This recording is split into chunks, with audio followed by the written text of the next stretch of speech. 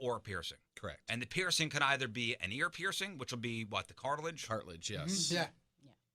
Or it could be your nip. Right. Notice I said nip. Yes, you did. Now, I think, Brandon, we've gone through this before. The nip piercing has got to be one of the harshest and most painful of the piercings. It's definitely sensitive, yes. She told me that I will get You'll get a hot flash. a hot flash that starts at my toes and moves up. She wanted to make sure you ate before. I eat constantly, Yeah. but I can have I got a protein bar there if I should start eating that. Should I do that?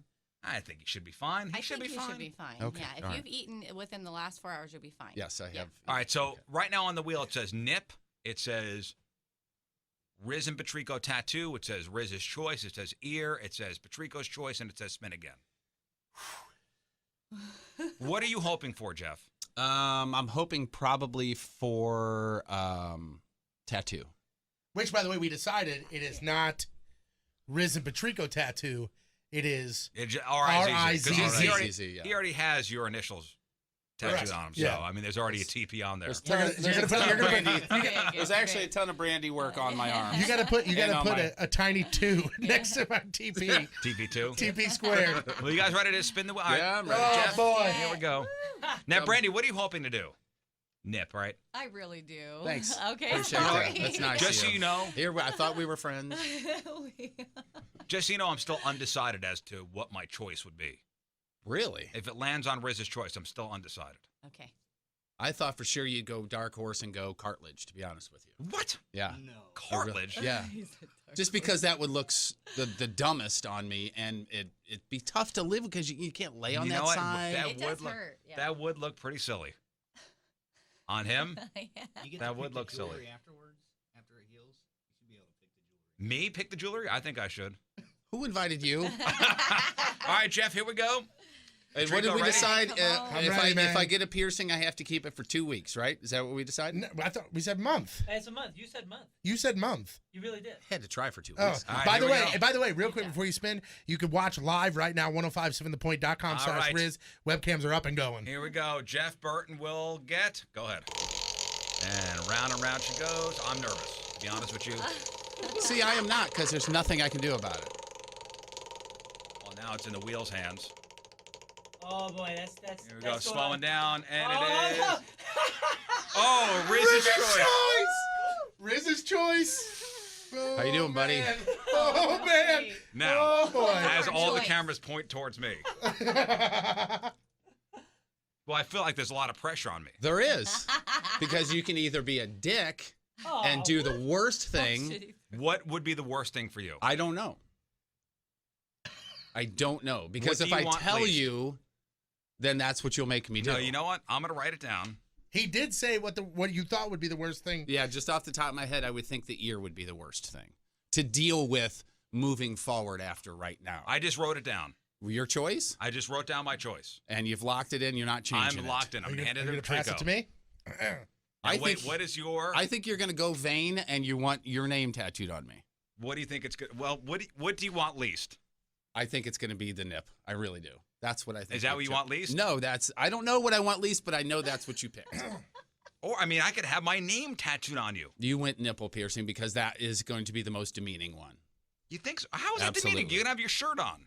Because it's going to hurt, and I got to have it for a month, and I got to walk around the Point Fest with it, Although, which is very crowded if and it people is- bumping into me, if and I'm it going to is- scream your name every time. Listen, by the 21st, it's not gonna hurt anymore, will it?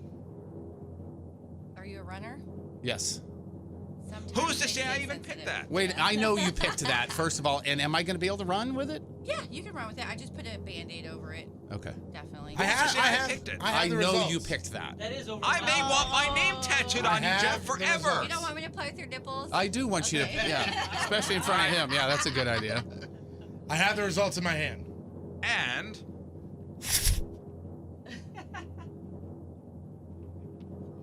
Ladies and gentlemen, we're going nipple. yeah, we're going nipples. We're going nips. Right. Yeah, cool. Thanks. Man. We got the webcams up and going, 1057thepoint.com/Riz. So Hang on. he's going to be getting his Hang nip on. pierced. You ready? Now, you got to explain what you're doing here. Jeff has his shirt off, and you Okay. have very nice nips, by the way. Thank you. I appreciate it. I think Video Ben called them meaty. You take care of those? beefy. Sorry, beefy. You take care of those beefy nips? I do. At my age, you have to. So what are you going to do? You're going to grab it Okay. and pull out? Yeah, so we're going to clamp your nipple, and then we're going to pierce, and then we're going to long insert time with since some I've jewelry. Oh, boy. Okay, so you're going to clamp the nipple. So we're going to clamp the nipple. Do you have his nipple marked already? Yeah, we got Oh, it clean, boy. prepped, and I can't marked. watch this. Are we going to hear? Are we going to hear like a popping sound when? No. What if probably milk not. just If I starts hear a squirting out scream. everywhere? We got the nipple cam live and ready to go on the webcam. Pressure. All right. So, I don't want to see it. Oh, man. Oh man, dude. All right, Jeff, I want you to explain. Are you kidding me already? Woo! Okay. There's a clamp on my nipple There's a right clamp now. on your in a- nipple? in a boy. pleasurable way. Oh, Wait, boy. give me like a I'm seeing his 3, 2, nipple. I'm 1 seeing or his something. nipple. Hey, Quattro, you want to come in here and see Oh, this? no, Come on in, I'm Quattro. watching- Here it comes. Deep Oh, is it? breath. Tell me what is is he going? pierced. Is he going? Tell me what is pierced. Oh, boy, is it pierced? Okay, good job, good job. Are you pierced? Yeah. How'd that feel? Deep breath, got some deep tears, breath. dude. Let me look. Are you crying? Write it out, write it out. Oh, my Write it God, out. look at that thing. Moon, go in real close, real close. Oh! Am I done? Oh, It's over! Oh, look Good how job, babe, good job. look how that thing looks. That is hot. Okay, let me put a little bar. Now, as the needle or whatever that is, the piercing It was actually a instrument telephone pole she stuck through my nipple. went through your Your areola. eyes are watering, bro. Like what was the pain like? On a scale of 1 to 10, I would say an 8 at least. Really? But But it was quick though, right? Yeah, it was pretty quick. But what's weird is the area that it's in is so obviously sensitive that it's just a weird pain too. And I totally felt it in my toes. Totally felt it in my toes. Now, if you What walk in into the crap are you doing right now? if you walk into a cold room, I wonder if that's going to affect.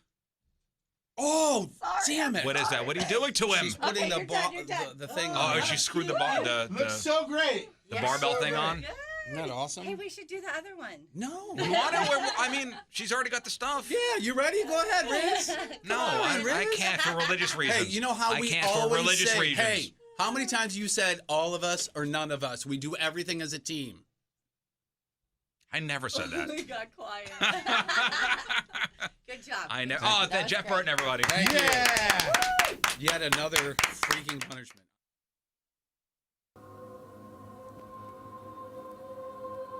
Hey there, Jerf. It's me, Jesus. I've been watching you from here. What you've been doing is really creeping me out. Dad wants me to tell you to knock it off. Thanks, man. See you soon.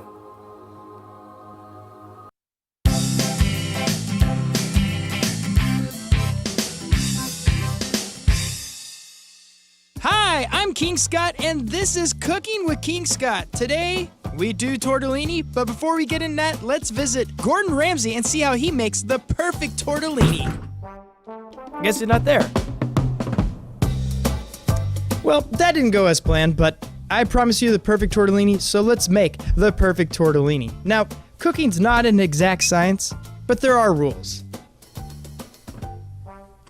So before we start, let's make sure we do it properly. You want to turn it over and read the rules. It says to peel back a small corner of the film on the top of the tray.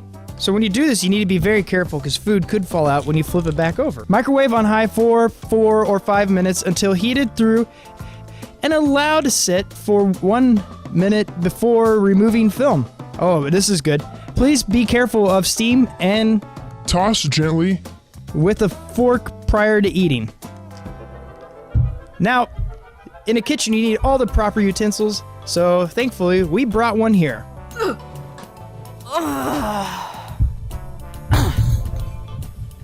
This is a microwave.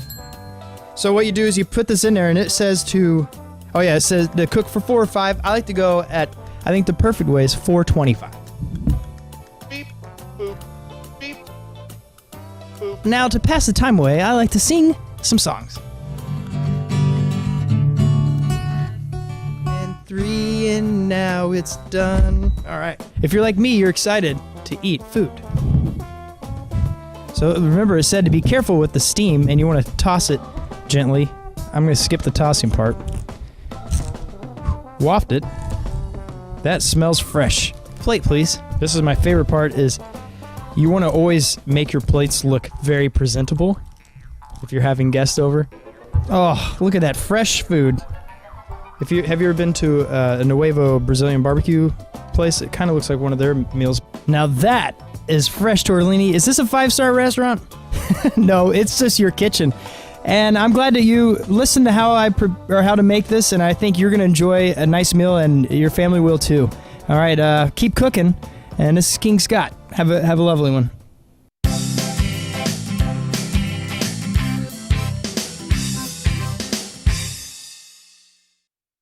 And welcome to Riz's Meat Secrets Reveal, St. Louis's #1 meat secret revealing show ever. And today's secret, how to prepare a delicious Sugar Fire Smokehouse meal in your own home in just 5 easy steps. Step 1, go to your nearest Schnucks location.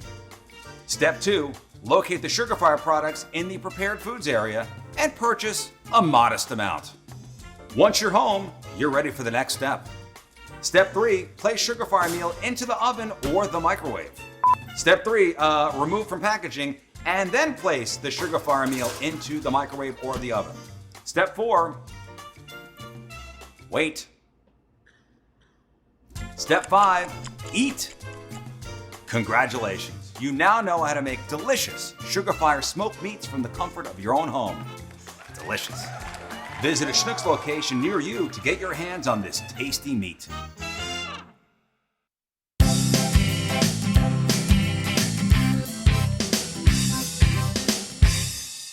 Hi, this is King Scott, and this is how King Scott cooks. Today we're going to make the perfect meatloaf, and there's no one better to ask than culinary beauty legend Martha Stewart. She just happens to be in town. Follow me. Here's her office. Hello, Martha. Martha, it's me, King Scott. Hello?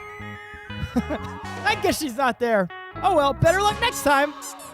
So that didn't go as planned, but I promised you the perfect meatloaf, so today we will make the perfect meatloaf. Now, this is an American tradition. Let's get started on how to make the most amazing American meal. Ooh, a loaf. All right, so inside the meal, there's a lot of ingredients. There's, you got turkey water, well, you got chicken as well. There's also malatoda, and, Worcestershire sauce is in there. But let's not worry about that. Let's get started. So you want to turn the heat on medium to 50% power for 1/2 to 2 minutes until heated, heated through. So let's get started. All right, raise the waves.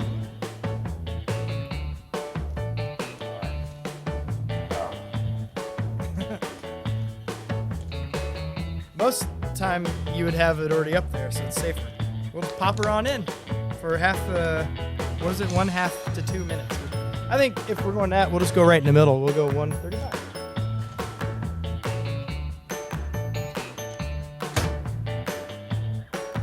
Beep, boop, beep, boop.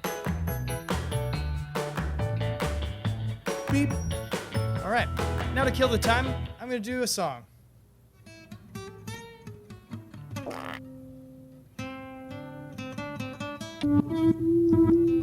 Oh, it's done. Oh my goodness. That seriously smells like. It smells like we're at one of those nice 4 or 5-star buffet kind of restaurants. Oh, that's gonna be good. Now be careful when you open this. It's gonna be super hot, very, very steamy. You can feel that. I just feel it coming off there. I'm almost in a sweat just thinking about it. So you grab the plate. Ooh, that's hot. You grab the. Wow. Wow. Let me tell you something. When you're making a meal for your family next time, they're gonna say, how the heck did you become a master chef and make the perfect meatloaf? Is that not the perfect meatloaf? And that's Cooking with King Scott, and I can't appreciate you guys enough for watching. I'm gonna dive into this and chew away on the perfect meatloaf. Till next time, you guys have a great day. And wow.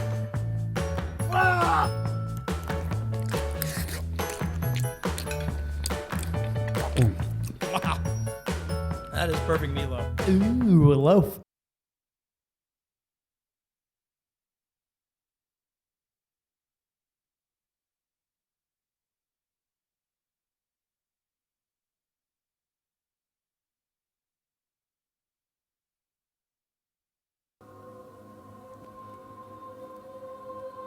Hey there, Jerf. It's me. Jesus. I've been watching you from here. What you've been doing is really creeping me out. Dad wants me to tell you to knock it off. Thanks, man. See you soon.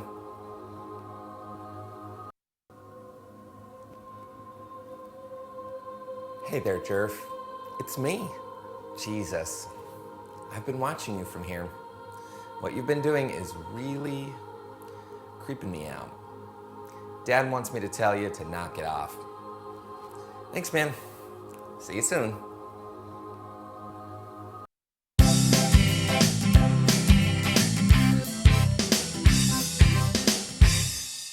Hi, this is King Scott, and this is how King Scott cooks. Today we're going to make the perfect meatloaf, and there's no one better to ask than culinary beauty legend Martha Stewart. She just happens to be in town. Follow me. Here's her office. Hello, Martha. Martha, it's me, King Scott. Hello? I guess she's not there. Hey, good morning, everybody. Hello. Everybody feeling good? Wednesday? Hump day, Jeff? Yeah, it Hump is. day? Scott, hump day? Yeah. You're getting over the hump of the week? Not for you yet. Your Not hump day's yet. coming, man. Nope. Soon. March 29th is hump day for you, right? Am I Yeah. right? Hang on, my getting having some headphone issues here. Uh-oh. I know. I'm getting the show in only one ear. It's quite annoying. That's not good. That's better, I think. Hey, if you're on 270, be careful. I guess an increase in police officers. Has anybody noticed? On where? On 270. An increase today? No, I guess they're cracking down on speeding. The last 2 mornings, I've seen people pulled over by more than one police officer. Absolutely. On 270. Yeah. Going south. Yeah, this is from KSDK. Attention drivers, if you've been out on Interstate 270 recently, you may have noticed an increase in police officers. They're cracking down on what they're calling hazardous moving violations, like speeding and tailgating. Boy, there's nothing more annoying than a tailgater. Yeah, I agree. The Lieutenant Tim Berger says, so far, I haven't tested anybody that's actually doing the speed limit. The whole purpose is to put out a high visibility and get compliance. So I guess just being there. I haven't seen any difference at all. None. Yeah, well, this is 270, though. Do you get on 270? Every day. Oh, you do? Yeah. Oh, I think came in 40, sorry. But how, you get off... I'm 270 to 70. Yeah, so it's a short little... It's like 4 short little exits. distance, yeah. Yeah, but I mean, I haven't seen any as far as I wonder if it's more down additional by police. here, this area, because I just come up 44 to 270 to whatever this is, Olive, and I've seen every day this week. Over the Including weekend. this morning, as a matter of fact, now that I think about it. I feel like I saw a lot more out west. They say officers are primarily catching and stopping speeders going 80 and over in 60-mile-an-hour zones. Wow. Okay, so we're cool 75 on the way in then? When I'm coming I up, wouldn't. I wouldn't, Jeff. When it's still dark, when we're coming in, when you guys see somebody join, like do an on-ramp onto the highway, are you guys immediately thinking police officer? Yes. I do, Whenever too. I see a police officer or whenever I see a car anywhere while I'm driving to work, I'm assuming it's a police officer. Right, because we can't see because it's dark, obviously. And I love it when somebody else that I know is not a police officer, you can tell by the headlights or you've already seen the car, goes flying past you when it's dark like that. Because I'm just like, you go right ahead, man. If there's any cops up there, they'll go ahead and snag you. It's good. I guess there's a 270 enforcement group made up of officers from Bridgeton, Florissant, Hazelwood, St. Louis County, and the Missouri State Highway Patrol. So there's a major construction project that's going to start, right, this spring on 270. Where at on 270?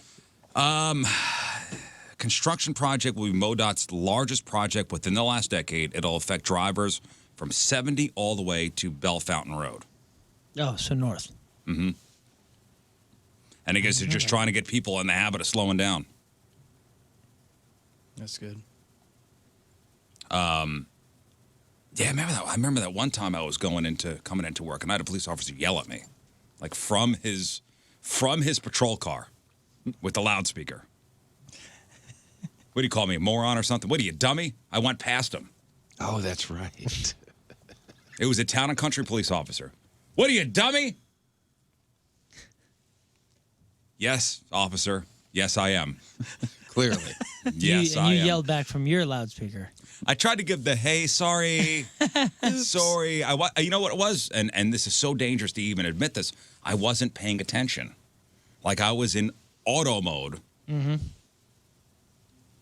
just going to work, just on 40, going east, heading to Union Station, heading down there. Just I probably had my cruise control on, wasn't even thinking about it. Same thing happened this morning. I told Scott when I got in here, I was like, for the last 5 minutes, I've been trying to remember the car ride in here. That's man. I've had that.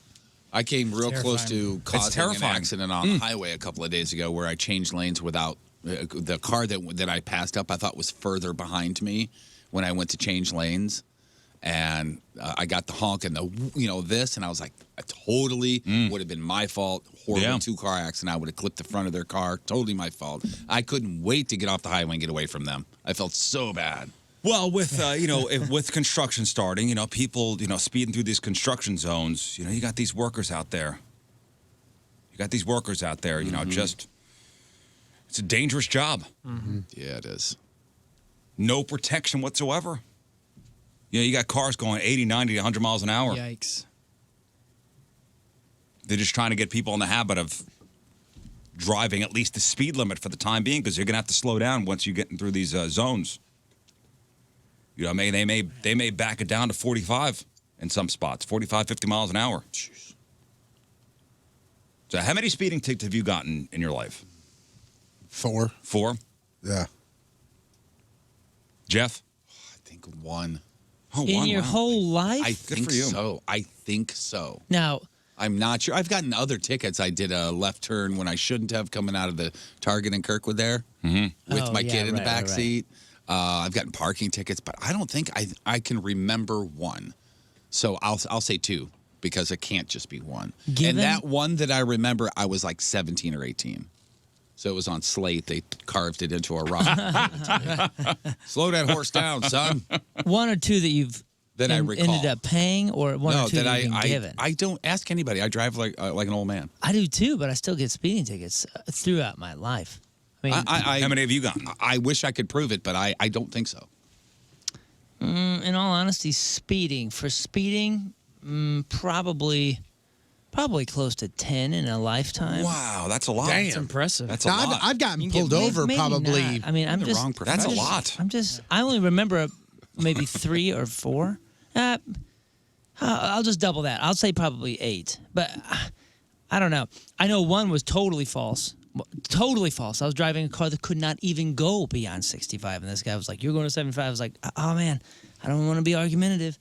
But we bought this car. My parents just bought this car from a convent. It's 15, 20 years old and has never gone beyond 60. When I get up near 50, 60. Are you back talking to me, son? I remember telling him, I was like, I know this sounds like some teenager excuse, but if I get around 55 or 60 miles an hour in this car, it shakes so bad I can't keep my hand on the wheel. So if you're telling me I went 70, the car would have fallen apart. I'd be picking up pieces.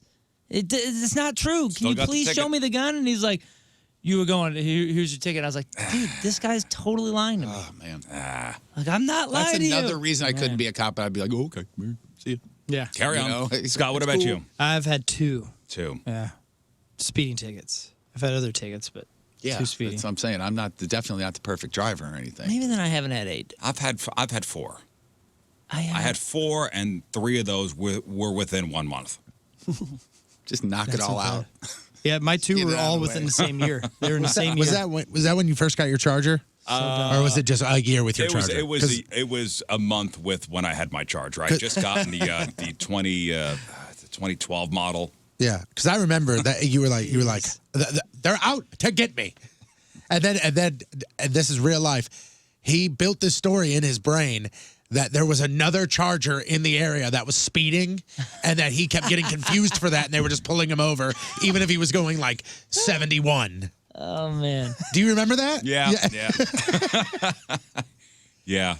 And you know exactly. You could hear this. You could hear this in Riz's voice. He was like, "There is no way that this is always happening when to me." when your insurance agent calls you up, we love Tracy Bibb, my insurance agent, and she goes, "What are you doing?" Yeah. She goes, what are you doing? Now, does this one count? We've talked about this before. If I'm counting it, so it was that second car that I had, the Nun car. I got pulled over in Canada on tour once, so that counts. And then one in the Challenger. And then I got to another tour one. I don't remember what state it was, but I've told you guys about this. Got pulled over, and the guy was like, "Yep, you were going 15, and with the trailer, this is how much the ticket's going to cost. You're going to have to come back to this county, whatever it was." And then he said, "Unless you give me $200 cash right now, this state allows you to pay it in cash now, and then you can." And we all looked at each other like, "That doesn't sound right. That doesn't sound shady. That doesn't sound right at all." But here's $200 cash. Goodbye. Yeah, it sounds right. We've got a gig to get to. The worst I ever saw was when my wife was pulled over. We were living right off Doherty Ferry. My daughter was just born. She was driving on Doherty Ferry going towards our subdivision, and she was going 8 miles an hour over the speed limit. The baby was crying in the back seat, and she got pulled over in our subdivision, and the kid is screaming. Mm-hmm. And my wife says, "I live 2 houses up. I'm just trying to get the baby home. She's tired, or she's got to be changed, or something like that." And the cop made her wait and still wrote her a ticket. Wow. 8 miles an hour over. And the ticket said 8 miles an hour over. Wow. So you got the person pulled over in their own neighborhood and a crying baby. With the baby crying in the background, in the back seat. Couple of blocks from your house, and you're going to do that. Not blocks, couple houses down. Oh, boy. Young guy? And, yes, it was a young guy, and I told the police officer friend about it. I was a little upset about it, to be honest with you. Listen, speeding is speeding. She broke the law. Okay. Right. There's got to be some slack, though, you know? Mm-hmm. So I told the police officer friend about it, and my friend got furious. Was furious. He goes, "This kind of stuff that gives police officers a bad name." Right. I agree. Like this kind of stuff. Here's a Clearly, it's a woman in distress. Right. Here's a question for you. It's nighttime, and you pull me over, and I have a headlight out, and I have the new headlight in my passenger seat. I just did not have a chance to put it in that day. 9 times out of 10, they'll go, "Okay, just make sure you got it fixed." Right. Make sure you get it fixed. Yeah. As long as you're courteous and nice and compliant. Take your keys out and put them on the roof and put your hands out the window like I did. Everything's fine. What in the world? I looked for my own cuffs. I was just going to cuff myself. Yeah. They didn't match his uniform. I know the procedure. Yeah, you have different cuffs to match your outfit? No, his outfit. Okay. That's what I meant. Like they were pink and furry is what I meant. Yeah, if you're compliant and not doing anything crazy, to put your life or anybody else's life at risk. Yeah. And You're we cool, all man. have relatives or friends that are cops, and how many times they said you get what you give when it comes to the You're police. cool, man. I've had an instance where I've been let go from a speeding ticket. Hey, man, just slow it down. Where you headed? Heading out here. Yeah. Just slow it down, man. Hey, you got something in the car that you're not supposed to have in the car, as long as it's not heroin or something. Normally, if you get rid of it and you're close to your house, that's fine. That sort of stuff. What are you talking about, Jeff? Like stuff like cigarettes that I didn't pay the taxes on or something. Okay. So stupid. Yeah, I bought these on an Indian reservation. Right, That's yeah. right. No tax. You're coming back into town all excited about your new Pall Malls and all Yeah, of a sudden- there are some there are some myths when it comes to speeding tickets. Like Some what's what? a myth? Oh, myths. Like what are some myths that you may have heard about speeding tickets? Oh, anything, what is it? 8 miles an hour and 8 miles an hour and over, you won't get a ticket for. Yeah, I was going to say the same thing. Yeah. Like if the speed limit's 70, you can really go 78. They really won't give you a ticket until 79. I never heard that one. I always thought it was 5 and under. Yeah. I never heard that one. I also heard that if you get clocked by a radar gun, challenge it because so many times the calibration, you can check the calibration on the gun. Yeah. and if I it's got not a whole right- list of like myths that are just not true. Like you should question the accuracy of the speed radar. Some drivers believe that claiming the speed radar was inaccurate will get them out of this mess. Yeah. That claim alone won't get you out of the ticket because you'll have to prove that you weren't speeding. Right, but is it a myth that they have to prove? Like, if you ask to see the speedometer, that they have to show you? I'm sorry. Like, when was the last time the radar was calibrated? Like, it has to be Right, locked in. yeah. I don't know. That's a myth that it has to be locked in. They have to have clocked and locked the speed in order to write you a ticket. Hey, I saw you were clocked, but not locked. So, so I should be able to walk from this, right? Like, a myth is, the judge will dismiss the ticket if information on it's wrong. Like, hey, man, it says... It says 63025 and not 026. So I'm Nah, out well, here. it says the color of my car is gray, but it really is gunmetal. So no. It's my car is stingray. I Purple, don't know. no, that's indigo blue. Sorry. This says 80. Clearly, I wasn't even in the state. This says 85 miles per hour is going 93. Clearly wrong. This guy's not even paying attention. Come on. How can he write a ticket? Toss it out. So they say speeding fines that have insignificant errors on it will be valid. If your ticket has a significant error on it, then you could get out of the ticket. So what constitutes an insignificant and significant error? So if your officer documented your engine to be silver, but it was gray, that's insignificant. Officers who make mistakes with your license plate or the spelling of your name have committed a minor error. Insignificant information on the ticket or the wrong date, that could get you out of the ticket. Let me see. The whole, police have to meet speeding quotas. Not true.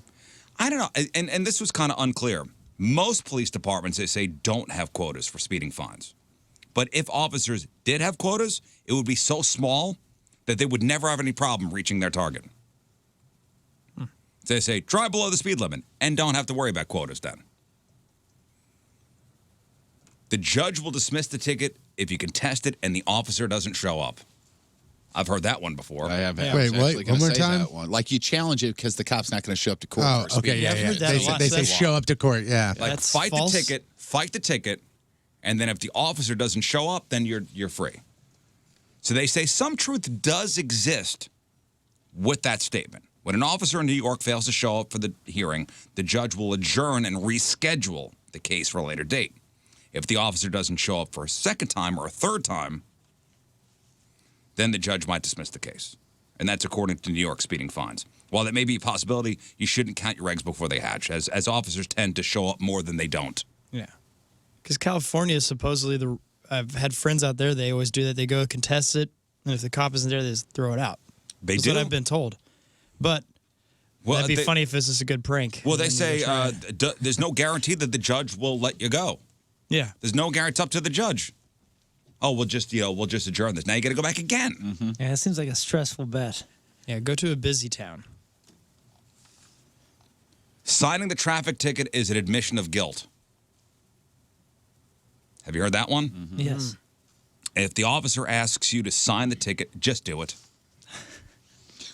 Signing the ticket won't cause you any harm or help in court. By not signing the ticket, you can infuriate the officer and then end up in more trouble.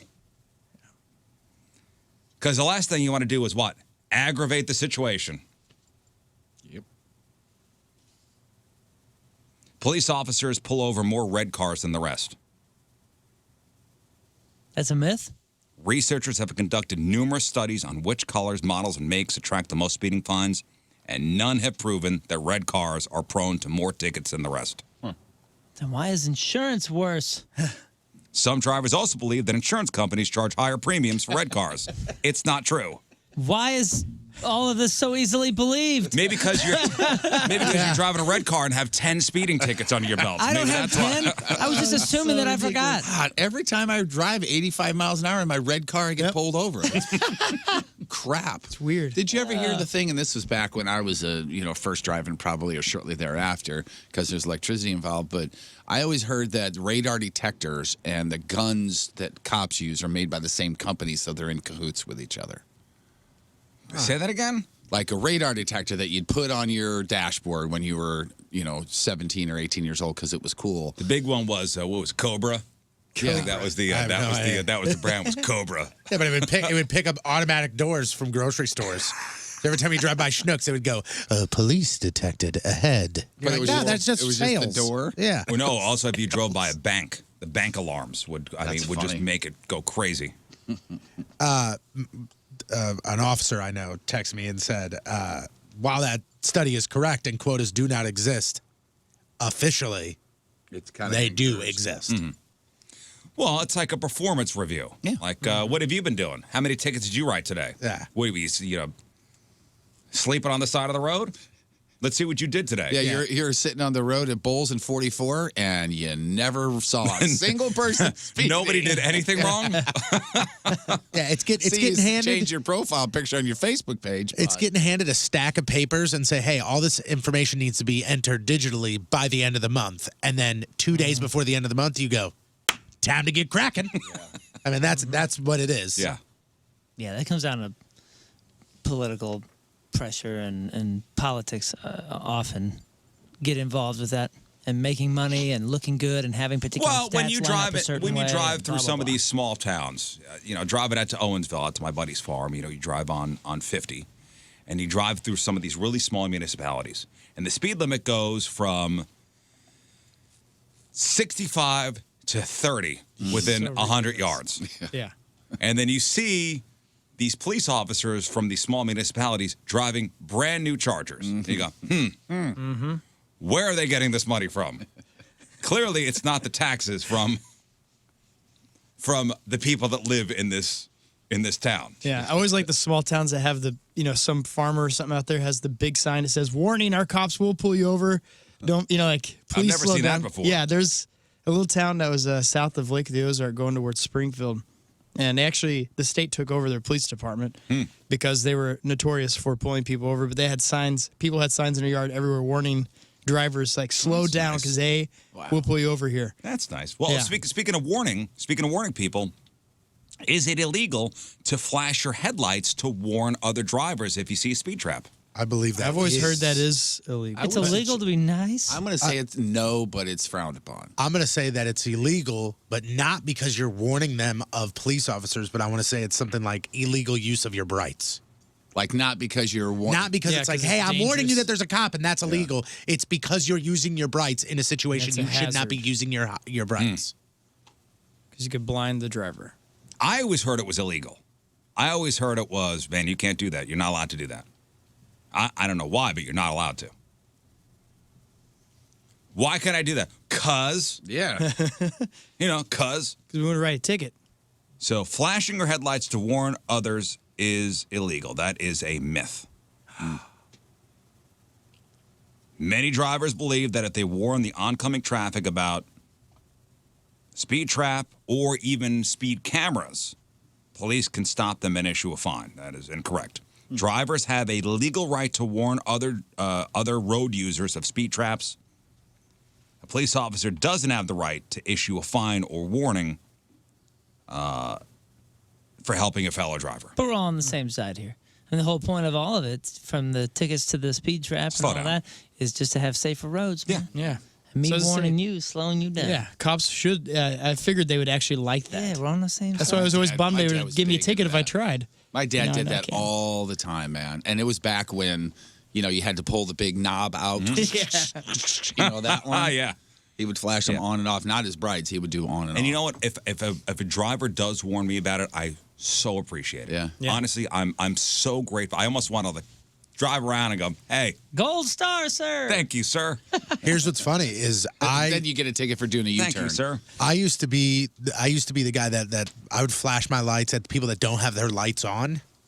And I'll never forget, it was probably almost 10 years ago, we talked about a story about how there was a group in Chicago that was driving with their lights off, and when you would flash them, they would then turn around. that was and it was a gang thing. That was a That was myth. the East St. Louis thing for That a was a while. myth. That was the Lights Out crew. I thought that was for real. No, I thought that we may have talked about that in under it being like a myth. Regardless, I've never.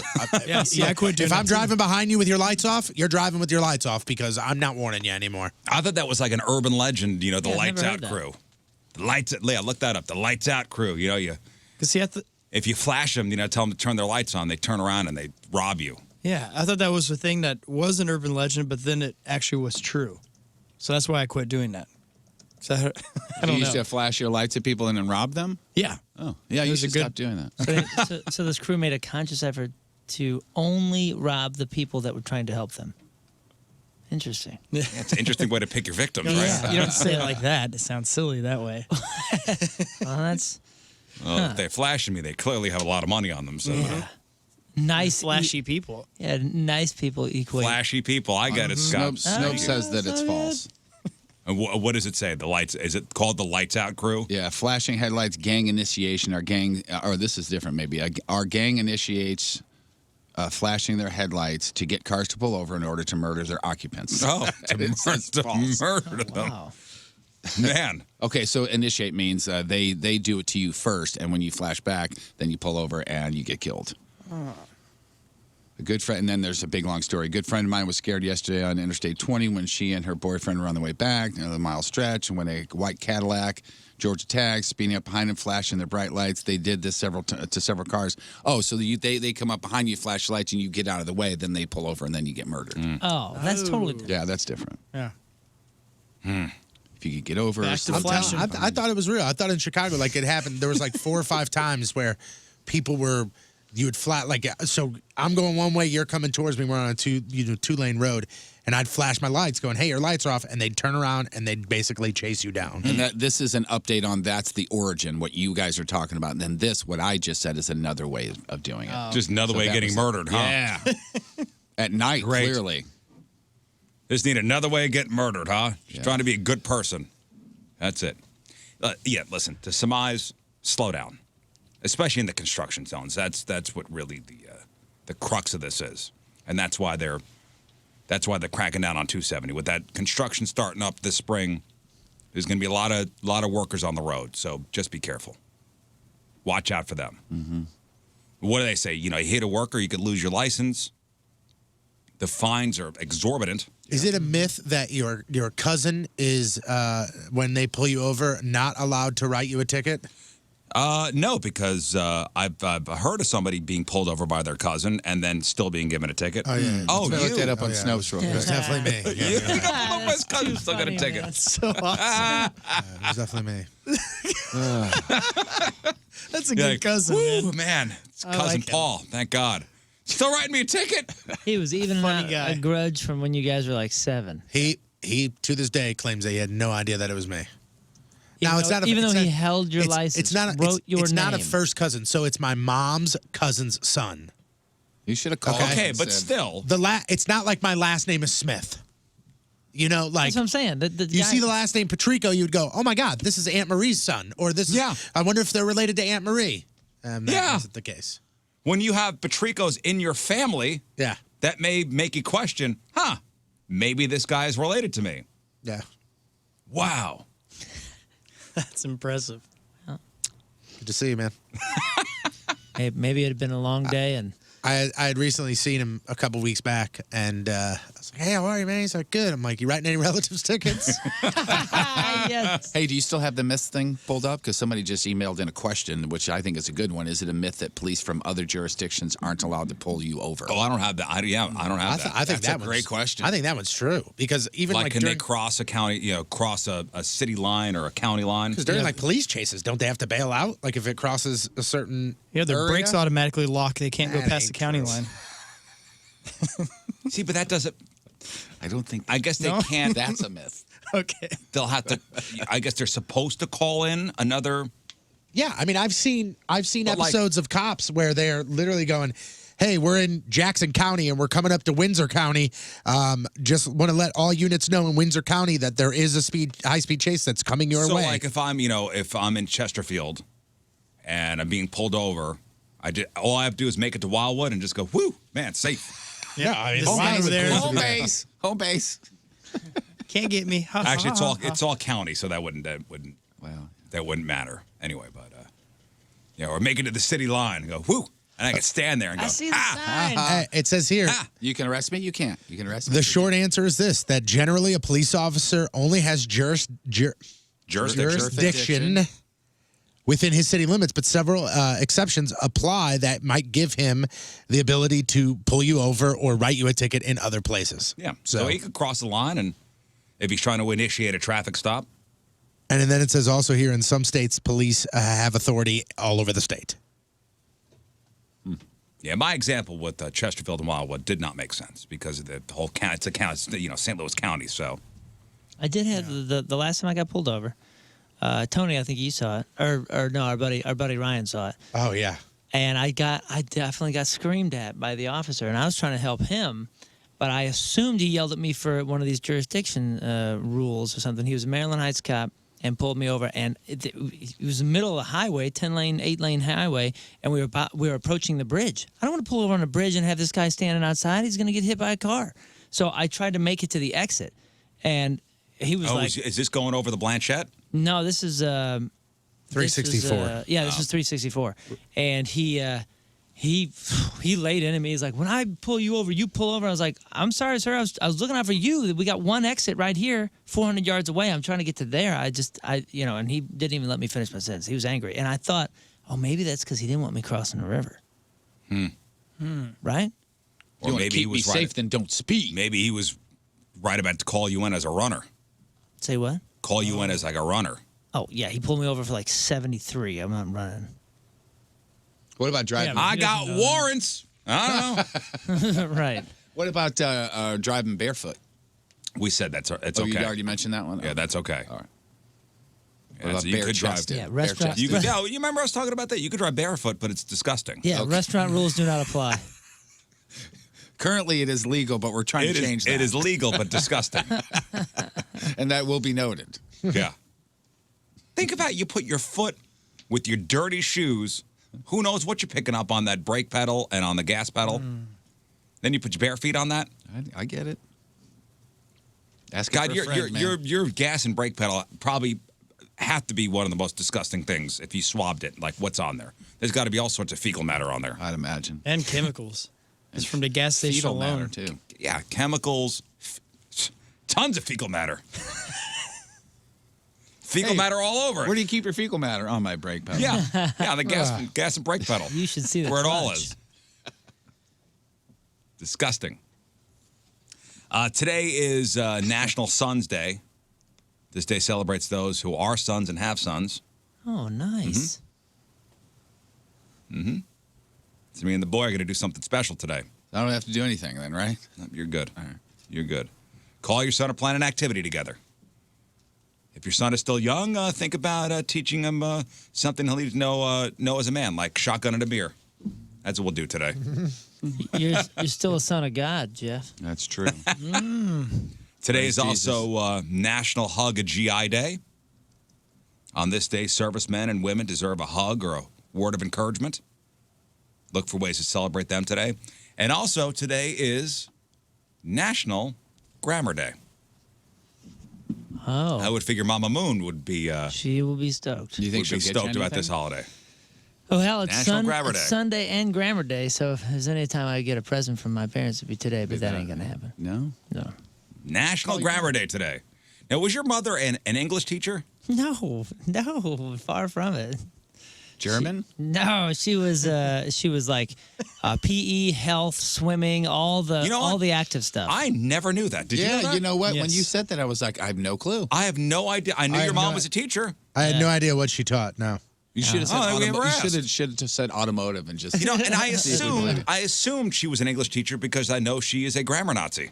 both that is both of true. them are, Yeah. both of them are very properly, educated, both master's degrees, beyond even, and my dad was physics and chemistry and science and biology and all that stuff, was a department head for a couple decades, and my mother was elementary school, then middle school, then high school, and when she ended up doing high school, she was at a private ROTC thing, just doing PE and health and swimming and all that. Yeah. Ended up loving that and finishing out her career doing that stuff. Well, a study found that almost 1 in 10 Americans are grammar Nazis.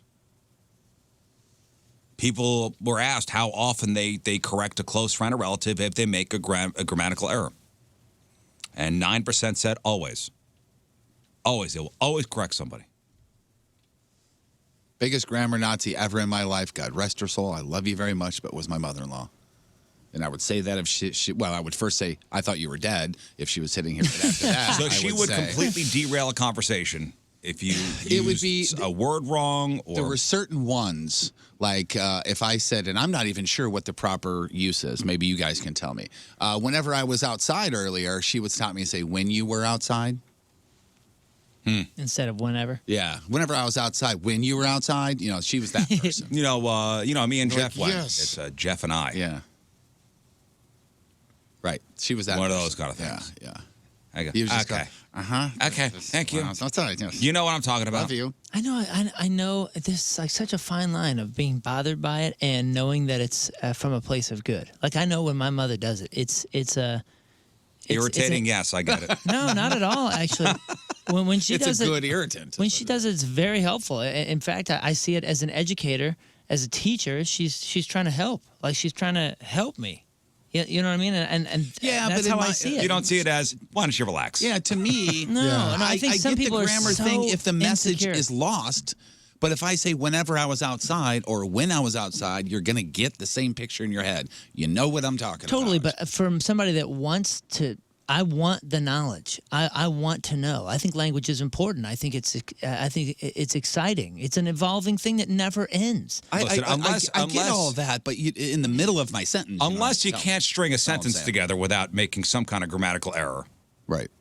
It's not like I don't have Well, a good grasp of the English language or An something. adult correcting another adult on grammar that's not a close relative is weird. Yeah, that's weird. I agree. Well, To me, it was just the mid-sentence thing. Like if I'm talking, I Correct me love your anytime. mother, but your relationship with your mother is different, and maybe she could do that to you. But if I'm talking to your mom and all of a sudden she stops me and corrects my grammar, I go, Yeah, I think it's just I'm so used to it being raised by teachers that I actually appreciate it. If I'm out having a conversation with Joe Schmo and I say something wrong and Joe Schmo corrects me, my brain will go, "Oh, noted. I will think about that next time I string together." No, this if sentence." If I'm having a conversation and I'm just sitting here and I'm talking to, let's just say, one of the ladies that works over in the sales department, and she says, "What'd you do this weekend?" And I go, "Well, me and Riz went to the," and she goes, "Riz and I go, this conversation yeah, is over." it's over. Well, yeah, but- I'm like, we're done here. we are. Yep, this is going no But your further. Thank perception you. of that person already will play into that. If it's something if it's somebody you already know as a tool, you know they're doing it as a tool. Yeah, and if it's And, someone that and if you it was think somebody is I super appreciated sweet and they did that, love- I'd go, "Wow, you just now became a tool." "Oh wow, that's a bummer." Maybe What I'm do you mean just- that's a bummer? Bummer. Like, I don't need to we're be having a corrected by conversation. another adult. You asked. But they're You asked caring me about what you. They what don't. we It's not- did. Sometimes It's not caring. Sometimes you have to make that assessment. It depends on the on who it's fly. coming from. Exactly. Maybe your mother would care. But that's what I mean. Because she's a teacher. But that's what I Not mean. Susie in accounting. But now I have to make an she's just doing it assessment to on the be, fly when I'm just trying to have a conversation with you. Yeah, but they're just trying to make you not embarrass yourself. Get That's out what of every here. conversation And is. by the way, know-it-all young people are 3 times more likely to be grammar Nazis than older Americans. See, your Just so mother. you know. Know it all youngsters. Oh, really? Younger People tend to folks. be Wow, really? more the grammar Nazis than anybody else. I would not have guessed that. Yeah, me either. Neither would I would have guessed older generation. Yeah, I talked about my mother-in-law. But actually, you know what? It brings. Remember that 16-year-old girl from here in Missouri? Mm-hmm. I think even from the area. She went viral with that TikTok video explaining how the Oxford comma can change the meaning of a sentence. Remember this girl? 3 groups of people. Your parents, Batman and Superman. 3, right? Right. However, if I decided that I just wanted to go and erase that Oxford comma, you would be saying that Superman and Batman are your parents. Are Superman and Batman your parents? No. Then your job as the author is to help your readers know that by using the Oxford comma. The Oxford comma is important and you can't tell me that it's not. So all of you journalism writers or people that just don't believe in the Oxford comma can just leave because the Oxford comma is important. That's all I have to say. Yeah. Get it. Yeah. That was Jasmine Oxford, right? Yes. Okay. Of the, So- the Oxford, the Oxford family. As somebody The that, Oxfords of Fenton. so as somebody that doesn't like being corrected or takes it a certain way, which I think you're in the majority and totally within. Well, I didn't say I don't like being corrected. I don't like being corrected by somebody in a casual conversation where I'm not looking to be corrected. Okay, so from that perspective, does it bother you since it's our jobs? I mean, we are scouring all sorts of different things every single day from every corner of the earth and every different type of writer. Does it bother you when a a publication or a journalist that's supposed to be professional is just speaking terribly, writing terribly. Does it bother you? Because we come across it so much It's more now than noted. we did a few years ago. It's noted. It is? Like, I mean, you read it and go, wow, this guy, are they giving D students, like, A jobs Now, listen, now? what I say, if I don't want to be corrected, it's got to be the right circumstances, too. If I'm having a casual conversation with somebody and they stop me in the middle of my flow to correct me. Yeah. Okay.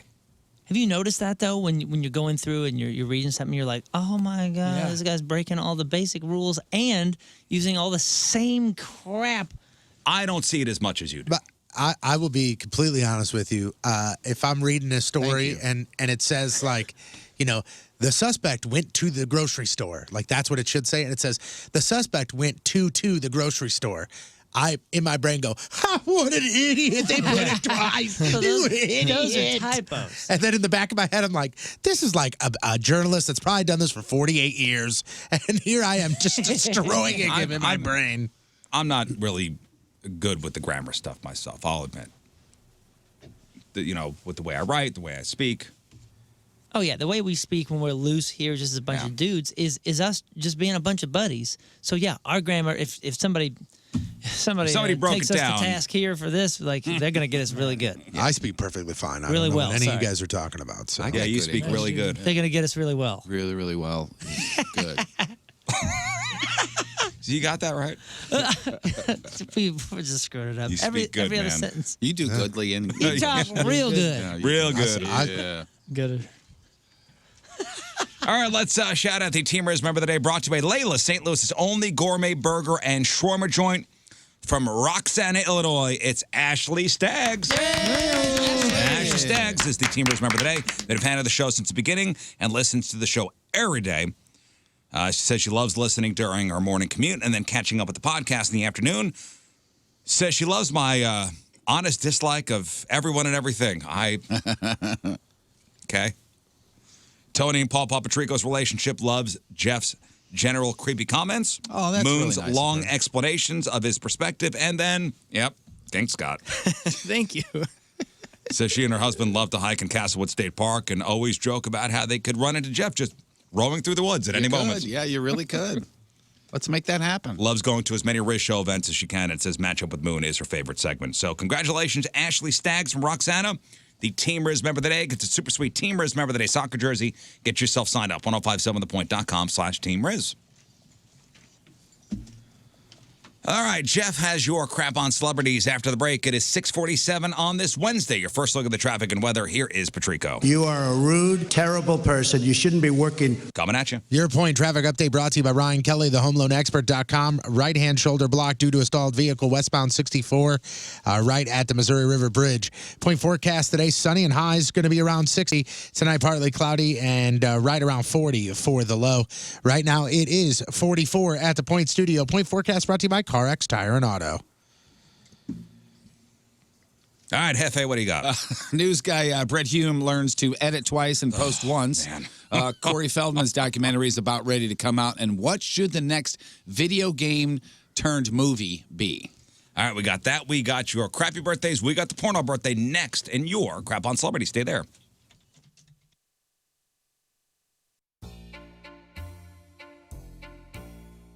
Yeah, man. It's probably the same thing. You never know. Yours is a All right, so let's do this. Fine. Let's do this. You know what they said? I'm going to be as dark as that. Going. Hey, everybody, let's go. We're all going. I feel that.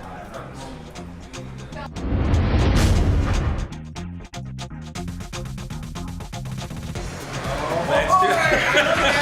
I look at it. Talk about the best auto body and repair shop in the country, then you are talking about West County Auto Body. Family owned and operated since 1976. Rob over there is absolutely amazing. He will treat you like his family when you trust them to work on your vehicle.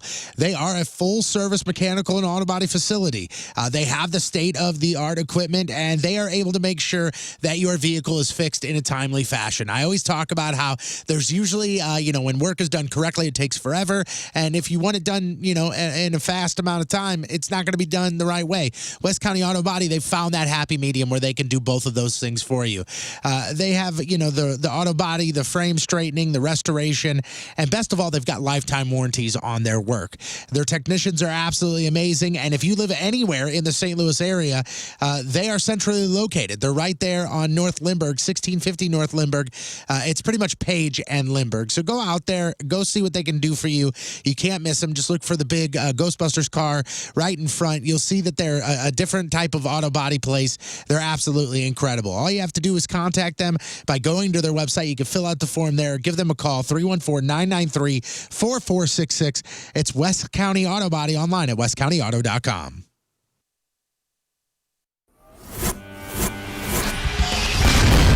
Now we are taping this. We'll put this on the blog. Okay. All right, so Jeff is lying back in a chair, and Steph is feeling him up, basically. She just got to second base on me, although we have known each other a while, so it's okay. A few years. Few years. Okay, now she's applying the first strip Oh of my wax. God, Is that hot? That is hot. All right, so it's hot wax being I just applied tried to. it on myself. It's the right temperature. Yeah, So she's perfect. basically saying, "Stop being a puss." Oh, wow, that hurts. Are you That gonna go hurts? over his tattoo? Yeah. Oh, over his tattoo. Will it rip the ink out? No. Okay, good. Ow. All right, so You're right. basically 3 long strips she just put on him. Right. If I start to faint, are you going to stop? There's the strip going You're on. gonna give me Oh, a Now no. this Or is not? just like, remember in 40-Year-Old 40-Year-Old Virgin? yeah. Oh boy. Son of a bitch! Oh, dude.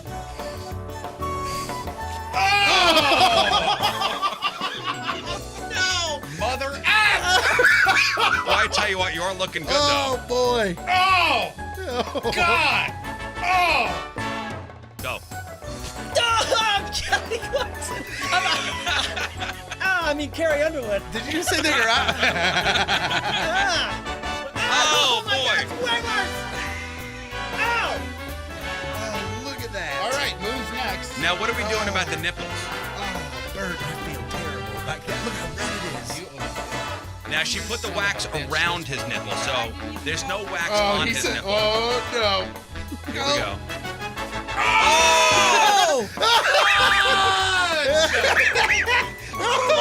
Start singing, Mo. Belt it out, belt it out, belt it out. Singing. That sounds like he's singing.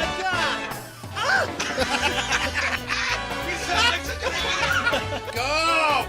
Oh!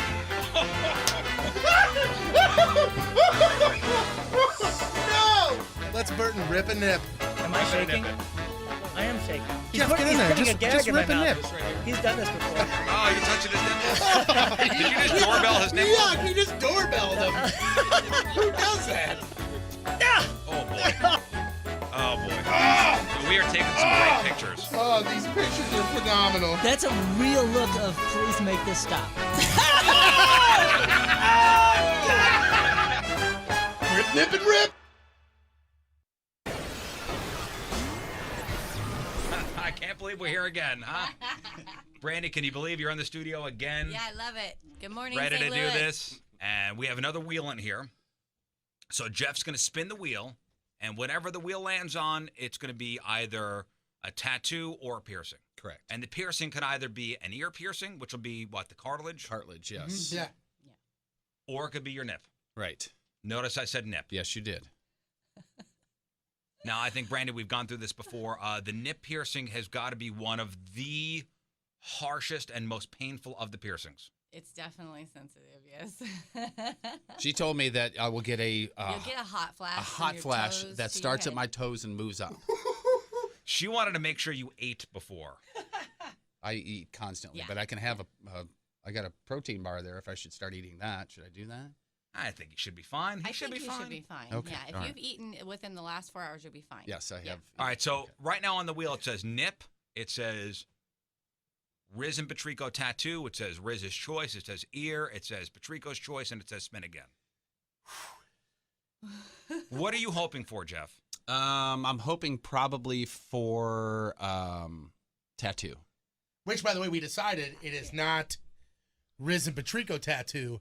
It is R-I-Z-Z. 'Cause R-I-Z-Z. he already- Z, yeah. He already has your initials tattooed Correct. on him. So, Yeah. I mean, there's already a TP on there. There's actually a ton of brandy work on my arm. You gotta put my- a tiny 2 next to my TP. TP2? TP squared. Well, you guys ready to spin the wheel? All right. Yeah, I'm ready. Oh, Jeff, boy. here we go. Now, Brandy, what are you hoping to do?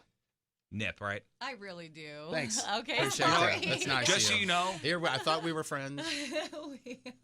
just so you know, I'm still undecided as to what my choice would be. Really? If it lands on Riz's choice, I'm still undecided. Okay. I thought for sure you'd go dark horse and go cartilage. To be honest with you. What? Yeah. No. Cartilage? Yeah. Just because that would look the dumbest on me, and it'd be tough to live because you can't lay on You that know what? side. That It does would look, hurt, yeah. That would look pretty silly. On him? Yeah. You get That to would pick the look silly. jewelry afterwards, after it heals. You should be able to pick the jewelry. Me pick the jewelry? I think I should. Who invited you? All right, Jeff, here we go. And what did Trico we ready? decide? I'm If ready, man. I get a piercing, I have to keep it for 2 weeks, right? Is that what we decided? No, I thought we said month. It's a month. You said month. You said month. In fact, it was Dan the Sausage Man over at Whole Foods said, hey, Riz, haven't seen you in a while. Lost some weight? Yes, Dan the Sausage Man, I have. 25 pounds.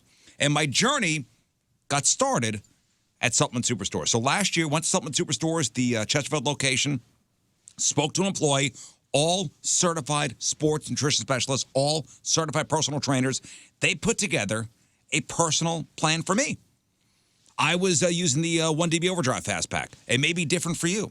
So go into any Supplement Superstore, mention the Riz Show, and get started with their Operation Transformation Program. Yes, you could transform your body, transform your life.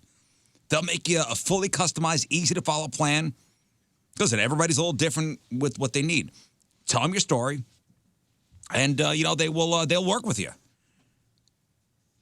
Supplement Superstores has been the leader in weight loss for 12 straight years. Their plans are proven. Hundreds of thousands of people in the St. Louis area have had amazing results. I'm one of them. So again, mention me when you go into any Supplement Superstore location to get your Operation Transformation Assessment done for free. You walk out with an easy-to-follow plan that fits your lifestyle, and you're going to get to your goals. This is like a $150 value for you for free. Just mention the Riz Show. Supplement Superstores online at supplementsuperstores.com.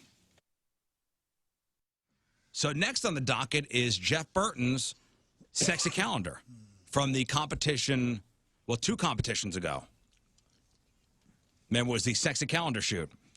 Calendar is complete, and you could buy it for the first time Friday at the Hot Shots, Manchester. $10. Jeff will be down there. He'll sign it if you like.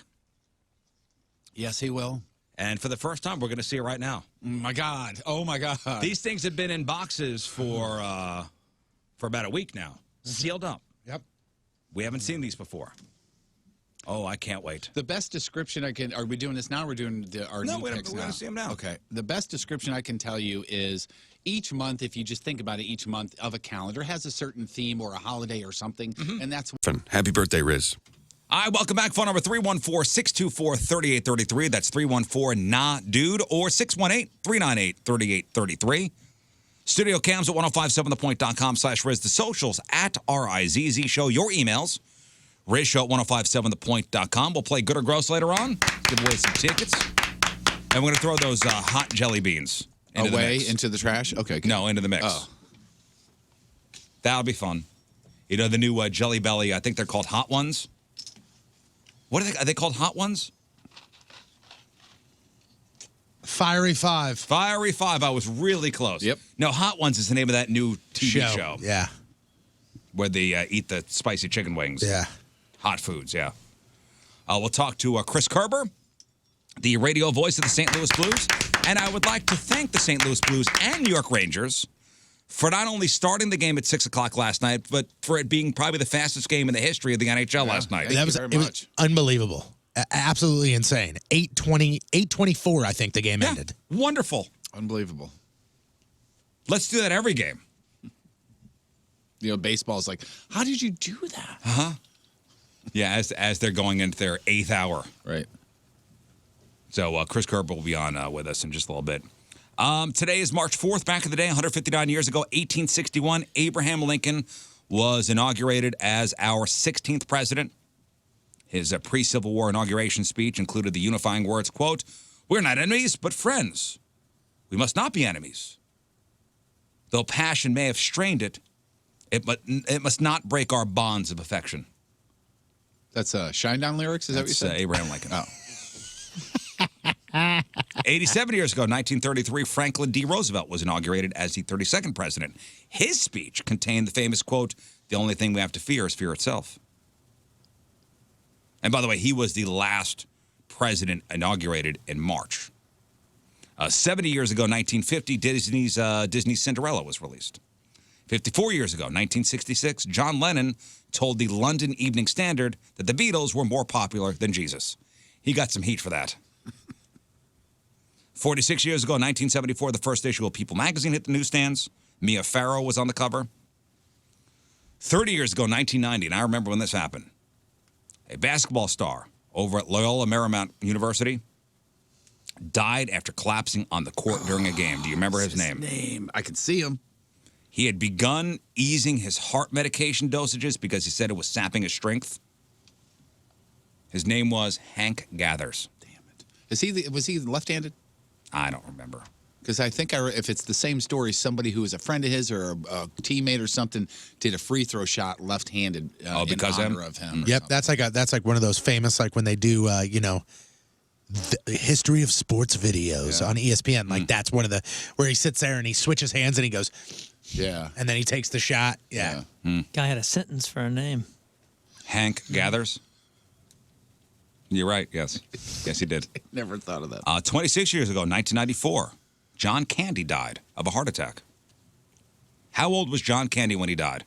Ooh. 36, I think. No, It was like 41, 42. 51? He was 43. 43, I think. Oh, my goodness. Jeff. Really? 43? 43. God, that's one of those weird things. How long ago was that? 1994. Wow, I remember. He's where been I gone was. for 26 years. I was in the parking lot of a title company in Clayton when I heard. I don't know why I remember that. There's a. I don't know if I have socks on right now, but I remember that. There's a podcast. It used to be called Historical Figures, and then it was called something else. It had an amazing, and it's just they pick one guy and they go from start to finish, and it's just a biography type thing of him. And the John Candy one was fascinating. Really? Hearing his whole rise and talking to his friends and all that, just finding out who the guy was, fascinating. 43. Awesome. I always thought he was older. Yeah. He always looked older. Yep, same here. I mean, I was a young kid when his movies came out, so everybody looked older, but 43 is... But he always, like, even now, if you look, he looks like he's 40 from the get-go. Like, I mean, I guess SCTV was the only time he looked young, but after that, he always looked the same age. 40 to 50. Yeah. 22 years ago, 1998, the Supreme Court ruled that sexual harassment at work can be illegal even when the offender and victim are of the same gender. And 15 years ago, 2005, Martha Stewart was released from Camp Cupcake, more formally known as Alderson Federal Prison Camp. She was released just 30 minutes past the stroke of midnight after serving 5 months in prison. And that's what happened back in the day. All right, time to find out what's going on in the world of music and entertainment with your crap on celebrities. It's brought to you by Amco Ranger, protecting people and property from pests since 1965. If you have not seen the news on Britt Hume yet, the ABC News hilarious. guy, if you're going to post Fox about... News. I think it's Fox News, right? Oh, I don't know. It said ABC on his Wikipedia. That's why I said that. So I thought it was Fox maybe News. he changed over. Who knows? Either way, he's a news guy. He's on TV. Everybody knows who he is. And he's an older gentleman. He's very serious. 70-something, been married to the same woman for 30-something years. Serious. Probably. He's the guy they call in for, the political coverage. Yes. The voice of politics. Just give him time to get his hair ready, and he'll come in and do whatever that's you right. need. Yeah, right. Old school newsman, you know? Yeah, so he does a screenshot of I call it a puzzling page, a very weird page called Election Betting Odds. And when you do a screenshot, everything on your screen is there, including all the other tabs that you've been hanging out in. And one of the tabs that you can clearly see, and this is not the first time he's posted this, and this tab has been there, the tab is called Sexy Vixen Vinyl. And if you go to that page, it's women in very seductive leather. Like leather halter tops and leather, booty shorts and whips and things like that. So, man. you get it, Britt. There you go. That's Good. Britt. We're on T, by the way. Good at him. Yeah. But let's just make sure that none of those things are open when you screenshot stuff and then send it to a news organization that broadcasts nationally. And here's what's really, really scary about this whole thing is somebody saw that screenshot, and just from the tab figured out what page he was even on yandy.com for Sexy Vixen vinyl set, and it featured the Vinyl Gauze halter bra, which at a 29% off is now only $15.37. Maybe he's getting something for his wife. I mean, never know. Should we have a birthday? Maybe they have an anniversary An coming anniversary. up. I don't know. Hey, Maybe they honey. get frisky for St. Patrick's Day. I don't know. See, this is why if I post something, if it's at my house or whatever, I'm so with a magnifying glass looking for background things because people look for that kind of stuff. I was wondering why you always carry that magnifying glass around. Now I know. See it sticking out of your back pocket? Yep, just in case. Thought you were just burning crickets or something. Next, Jeff. It's been a rocky week for Pete Davidson of SNL and the other cast members, honestly. Davidson skipped last weekend's cast party after, I guess there's bad blood now because of an interview. He said that everybody on SNL doesn't like him.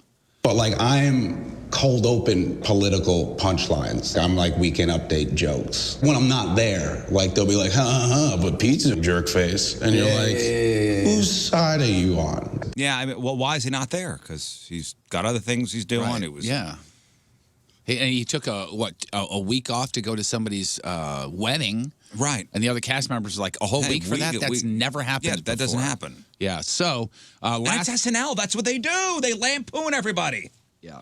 So basically everybody, including Lorne Michaels, was at the after party after last week's show, and including the host, John Mulaney, who is a friend of Pete Davidson. And he was there trying to make the peace with everybody, telling everybody that the show, yes, it is cutthroat. Pete's not doing himself any favors, but they need to be supportive of each other. And it's not like Mulaney was just the host that was there. He's a longtime writer, correct? Yeah. So hopefully that will carry a little weight. It's show business. Nobody's supportive of each other. That's a good point. Showbiz. Other than the five of us in here, we're very supportive of Cutthroat, each other. man. Come on. Corey Feldman has been saying for how long now that he's putting together a documentary to expose all the big names in Hollywood. Well, I can't wait for this thing. Who molested him and the other Corey as well. He said he's going to name names. Yep. And it is about to come out. And he was on, he did Wendy Williams, her show, and he had He had a whole bunch of security with him when he showed up. He says he's been getting death threats. It's called My Truth, The Rape of Two Coreys. And he says it covers the experiences of him and his best friend, obviously, the late Corey Haim. Quote, "We had both been molested as children. He was raped physically. I was raped emotionally, and I was molested." He said he has never named his or Haim's abusers before, but he's going to name all the names in this documentary when it comes out. Which is going to be when? Monday, and you can see it on his website because no streaming service would touch this, he said. He said he offered it to everybody, and everybody turned it down. So I don't know if it's because it's a bunch of crap or if it's because Netflix doesn't want to expose who he's going to expose. And then Netflix I'm gets sure a lot of it blackballed. is I don't know. liability stuff. Like, hey, man, if you're naming names and this is on our streaming site or wherever, we're going to be held liable. Right, and maybe he's saying it but doesn't have the proof or something. I don't know. All I'm saying is it really knocked it down a level or two once I realized that it's just going to be on his website. So, I remember Steve Wozniak. Remember this guy? Former Apple guy. Apple guy. co-founder, yeah. A bit of a celebrity 10 years ago. He was dating Kathy Griffin. I don't know if you want to be known for that He necessarily. was dating Kathy Griffin? That's what it says right there. He's married now, but he was dating her. You know what Steve Wozniak looks like? He's an interesting-looking guy. Look at Very, him through very the smart. years, too. Through the years, you could see it, but boy, what a transformation in his person. Is Wozniak Seth Rogen in that movie? Yes. Okay. Yes, there's a very, very famous picture of him and Steve Jobs back when they were still working at Steve Jobs' garage on like the first, Mac computer. And the guy is a genius. Right. He was really responsible for all the guts of the computer. And he was also on Dancing with the Stars. Well, so, there's I mean, that. you got to put that on the resume. He is also very responsible for what else, do you think? Wow, look at that. He's responsible for computers, and he says he's also responsible for the coronavirus being in the States. What? Yeah. Series of tweets this week. He said that he and his wife, Janet, returned from China January the 4th. They came down with a serious illness. He says, and I quote, "I had all the right symptoms. I'd been in Hong Kong at the right time. We just returned from China January 4th. We may have both been patient zero in the U.S." Says he can't say for sure. "I could never get a test from the CDC. There's no full answer yet as to why many countries can test the masses. In Korea, they have a drive-through testing. Now, for his wife, she says, I had a sinus infection. The pictures of him, these days when he has the big beard, he looks like Yukon Cornelius. That That's or a great call. Yeah. From the Rudolph Claymation movie. that, or if the Disney character, he's always against Mickey Mouse, Pete. If Pete became a human, that's what he would look like. Which character is that? You talking about what the big, the Prospector Pete? He's like It's the. not Prospector Pete, is it? He's like the. He's a dog. He's the goofy. He's like a anti-hero. Sort of, yeah. Look, I'm telling you, it looks like him. Bluto, right? His name is Pete. I thought that was Bluto or something like that. No, like if Steve Wozniak this is from like the Mickey Mouse Clubhouse. Just you type in Mickey Mouse Pete, and that's what comes up. All right. Yeah, he does look like that, though. More of the coronavirus stuff here. Experts are telling us to wash your hands, you filthy animals, right? Yes. You're supposed to sing one thing is, hey, sing happy birthday twice to make sure you wash your hands for 20 seconds. But if you don't like that song, or if you don't know that song, I have a suggestion for 3 other songs you can listen to the chorus, and then you could be done. Mm-hmm. Okay? So if you are into, let's see, Toto, Africa, wash during this. So just sing this. 20 seconds and you're done. And just, wash your hands with that. Okay, I could do that. You're not Cool. into the rock? How about a little Truth Hurts by Lizzo? Okay. You wash your I hands don't know during if this will be for me, but during okay. that. Just washing my hands, no coronavirus. Okay, I'm not going to do that. Are you into the country, the old school country? How about a little Jolene while you're washing your hands? From Dolly, I love this song. Jolene, Jolene, Jolene, Jolene. I'm begging of you, please don't take my man. I love that song. That came up on the Spotify the other day. That's a song too where there's 5,822 covers of it. Too. Yeah, absolutely. But it's one of the few where the covers, there's like no cover that even comes close to how who does a great the good original cover of that? sounds. Like nothing's good There's compared to that one. two of my Miley Cyrus actually does a pretty killer. you're right. Pretty killer that was cover. recent, right? Oh, I heard her do that Ray La live. Montagnon. There was a cover of that was on YouTube. It was on she did. TikTok? There's a No, fairly I don't unknown TikTok. There's a fairly unknown gal in Nashville named Mindy Smith that does a spectacular. The White Stripes version isn't terrible. Yeah. Oh, there's a White Stripes version? Yeah. I'm not gonna pull it up. Is it just Jack White or is it? It's a Jack White, I think, but I was lonesome. I thought. And then Ray La Montagnon, however you say his name, he Ray LaMontagne? yeah, he has a pretty good version. But yeah, the original one is still smokes all that. Man, that's great. Such a good song. You got it? This is who? This is Jack White. This is the White Stripes. It says the White Stripes, but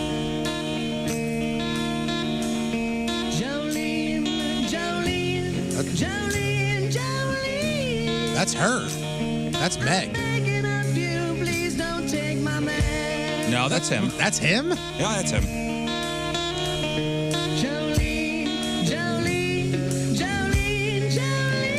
That's for sure Jack White. Sounds like him. Wow. Look Yeah, up see, this like man- that version's not bad. Look up the Mindy Smith one. I love the her original, stuff is though. awesome. So with this coronavirus in the news all around us, everybody's again saying wash your hands. Maybe we just need a good, some good health, a good health and fitness expo to get us out of this. Let's get healthy. Let's get yes. fit. Let's have an expo. We can learn how to Let's be have more an healthy. expo. I'm calling on an expo to help us out. We can learn how to be more healthy and live longer and better lives with the Gather an annual- expo, King Scott. The annual Arnold Schwarzenegger Sports Festival is this weekend in Columbia, Ohio. It is the country's biggest health and fitness expo. 250,000 people getting together every year to check out new equipment, apparel, nutrition booths, and all that stuff. And it's been canceled because of the coronavirus. They hope to reschedule it some other day. Yeah. When are they going to start canceling concerts? When are artists going to say we're not going to do this anymore? I guarantee you very soon. Yeah. There has been a couple of just, shows that have Yeah, but canceled, out in Europe. Like a whole tour or something. Hey, we're not going to do it. But those are European tours. Right, yeah. Or tours of Asia. So you're just talking about here when everything I'm just saying that our band's going to start going, we're just not going to do this. Yeah. Are we going overboard with this? I believe so. I think we're losing it here a little bit. Yeah. Yeah. If I remember, didn't you say statistically SARS is far worse? And I don't think we did all this stuff for SARS. Yeah. How many cases in Ohio are there?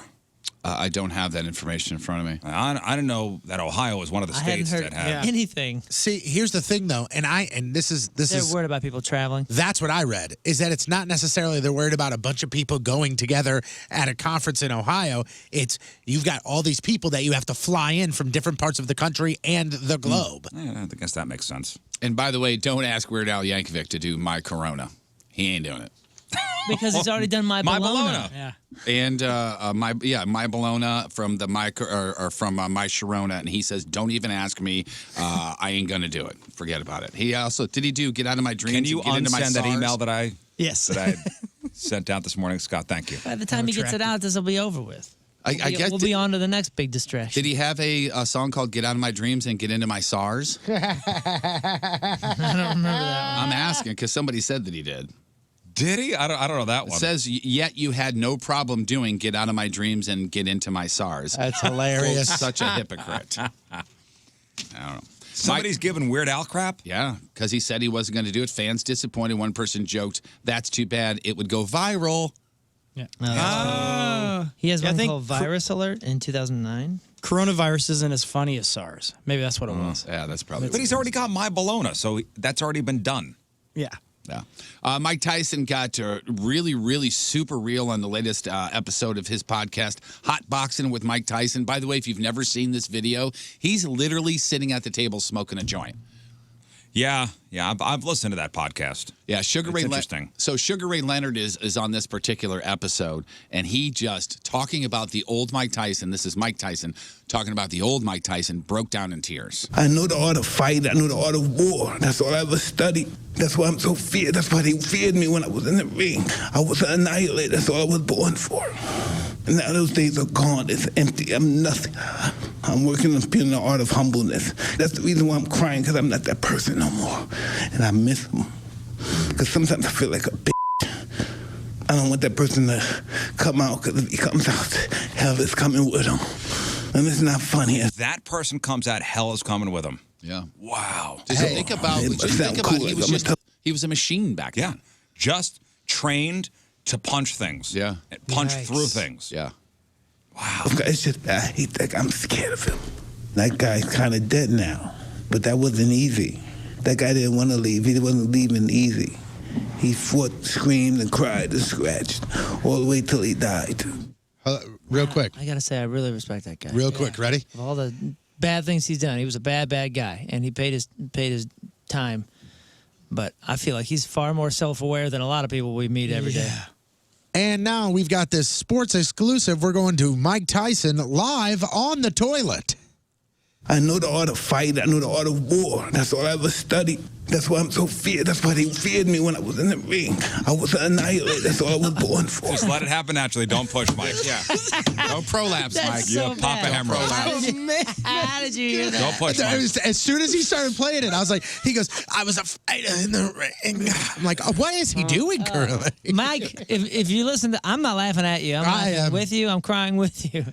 I'm still I'm afraid having of a that good guy. laugh at you, Mike. Hey, Mike, what do you think of the old... Hey, Mike, I know you're in there, but what do you think of the old Mike? Mike! I know the art of fight. I know the art of war. That's all I ever studied. That's why I'm so feared. That's why they feared me when I was in the ring. I was an annihilator. That's all I was born for. Now those days are gone. It's empty. I'm nothing. I'm working on being the art of humbleness. That's the reason why I'm crying, because I'm not that person no more. Hey, crack it to And I stinks. miss him. Because sometimes I feel like a bitch. I don't want that person to come out, because if he comes out, Hey, he's scary. Then he said, Sounded like a big breakfast. My goodness. then he said, if it's coming out, it's coming out fighting. he had P.F. Chang's night before. Oh, understand. Understand. I do respect the guy though. I mean, he's always seemed to work on himself, and I think that's Well, if you hard. read about his history, I mean, he was a bad kid. Yeah. He was robbing old ladies, punching before he was training to be a boxer. I mean, he was like a kid running around, New York City, beating up old women, knocking them out. He was arrested Steal like their 40 stuff. times before he's 18 or something. He came from a terrible place. Yeah. Terrible place. Yeah. And this guy, Customato, scooped him up and kind of trained him to be the fighter. Right. Kind of brought him up to the Catskills in upstate New York and trained him to be a fighter. And was the youngest champion? Yeah, if you're going to keep beating up people, you might as well make money doing it, right? And I mean, he was a tank. This guy. I mean, his fights were just so I would look forward to his fights. Everybody would look forward to Mike Tyson fights, you know? You know, the Sports Wars thing about him and Holyfield Oh, is yeah. really, really good. And then also Holyfield was on Rogan, and there's a whole breakdown of the Mike Tyson talk and all that. It's amazing. Sonic the Hedgehog Amazing. made $200 million worldwide. So Hollywood Reporter puts out or asked the readers and put out a list of games that should be made into movies. Kid Icarus. I'm sorry. Remember that game? Kid Icarus? No. You don't remember Kid Icarus? Oh, that was an old school Nintendo game. That one's not on here. No, it didn't make it. Just Metroid. So you know. Metroid, yes, on the list. I don't know if this is necessarily in order, but it's number 18. All right. Yeah, I'll say this is in order, yes. Okay, so I got to kind of get out of my head the movies that have already been made. So, I mean, because you got your Mortal Kombat, you got your... So, like, do they consider the Red Mario Dead- Brothers movie? They consider that already? There's a handful of Marios on here. Mario 3.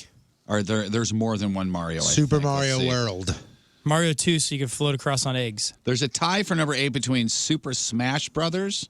Is that a Mario Brothers thing? Oh, it's Mario not. Kart. Okay, so number 8 is that and Tetris. Although A there's Tetris movie, I think. Isn't there one in the works already? yeah, since like 2016, yeah.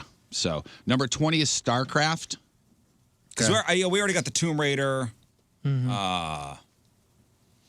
Even Halo's done. They did a series. I would say Halo. Halo's number 10. I want to see a great Halo movie, but they've tried a few different things, and it's always all right. What about Call of Duty? Call of Yeah, Duty is Call of on Duty. this list. Yeah, where is Modern it? Warfare? Or? It says Call of Duty is number 6, but currently a movie is in the works. How about a Grand Theft Auto? Grand Theft Auto Yep. is number 5, yes. Yeah, that's a good one. Number 19 you will not get. It's 4 letters, and I played it. Pong. You got it. Tie for 16, The Elder Scrolls and Spyro the Dragon. What about Final Fantasy? Final Fantasy's number 11. Wasn't there How about a Final Fantasy GoldenEye? movie? Yeah, I think so. There was. That Scott. All right, Scott. Thank you. That's pretty good. Sorry if anybody said this. Fortnite, number 15. No, didn't say that. Minecraft. Yeah, How about- Minecraft How would be about good. Double Dribble? Or Blades of Steel. How about Red Dead Redemption? Okay, yeah. That's the same I thing said as that. Grand Theft. The Oregon Trail. Oh, that'd be the most boring movie ever. All right. Everybody's dead. Legend of You got Zelda. dysentery. I'm sorry, what did you say? Legend of Zelda. Oh, there is no Zelda movie, is there? Yeah, it's because I don't think anybody really knows the actual story. Number 4 is Donkey Kong. Number 2 is a tie between Pac-Man and Mario Kart. And number 1 is Super Mario Brothers. And it says here there was a bizarre 1993 Super Mario Brothers movie Yeah, with Bob Hoskins and John Leguizamo. It's terrible. And there's already an animated Mario Brothers or Mario movie Who was, in the works. who was King Koopa? Was Dennis Hopkins. Dennis Hopkins? Yes. Yeah. Oh, Dennis Hopper. Hopper, sorry. Dennis Hopper. I saw the movie. Bob. What is it? It's Bob Bob Hoskins, Hoskins, Dennis Hopper, and then John Leguizamo. yeah. What was that? I remember seeing that movie in the theater. Then we went out and had pizza afterwards, and I ordered the large pterodactyl pizza, and I thought it was so funny. And you folded That's it? from the movie. They folded it. That was the first time I had seen somebody fold pizza like Oh, that. yeah. Oh, really? New Like York fold a style. slice? Yeah. I hadn't really seen that before. Do you guys remember that Donkey Kong game from Nintendo 64? Was it 64? That came out. It was Donkey Kong and like the junior Donkey Kong. That was and- that was regular. The Super 64. Nintendo, not It was 64. Junior Was Kong. it Super Nintendo? It was just It called was Super Junior Nintendo. Kong. That was a phenomenal game. Remember, it was think like it was one of the just first like 3D worlds with Donkey Kong. Donkey Kong Country. Yes, It was so good. That game whatever it was- Oh, my son's got that for the Switch. Yeah. I had the green Donkey Kong 64 Country. because of that. One more, Jeff. Anybody a fan of the band Genesis? Me? Oh, sure. Yeah. Yeah. They are, he won't be there, but everybody else will be there. No Peter Gabriel. No Peter Gabriel. He will not be there. Phil Collins is going to be there. Tony Banks, Mike Rutherford. And Phil says he cannot play the drums anymore. And the only way he would get back together with the boys and do. He just sing? Yeah, if he could sing, but it looks like his son will be the drummer. Oh, yeah, his Which son's he's been playing filled in with him, yeah. for him before. So, yeah. Crappy birthdays. NBA star Draymond Green is 30. Actor Chris Klein is 40. Chris Klein from American Pie and Oz, right? American Yeah. Pie. Landon Donovan is 38. Chaz Bono is 51. Jason Newsted, ex-bassist for Metallica, is 57. Who was in Metallica longer, as it stands right now? Him or the guy that's in there right now? Robert Trujillo, or whatever you say. Man, so Newstead was thrown out in the. Was he thrown out or did he leave? I think they just did not want him back anymore. Maybe he did a side project kind of thing, and they were like, "Nah, you can't do this, and you're out." I think Newstead was in longer. The current guy has been in for 1 year longer. Oh wow! As we speak, yeah. It's like Alice in Chains, the Robert Duvall guy who's a singer. It's William Duvall. William Duvall. Robert Duvall's the Bobby D. Duvall's a hell of William an Duvall actor. has been in Alice in Chains way longer than Lane Staley. Yeah. Catherine O'Hara is 66, and today's Burton birthday of the day. He is probably one of the, if not the biggest name in college football history when it comes to coaching. In the College Football Hall of Fame, he is called, without question, Americans football's most known coach. He helped popularize the forward pass, which I did not know about, and he made Notre Dame a name in college football. Lou Holtz? Nope. Lamb, something with an L. Something with an M. This guy's dead. He would have been 132 years old today. Trophy named after him? No. At least I don't think so. Will you say the description again, please? So he's by far probably one of the, if not the, one of the biggest names in college football Smith. history. Okay? Jones. In the College Football No, Hall of Fame, stop. he is called, without question, American football's most known coach. And he coached for Notre Dame. All I know is Lou Holtz is the Won national championships in like 27, 29, and 32. not They were Saul great Bear teams Bryant, those years. right? Dan. Shares what? Newt Rockney. Newt Rockney Oh, would have look been at you. 132 Win one for the years old Gipper. today. Yeah. The that's- Gipper. I had no clue who he coached for, but I was like, let's think Right, of that old was coach. win one for the Gipper, Newt That's it. Rockney. Yep. Wow. Today's porno birthday, which is being brought to you by Patricia's, where fun and fantasy meet, is Celine DeVue. Today's birthday girl, she's Celine. worked harder than those tiny hands making your iPhone in 90 fine films, including Anal Alley. She went to school, clearly, because she attended the University of F. Give me an F. Okay, we're done here. What'd she get a degree in? In a movie called Tickle. Also in a movie called Toes and Cons. She was in My Boyfriend Likes to Watch, and who could forget her unforgettable role in Opie Goes Surfing. Oh, okay. Celine DeVue is 45 gracious. years old. That is your porno birthday, your crabby birthday, and that's your crap on celebrities. All right, so up after the break, we got some tickets to give away. We got tickets to go see our big summer show featuring Five Finger Death Punch and Papa Roach happening at the Hollywood Casino Amphitheater on May the 10th. If you want those tickets, you also get a copy of Five Finger Death Punch's new album called Fate, or F8. We also have tickets to go see Point Fest on May 9th at the amphitheater, featuring Shinedown, Cypress Hill, Theory of a Dead Man, Puddle of Mud, Sick Puppies, Bad Flower, Dinosaur, Pile Up, and more. And tickets to go see Kaleo Saturday night, July 25th, over at St. Louis Music Park. We will play Good or Gross next. That's right. So if you'd like to play along, 314-624-3833 or 618-398-3833. We will play next. It is 7:27 on this Wednesday. Another look at your traffic and weather. Here is Patrico. Have you seen my wiener? Coming at you. Your point traffic update brought to you by Ryan Kelly, thehomeloanexpert.com. Right now, 2 lanes are blocked. Eastbound 64 right at 270 because of an accident.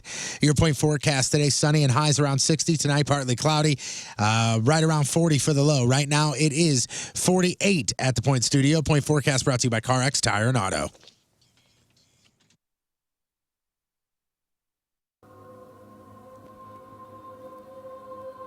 Hey there, Jerf. It's me. Jesus. I've been watching you from here. What you've been doing is really creeping me out. Dad wants me to tell you to knock it off. Thanks, man. See you soon.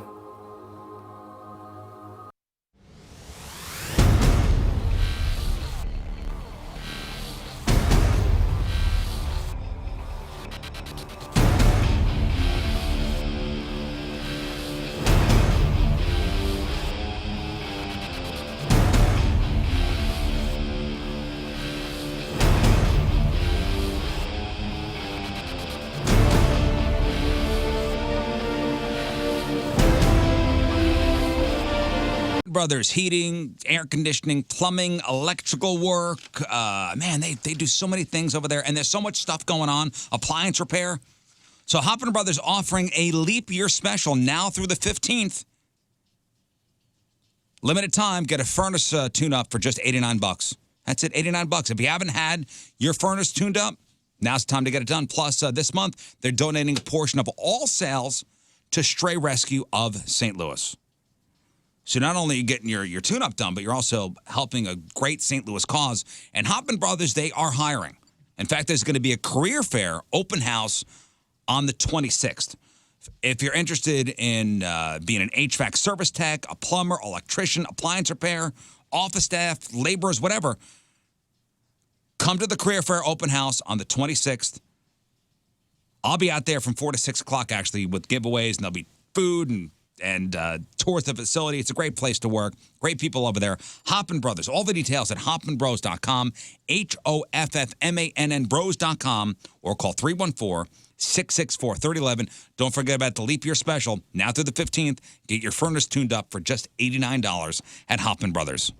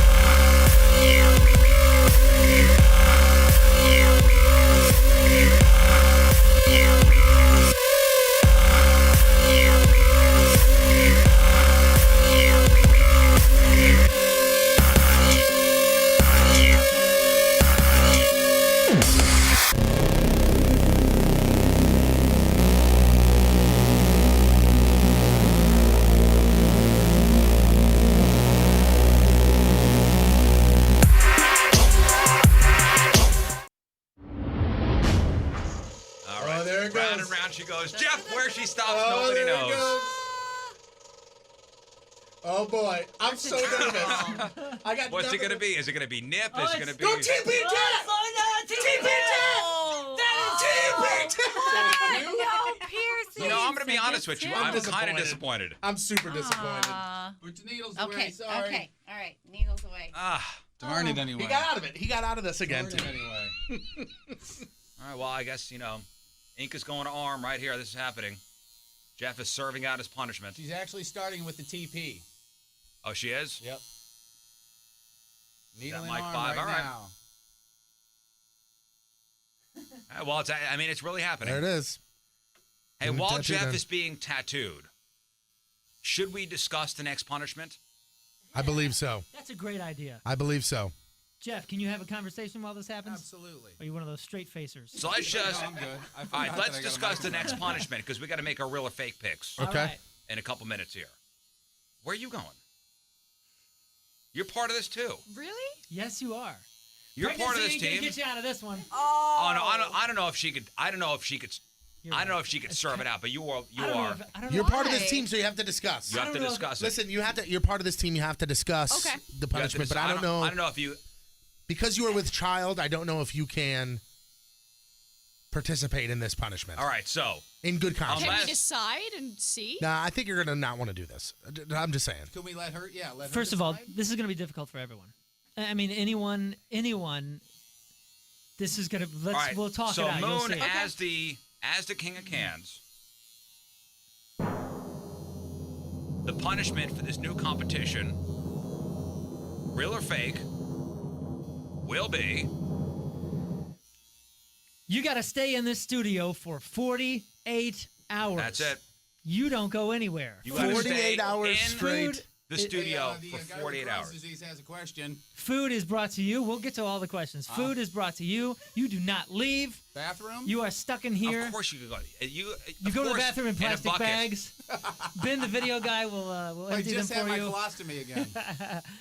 Now, of course, there's a bathroom right down the hall. That's the only bathroom you can use. No, unless number 2. If you're number 2, you if go you're upstairs. number 2, you go Okay, upstairs. All right. Wait, you talking about third floor upstairs? Or you talking about No, you go upstairs? over in here. the No. office? We're talking upstairs in the public bathroom. This is the worst punishment in the world for me. Okay, but Oh, I 40, didn't think of that. For 48 hours. Now, this is an idea inspired by Patrico. He and I have been talking about all sorts of things because So we weren't sure who's gonna 48 win. hours straight in the studio. You cannot leave. And you'll be on camera the whole time. Exactly right. We'll get a special webcam, and you will be observed at all times. Yeah, and here's the thing. So people say, well, who's to say they can't go to the bathroom and just hang out there all the time? Well, because you will have to put up like a note. Went to the bathroom, be back in 5. And people are going to be watching the webcams. Even when it's 3 in the morning, people are going to be here That's watching. right. And if you break a rule, how about this? If you break a rule and you're caught and this is proven. Time for a spring cleaning. And you're not the only one who's tired of winter this year. Your carpets are too. So think about the dust, the dander, the bacteria, all that stuff is living and breeding in your carpet. Nowhere to go. And there's only one real way to get rid of all that gunk. Gross. It's calling Zero Res. Now, with Zero Res's platinum rated cleaning systems and patented powered water, they're going to get all that nasty stuff so your house will look and smell like a home should. Fresh and clean, not like a janitor's chemical closet. And with the Zero Res Gotta Love It guarantee, you know you're going to be taken care of. This month only, get 3 months. You get 3 rooms, zero resified, starting at just $119. That's not all. Don't forget about the air ducts.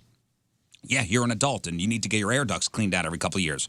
Your home will never be really clean if your ducts are like pumping it full of years of built up dust and dirt and allergens. Take $50 off. Take $50 off your air duct cleaning to get that true spring cleaning feel. You owe it to yourself in your home. Mention the Riz Show and get that special. 314-474-2020, 314-474-2020, or book online anytime for the Riz Show special at ZeroResSTLewis.com. Zero Res, spelled backward or forward, spelled the same, but Zero Res.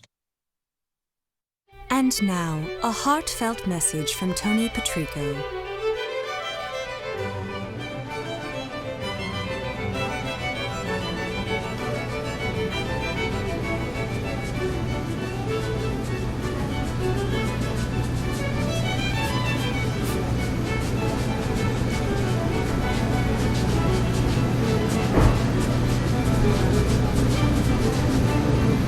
Hey.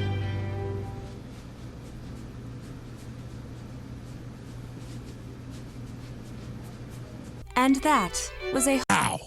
As I was driving into the studio this morning, I realized we were doing Good or Gross today, and my stomach turned. I was like, why do I... It's going to turn again. Why did I say we'd be doing this? But got to do it. I said it. Yeah, you did. And we got tickets to give away. Tickets for the big summer show at Five Finger Death Punch happening on the 10th of May. I'm going to say February, May 11th, May 10th. Hollywood Casino Amphitheater. Five Finger Death Punch, Papa Roach, Ibervale, and Ice 9 Kills. Also got tickets to Point Fest happening on May 9th at the amphitheater. And tickets for Kaleo Saturday night, July 25th over at St. Louis Music Park. So good or gross, we have the Bean Boozled Jelly Belly Jelly Beans. They're all in the dispenser. So there are 20 different colors, but 10 different flavors. Each color represents a good or gross flavor. So brown is either chocolate pudding, good, or it's also possibly dog food, gross. Which is your least favorite, correct? There's the green one that's like, juicy pear, or it could be booger. Also disgusting. Now, we threw in another kind of element here. There are the hot, because that's what we needed, by the jelly beans now. So in the bag, we'll reach in the bag, pull out a name. That person has to draw a jelly bean. The person on the phone will have to guess whether the jelly bean is good or gross. You guess correctly, you win your choice of tickets. Now, the hot jelly beans, we have in the bag a coin that says, what does it say, fire? Fire. If that one gets pulled, you just have to eat the hot one. Okay. And then that's your turn. You move on to the next person. Yeah, okay? If that pulls, you're fired. Yep. You're fired from that turn. 314-624-3833, 618-398-3833. Let's get the contestants up. Ready to go? All right. Where is the bag? You got the bag? Yep. You have the dispenser? It's over there. All right, let's go to our first caller. It's Sean in Eureka. Hello, Sean. Hello. All right, Sean, if you were to win, what do you want? Point Fest tickets. I've been dreaming of getting them. All right, Point Fest, Saturday, May 9th, Hollywood Casino Amphitheater, Shinedown, Cypress Hill, Theory of a Dead Man, Puddle of Mud, Some Puppies, Bad Flower, Dinosaur Pileup, and more. So Patrico's reaching his end of the bag to pull out a name, and we got... Moon. Moon will be going. Moon will now... And you know why? Draw a jelly bean from the dispenser. Because this thing has been sitting in front of me and I just touched it. And even with the silly That's it. superstition, the anti-superstitious That's kind it, of guy I am, I didn't want to touch it, and I got did. it. And I thought, man, if I get picked first. It's that right there. All right, Moon, take a jelly bean. Here we go. What's the first crap. one that came out? It is radioactive yellow with red freckles. What is this? Is this Yellow vomit? with red freckles. Is this Are you sure that's vomit? not orange? Oh, no, that's dead fish, strawberry, banana. All right, dead fish or strawberry nana? What do you say, Sean? Strawberry nana. Strawberry nana. I'll say the gross one. All right, he's saying strawberry nana. I swear I already smell dead fish. All right, Moon. Is it good or is it gross? Oh, dude. It smells like a trash can. I mean, it's... Well, you gotta it try smells it out. fresh. Here we go.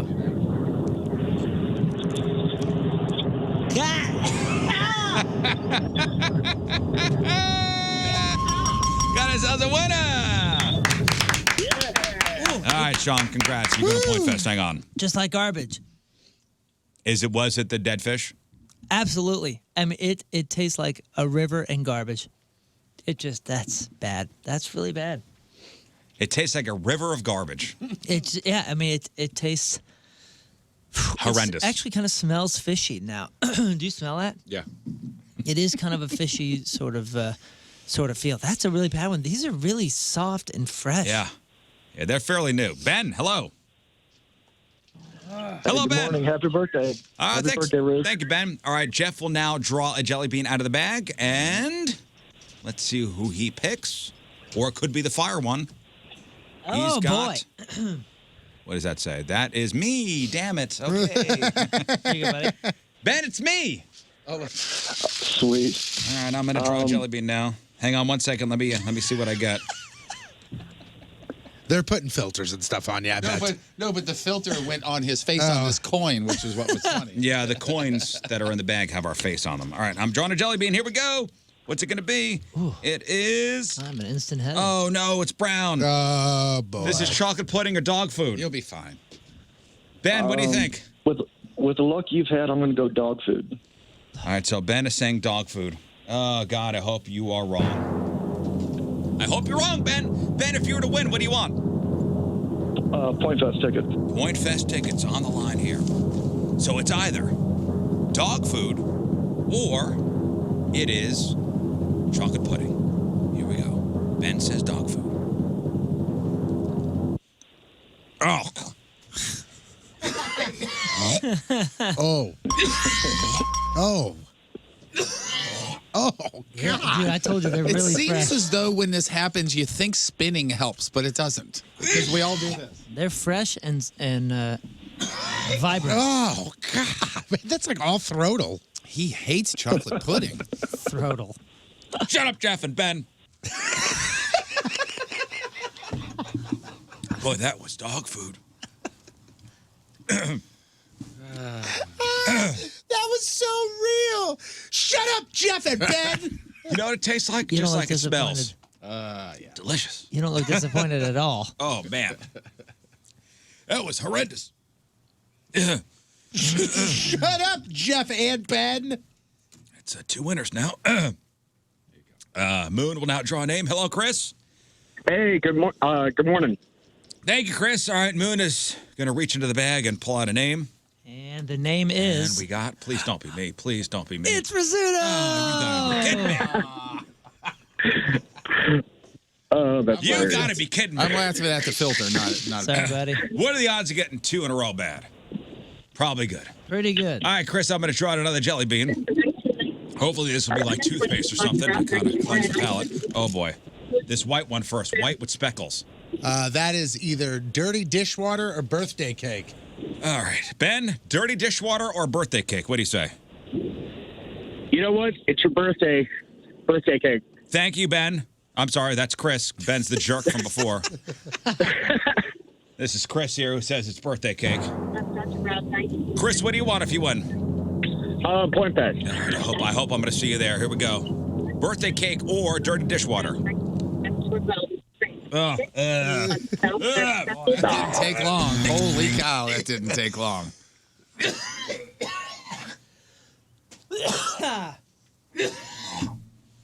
Wow. That does not go good. That does not mix well with the dog food. No? This is your idea. That is a sink full of dirty dishes, honestly. This is definitely your idea, by the way. That is a sink full of dirty dishes. Which is surprising. Do you have a filter on me if it's Instagrammed or Facebook Live? Can you take the filter off me, please? Which is surprising because the last time we played this, I think, Riz, you got like 4 bad ones. I think the last time we played Good or Gross, you got the worst of it all. Whatever noise that was. There's the bag. Unless we're done. Are we finished? No, we're not Are you done. sure? Are we up against a hard break? Erica, hello. Hi. We don't have hard breaks, Jeff. Oh. All right, Eric, it's my turn to reach into the bag and pick out a name. Did we get rid of And the here hard we go. breaks? Who's it going to be? It's going to be a fire one for me. You got to be kidding me. Oh. All right, Erica, hang on. I'm going to have to eat a fire jelly bean. So I win automatically? No, you don't. We're going to move on to Patrico, who gets to pick out a name. So now I have to mix these up and just pick one at random? You just got to close your eyes and dump one in your hand. That's it. I'm looking at you. I don't like it. Okay. What is this? What is this one? Oh, help If me. it's not dark green, it's going to Help be really me. hot. Oh, that's cayenne. Oh, no. That's number 3. That's right dead Out of- in the center. 5. All right, so, and I have to fully consume it, right? You have to eat it and swallow it. Oh, No, are we gonna? Wait, tears on your face. time out. Before he does it, are we gonna say eat and swallow, or are we just gonna say chew for 5 Eat seconds? and swallow. You got it. Eat and swallow. Pardon me. How about eat and swallow unless it's the Carolina one? There is none. There's only one, and I ate that the other day. And he ate that. Oh, what's the one beyond habanero? Yeah. What a high. Well, I'm going to do this. I I'm don't going to know. do this cayenne one. Here we go. Let's keep punishing me. Ooh, that is hot. Woo! Dude, the jalapeno one is hot. Woo! That is hot. That's, oh man, I just swallowed. Yeah. He says that is hot. It's almost garlicky too. It's got like a garlicky flavor to it. Do you know what that is? Horrendously hot. I got still chewing. It got stuck on my teeth. Do you have a filter on where he has tears coming down his eyes? That's real. Those are real tears. All right, Tony, why don't you pick out a name? Oh, okay. Erica's on the phone. Woo, man! Yep. Wow! Yo! I have some pretty hot coffee. Yo! Who is it? Oh, Jeff Burton goes. Thank God. Oh, my favorite. He needed that. Mine too. All right, Jeff, pick out a jelly bean. Oh. Ah. Ooh. What was first? What was first? So it's all white, so that's a spoiled milk. Spoiled milk or coconut? Spoiled milk. Erica, what do you say? This room, Good. All right, she's saying coconut. This room smells funky. You can either give me the trash can or look out. This here. All right, so it's either spoiled milk or coconut. She says coconut. Okay. Erica, if you win, what do you want? Super. Point Fest. Point Fest tickets. All right, here we go. Jeff Burton, spoiled milk or coconut? Spoiled. That is spoiled milk. Oh, sorry. Spoiled milk that was already in somebody else's mouth. Man, my mouth is on fire, by the way. You need the spoiled milk for capsaicin. The first time he spit there, he goes,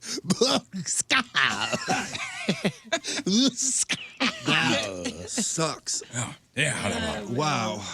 All right, let's go to Keeler. Hello. Hey, what's it going? Hey. How are you? Good? Not too Great. good. Yeah, I'm good. All right. Jeff Better than you. Yeah, indeed. Jeff is reaching his hand into the bag to pick out a name, and here we go. Who's it going to be? It is going to be King Scott. King Scott. Come on in, King Scott. All right, come on down.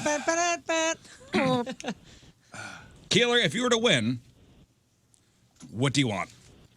I'll do 5-finger death All right, punch. 5-finger death punch. Big summer show at Papa Roach happening on May the 10th. All right, King Scott will now draw a jelly bean. All righty, indeed. Alrighty.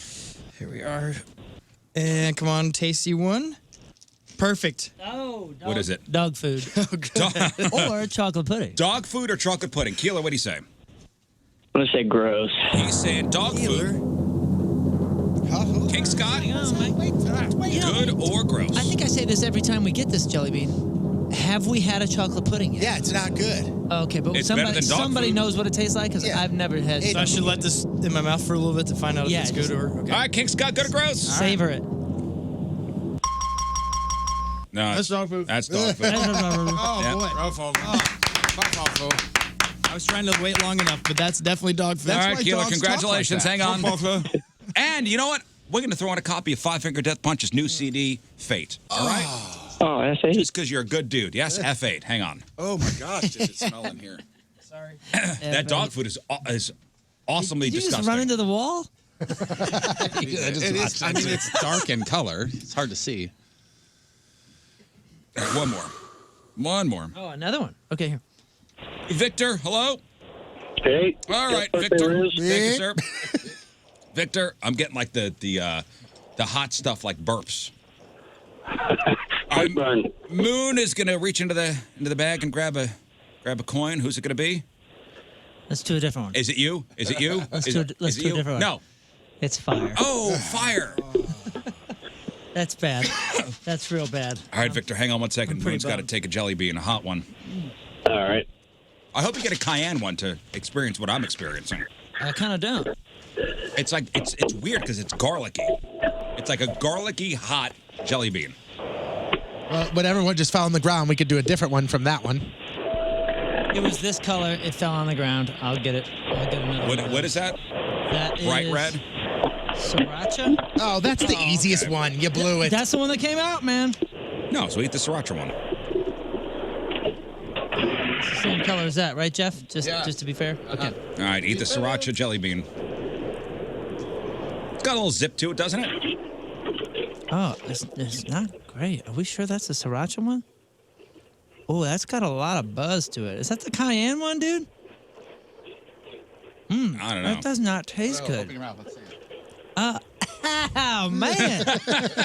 Oh, All right, give me the bag. I'm going to pick out a name. this has got to be cayenne. This is fire. Fire. That sriracha one had flavor last time I remember it. Did the cayenne one have a, I don't know. Mine was very garlicky. this is kind of garlicky too. Smell my breath. Oh, yeah. Wow. That's cayenne, dude. Right. That's hot. That's He said, oh, gross. yeah. Did you have Wow. some yak last night? Isn't it? Did you have a pulled yak last All night? right, here we go. I'm pulling out a name, and it is, God damn it, fire. Dude, you're right. You need to hire somebody named Fire. This tastes like a clove Give me of the garlic. thing. I got to pick out a fire jelly bean now. You got to be kidding me. Oh, it tastes like a clove of garlic, like you're just chewing on garlic. It is a goddamn fire. He's already torn up. Whoa, dude, that's hot. That's in the corners hot. Yeah. All right, this is, oh, no, this is the habanero one. Oh, boy. That's hotter than the one you just had. Oh, dude. Oh, my neck hurts. Oh, this is the habanero one. Ugh. Man. Enjoy. All right. Victor, I got to eat this habanero one, and now I'm sorry. Tony's going to pull out a name. It's got you so messed up, you don't know who's who. Oh, this habanero one is hot. Woo! Wow. Damn it. Wow, this is hot.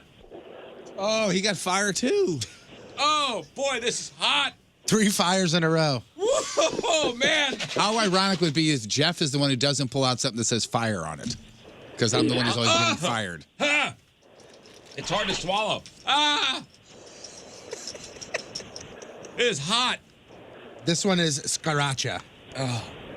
Sriracha? Oh, man, this is... Dude, I'm telling you, I'm on fire.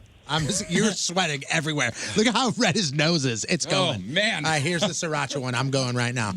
We should do strip good or gross. Oh, I got to take off my jacket. The sriracha and the pardon me, and the jalapeno tastes pretty decent. What do you think, Patrico? I don't like hot. All right, Jeff, plot a name. All right. Victor's on the phone. Please. Sorry, make it a Victor. name. Please make it a name. I don't And like hot. Not you or me. King Scott, come on back buddy. in. Come on back in, King Scott. This is it after this, by the way. Jeez. Ooh, huh. Do you have a filter on my face? Oh, yes, I forgot. Just up here. On your Yeah, it's only on your nose and your ears. All right, King Scott, pull out Jelly Bean. All right, here we go. This is gonna make me Victor, throw up. if you were to Finally a good win, one. what do you want? Five-finger death punch. Five-finger death punch, big summer show. You know they got a new record out. That white one. Yeah. Yeah. White one is spoiled milk or coconut. It's good. Both those are really tasty. What do you think, Victor? I'm gonna say coconut. All right, he's in good. All right, I like the way you're going. All right, King Scott, spoiled milk or coconut? Here we go. To drink. All righty. Oh, coconut. That's coconut. Nice. 2 winners. That's a great, good Scott. cow. I like that cow. All right, Victor, hang on a second. Get your info. Congratulations. Jerk. All right. Good for you, man. It's good or gross. Okay. It was a fun game. I like that one. The Put on a bottom live of my version tongue of Whip is and Post so burning. we can all go to the bathroom now. Great. I tell you, those jelly beans are now in my tummy and heartburn. I know I had the Carolina Reaper one, but we got to spit it out last time. Even though this is just a sriracha one that I had to chew. This is why I can't do spicy stuff. Yeah, my nose is running. Hey, You guys, better catch it. it's tax season. But listen, there's a silver lining. You know, let's talk about that tax refund if you get one. What are you going to do with your tax refund this year? If you wear glasses, if you got contacts, if you got reading glasses, bifocals, this year's tax refund may be your ticket to clear vision with Britton Vision. All you got to do is call them. 314-375-2020 or hit up BrentonVision.com. They are the only place in Missouri that offers all 7 forms of modern vision correction. So whether you can't see up close or far away, or if you can't see your text messages without your reading glasses on, Brenton Vision likely has a treatment that could help you. Moon, can you grab the tissues for me? My nose is running. Thank you. And by the way, Britton Vision is growing. So as more of you Ritual listeners are going out to Britton Vision for your LASIK procedures, they've doubled their LASIK eye surgery space, and they're hiring for a variety of positions, from medical techs to patient care reps. So go to BrittonVision.com, BrittonVision.com/careers. Apply for a job with Britton Vision. Britton Vision, 314-375-2020 or BrittonVision.com. All right, we'll do some news next. It is 7:56 on this Wednesday. Another look at your traffic and weather. Here is Patrico. You're an idiot! Coming at you. Your point traffic update. I don't think that was sriracha, by the way. Your point traffic update brought to you by. What do you think it was? I don't think there's just one of the Carolina Reaper ones. I switched one out for a Xanax. Is that bad? I mean, dude, it's destroying me right now. Like, I can't even see straight. Your point traffic update brought to you by Ryan Kelly, the homeloanexpert.com. 2 lanes blocked due to an accident. Eastbound 64 right at 270. Your point forecast today, sunny and highs around 60. Tonight, partly cloudy, right around 40 for the low. Right now, it is 48 at the Point Studio. Point forecast brought to you by CarX Tire and Auto.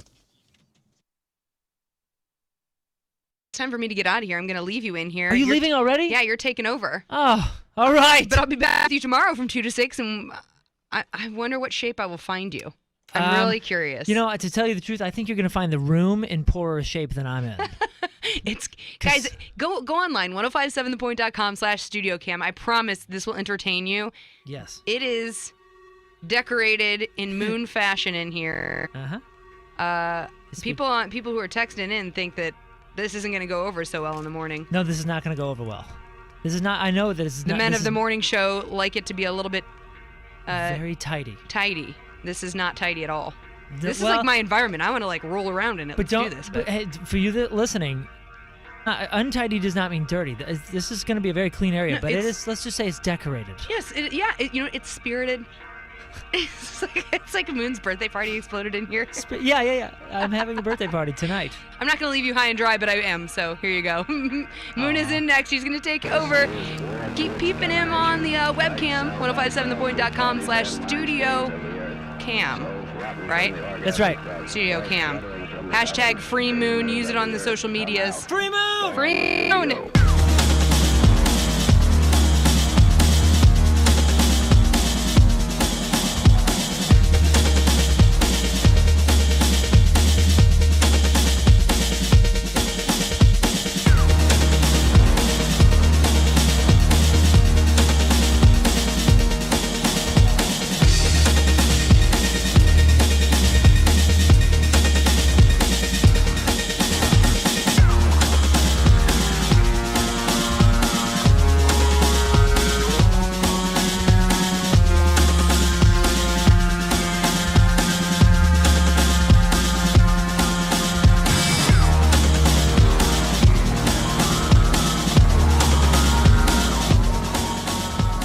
am Moon, and I'm locked in studio. But I have a lot of friends, right?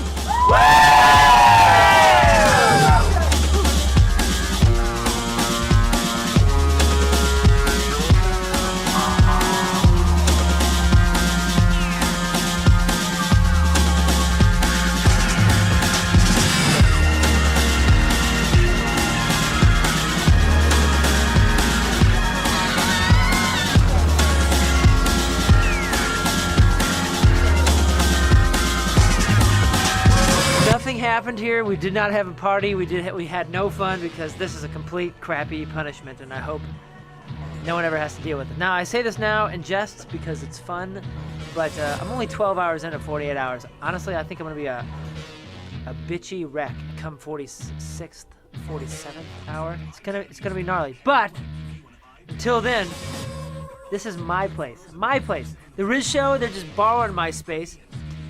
Donnie, he's just borrowing my space, and Lux is just borrowing my space. This is my space for 48 hours, so hashtag free Moon, and hopefully I get out of here soon.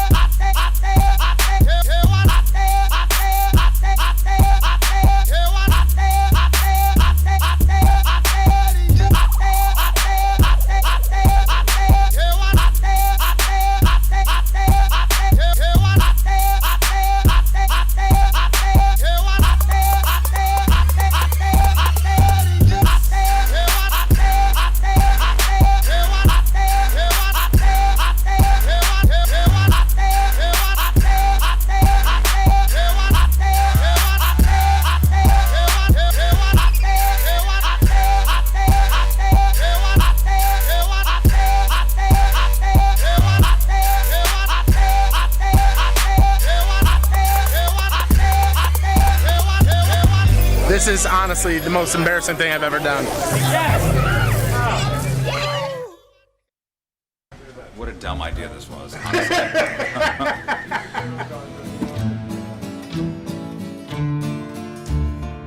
right, so it's a rainy Monday afternoon, and we're at Pointer's Pizza in Richmond Heights, and we're about to do the Pointosaurus Challenge. Just walking in and seeing I thought it was actually the tabletop. We're idiots. It's bigger than Idiots. I thought it was actually so dumb. two top tables. Get over there.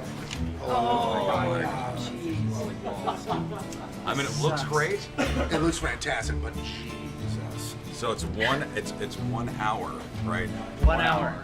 So Jeff and myself are. There's no. What are we doing? What are we doing? Jeff and myself versus Moon and Patrico.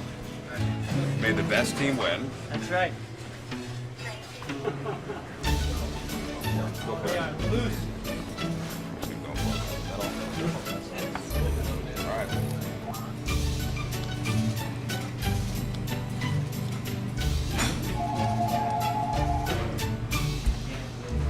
Piece number 1, I'm already a mess. Just to let you know. I'm stuck.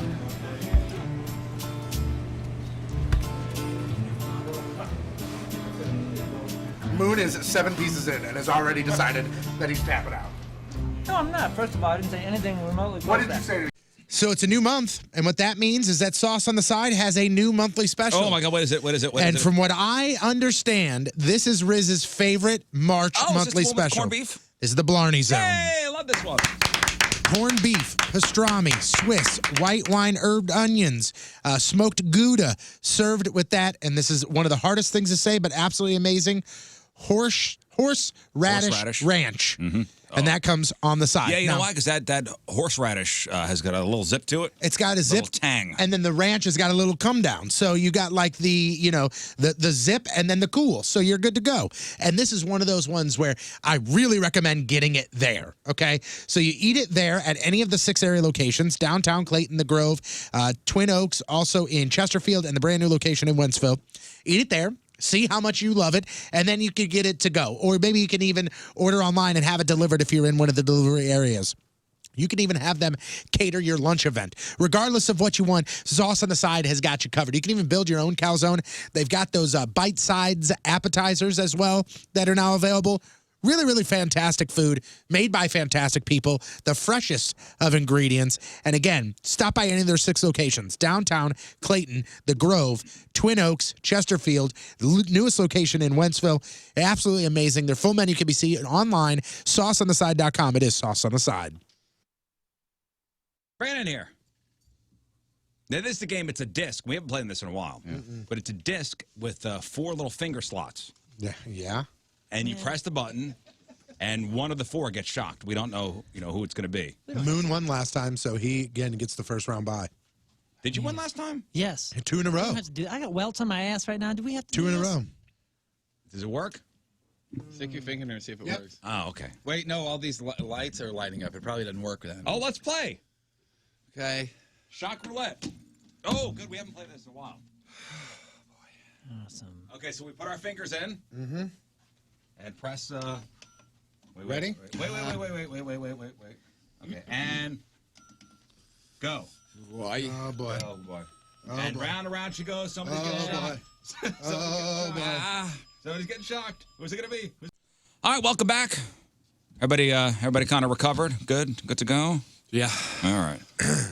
I think Patrico ate the really, really hot one accidentally. Yeah, I just looked in here. There's way more Carolina Reaper than just the one, and that's definitely what I ate. Yeah, and you shouldn't be having that stuff after the bariatric surgery, right? Right, I probably shouldn't. I mean, it's probably going to make me feel real awful all day, but that's fine, guys. No worries. Anything for the show, huh? Yeah, right. That's great and everything, but King Scott doesn't really like coconut either, you guys. All right, let's do some news. Oh, yeah. We gonna do some news. And your news being sponsored by White Castle, where the 3-for-3 deal is back at White Castle. So, an American Airlines flight from Chicago to Dallas had to make an unexpected stopover at Lambert. Bonus trip. Because of an unruly douchebag. American Airlines is not saying exactly what happened, but a passenger tweeted that somebody had tried to open an emergency exit in flight and had to be restrained. So, unexpected stop in St. Louis. Check out the airport. Jeez. Nobody was hurt, but passengers and the flight crew had to stay overnight here. I guess staff and logistics getting the flight to Dallas, I don't know, was an issue, so everybody had to stay here in St. Louis for the night because of that guy. Passenger taken into police custody. Love to know. Custody. They were put up Excuse me. somewhere, right? They weren't stuck in just the burped. airport, right? I would assume they were put up somewhere. You never know. But let's hope they weren't stuck in the airport. I would assume that the airline would put them up. Although I'm not 100%. But NASA said that an asteroid estimated to be as big as 2.5 miles wide will fly by Earth next month. Not going to hit us. How close? Within 3 million miles, which I guess is That's too closer close than for we comfort. want, yeah. I mean, for something 2.5 miles wide. The asteroid is called 52768, discovered in 1998. It's going to be going about 20,000 miles an hour as it zips by. NASA's Center for Near-Earth Object Studies says it'll make its flyby on Wednesday, April 29th at 3:56 a.m. St. Louis time. Now, if an asteroid was hurtling towards us and NASA knew it was going to impact, what kind of warning would they give? And what kind of warning would you want them to give? What kind of warning would they give to not cause mass hysteria? I don't know. I think that would be really dependent on how much they knew. Like, do they know what part of Earth it's going to hit? Because I would think that would be the biggest variable. The most difficult one to predict, and B, the most important one for prevention. You said a very good thing, a very good point. You said, what kind of warning would they give, and what would you want to know?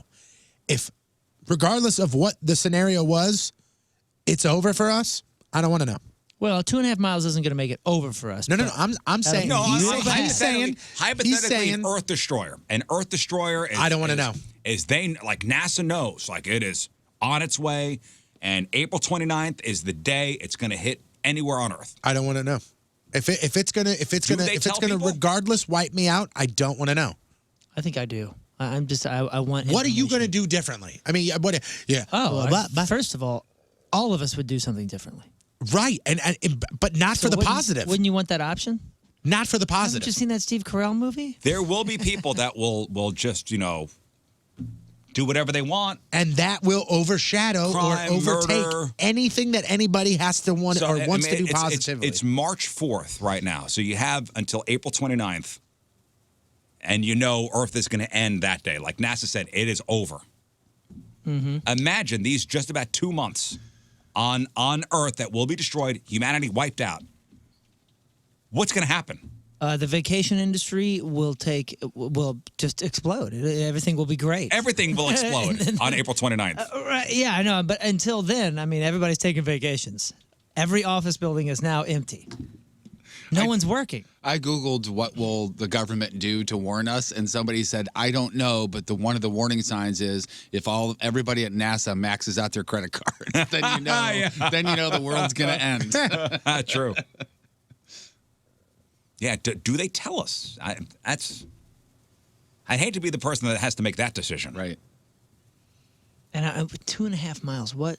So I went to a big giant crater. I've been to a few. Been to Diamond Head in in Hawaii, and then the one out west, the giant crater national park. Is that Arizona?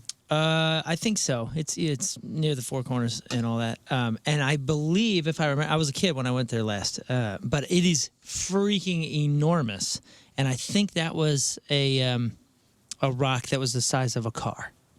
That hit. 2.5 miles wide is pretty big. Yeah, that's like pretty big, Tony. Gulf of Mexico hole. It's pretty big. It's the Gulf of Mexico hole. Okay. Pretty big. All right. B-I-G. Big. B-I-G. Hey, smaller.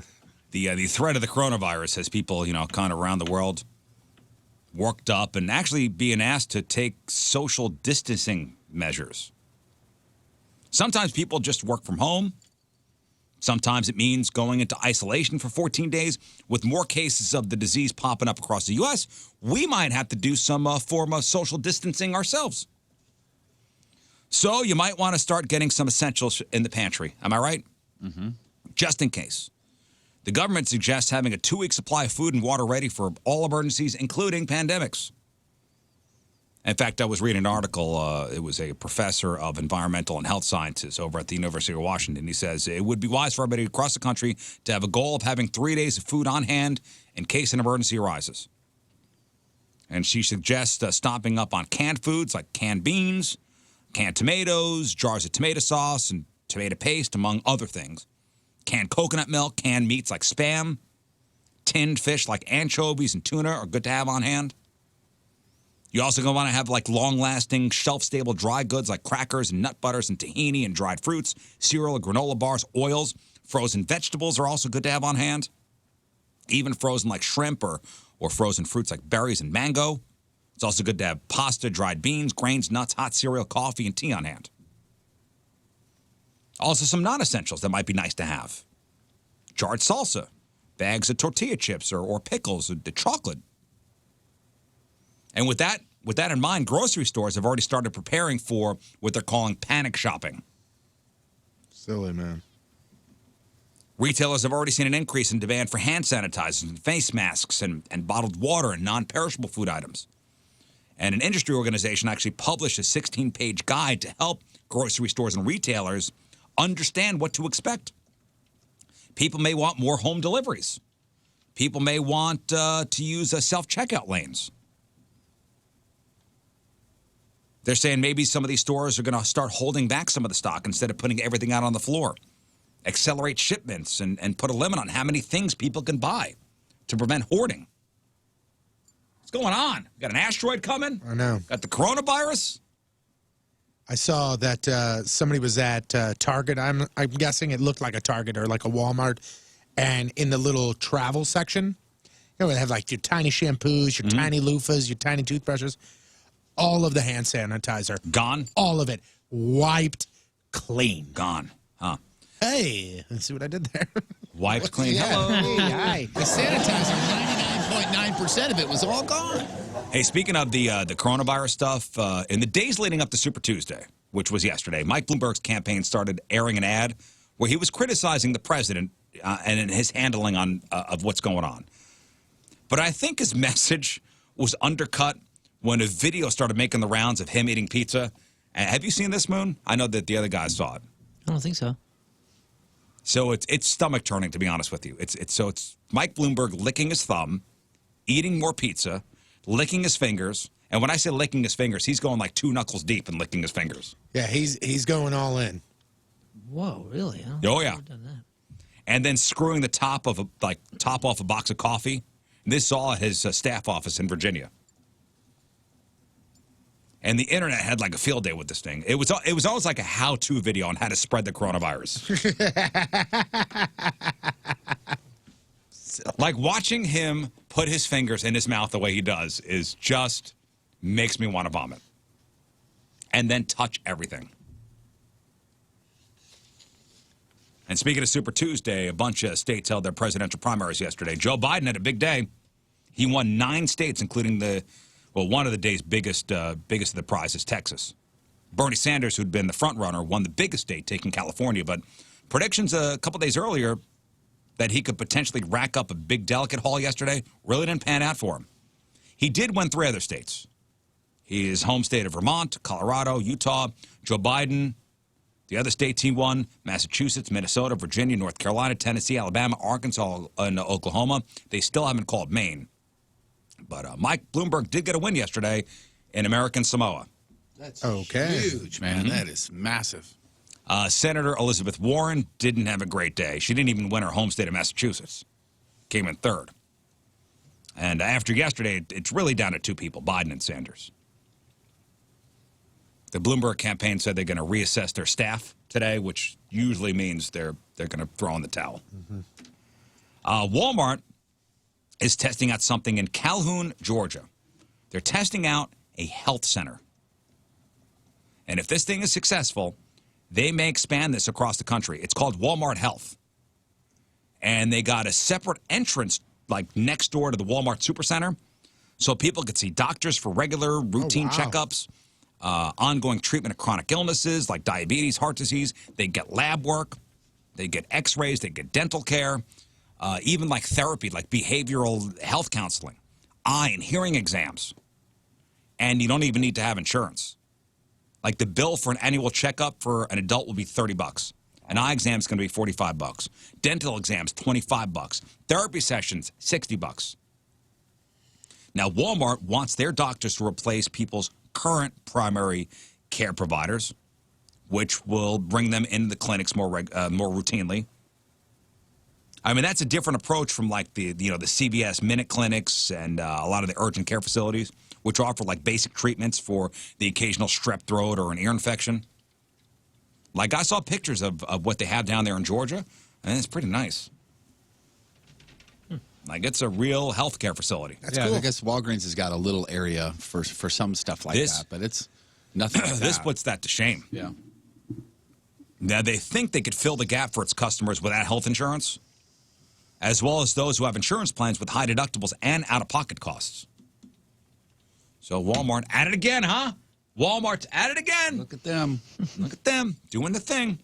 We've been talking about, plane rides a lot recently. Mm-hmm.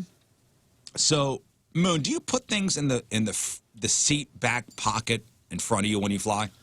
Occasionally. It depends because that's sort of a dangerous thing depending on the flight. If you're planning on sleeping or any of that, you put something in there. That is where you will forget things. Yes. And I've left things before. I think I lost an iPad a decade or so ago. Yeah, Not an iPad, an iPod. I put, I have my iPad with me usually when I fly. I put that in the front seat pocket, or I'll, hang my headphones from there. Like I'll put one ear inside the. Mm-hmm. Yeah, you got to be careful. I sometimes put my phone in there. If I got my phone connected to my headphones, I'll put my phone in there. Got to be careful. You can lose stuff in there. But I am down. one that does make it a habit to check it before I leave. And I've reached my hand in there before, and I've pulled out wrappers. A wrapper or a dirty tissue, and I want to cut my hands off. Oh, That's yeah. happened before. But a flight attendant is warning everybody that you really shouldn't put anything in there. In fact, this flight attendant posted on Reddit. She says that the seat back pocket is actually one of the dirtiest places on the plane. They apparently never get properly cleaned. And people put all kinds of gross things in there. And the person who posted this thing on Reddit said dirty tissues, sick bags, underwear, socks. People put their feet in there, gum, half-sucked sweets. When I say people put their feet like on, put their feet. I was thinking like a kid laying in with their feet or something like that. That could happen too. I'm just thinking of an adult with their tootsies just dipped in there. I wouldn't be surprised. People are gross. Half-sucked like lollipops, apple cores. And then next flight, you go and you put your phone, your laptop, your iPad in there. And this person says, I've never found a severed foot, but people seem to curl up in a fetal position by putting their feet in the seat pocket. You know, the other thing I read. Also, finger and toenails they find in there all the time. Oh, no. Yeah, that's it. That's all you had to say. Just start with that, and I'll never touch that thing again. I read something, and maybe you've come across this as well, saying, the blankets, the little blankets and the pillows. Usually, when you see those, they're in plastic bags, but not always. And it was said, don't ever use the blankets unless you're on the first flight of the day, because they wash them every day, but only once a day. So only the first flight gets the fresh ones, and then they're just folded and put back in there for the next flights. In the bag? If it's not in the bag, I ain't using it.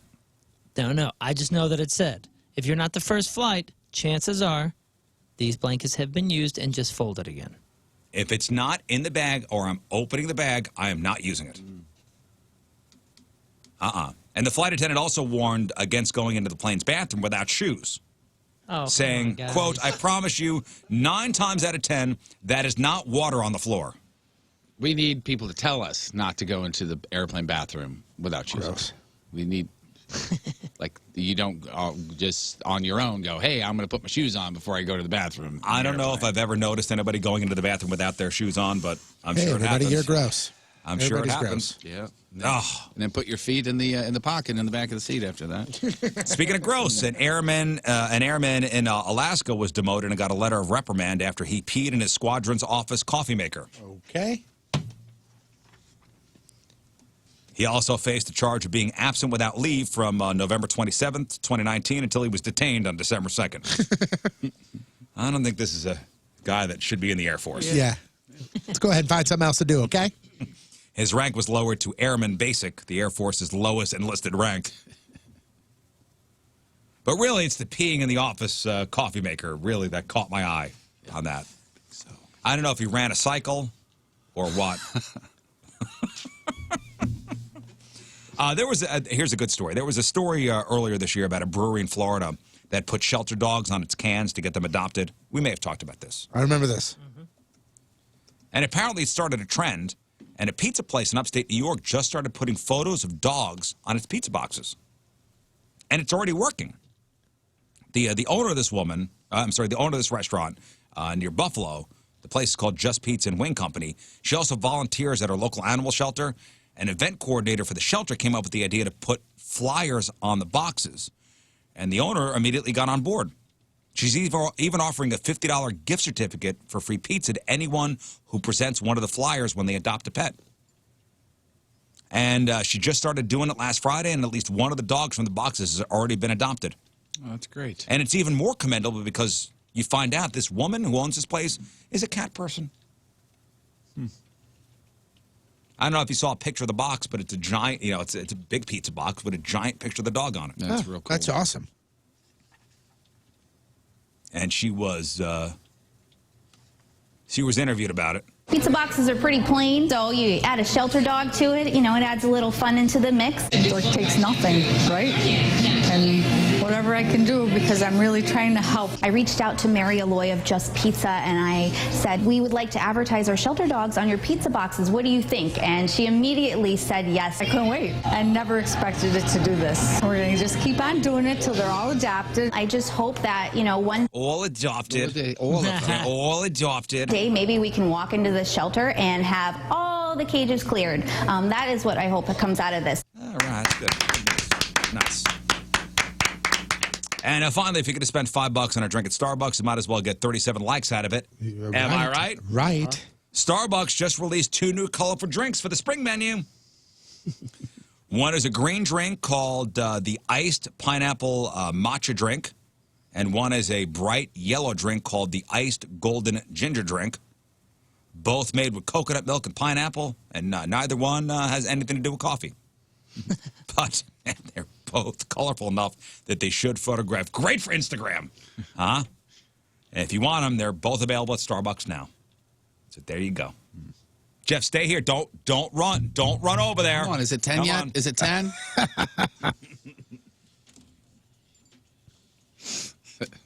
All right, 8:25 Wednesday. We'll talk to Chris Kerber next. I was at Breadco 2 days ago, and I saw their signs everywhere where I think we talked about it, $9 a month, and you can do all the coffee you want now. Yeah, It's like it was on the coffee every club. single table, man. Another look at your traffic and weather. Here is Patrico. I can already tell this is not going to be fun. Coming at you. Your Point traffic update brought to you by Ryan Kelly, the homeloanexpert.com. Right now, nothing major to report. All good.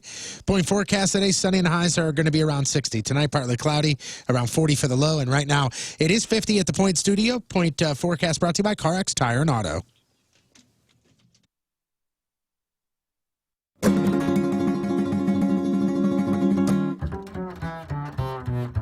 And welcome back to America's favorite cooking show, The Skinny Guinea. On The Skinny Guinea, with me as always, is the Fat Guinea, Tony. Hey, hi. And my other assistant, Creepster Jeff. Hello. Hello.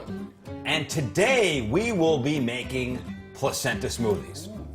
And here's what you'll need. Frozen mango, orange juice, some ice, vodka of your choice, Nice. coconut milk, and one large, fairly fresh placenta. Hey, when is our guest of honor getting here? Ooh, there's the bell. Go get him. I'll have to go. Oh, there he is. Thanks. Hey. Man of the hour right here. Hey, I just was walking Guest around of the honor neighborhood. today. Okay. Yeah. What you guys got cooking? We're making placenta smoothies.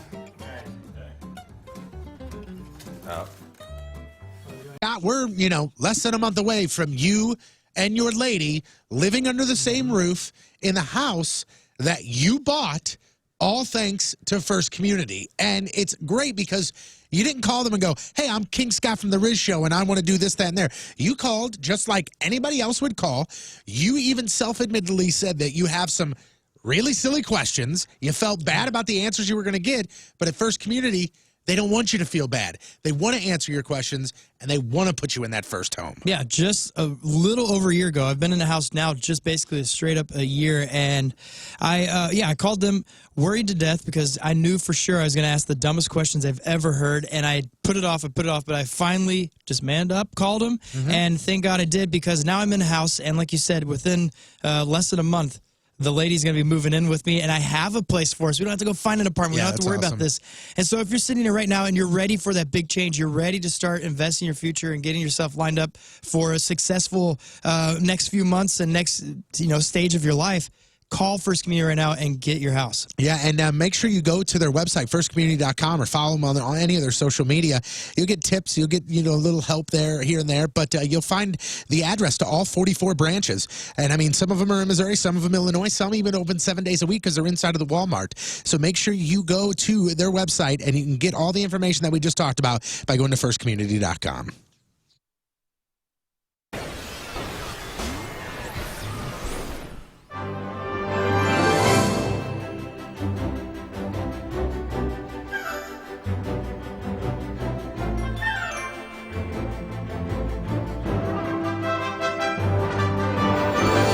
The U.S. Open, the Masters, child's play compared to what we went through on that hot afternoon.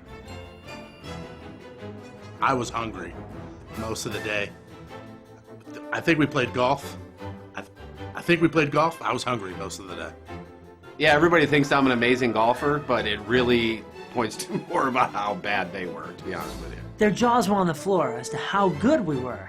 How good we were driving him. He was, hitting pins out there. I was driving him 463 yards, I think was the distance. And they were like, you guys are the greatest golfers I have ever seen.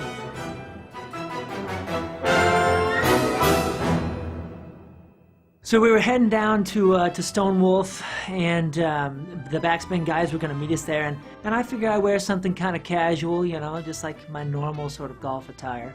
You're honestly the best dressed as far as all of us is concerned. He was probably the worst golfer, but Moon was spot on with his dress. As a matter of fact, it went so well that he actually has a line of golf clothes now for the LPGA Tour. We show up. It was a nice, you know, breezy 117 heat index. And everybody was in good spirits, you know. We started off with a little bit of driving, a little bit of chipping, a little bit of P-wedging, if you will. That's what we call it when we're as good as we are. This new P-wedge, you should see it. You should see my spin on this P-wedge. And we loosened up, you know. We picked our carts. I was number 22, and we put our clubs in there. And here we go. Gonna show the pros how to do it.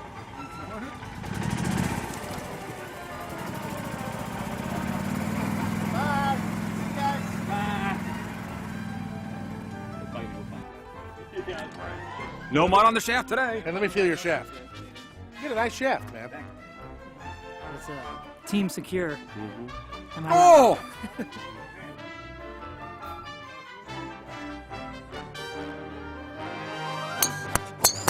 Oh God, there it goes. I told you. Safe spot, out of bounds.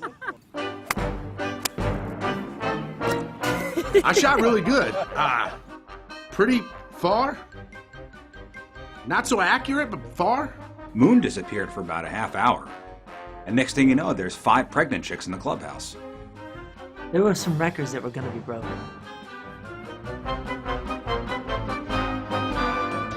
As far as the putting is concerned, Riz was so on with his putting game, they're actually changing it they're calling it rizzing. Oh, I mean, with putting, I was thinking about food.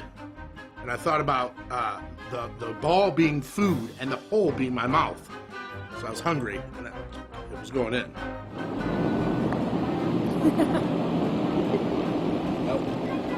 That's how you laugh. I'm close. How was your putting?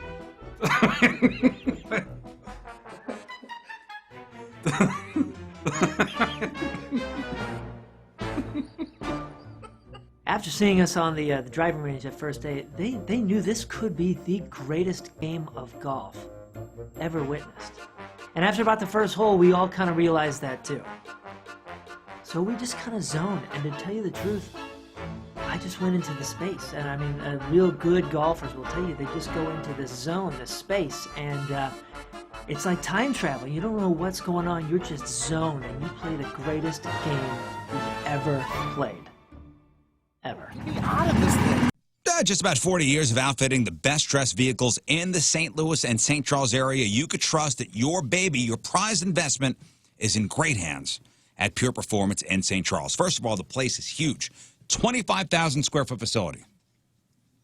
Biggest showroom in the area. You could find anything and everything you might need to enhance your ride. Talking about your car, your truck, or your SUV. Pure Performance has a huge assortment of leveling kits and lift kits for your Jeep, your SUV, your truck, any make and model. So don't let any road stop your adventure this summer. Leveling kits to fit any budget starting at $399. So go from any road to off-road in no time flat, no matter the make or model. Pure Performance has the right lift kit for your vehicle, like the BDS suspension lift kit with a lifetime warranty. And the experts at Pure Performance take great pride in the exceptional work they do every single day. And they'll take the time to talk with you, figure out your individual needs and wants for your ride. Make sure you're taken care of. And they do right by every customer. If you're building a car, truck, boat, or motorcycle, Pure Performance has the fittings to equip any vehicle. It's Pure Performance in St. Charles, just north of the Cave Springs exit off of 70. Their website, pureperformance.com, purperformance.com. Hi, I'm Riz from the radio, and I've been playing guitar for about 10 months now. And that means I'm ready to teach you how to play guitar, too. Are you ready to learn some fine licks? Well, I want you to take classes at the Rizzuto of Fine Music. In no time, I can get you playing like this.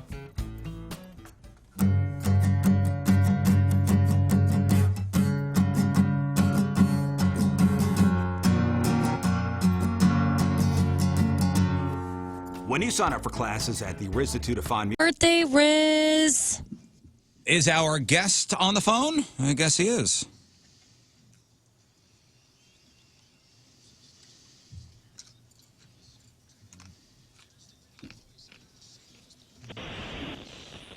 Hey, Chris Kerper's on the phone. Hello. What up? Morning, fellas. Hey, good morning. Where are you right now? So nice. You in New York, New Jersey? Where are you?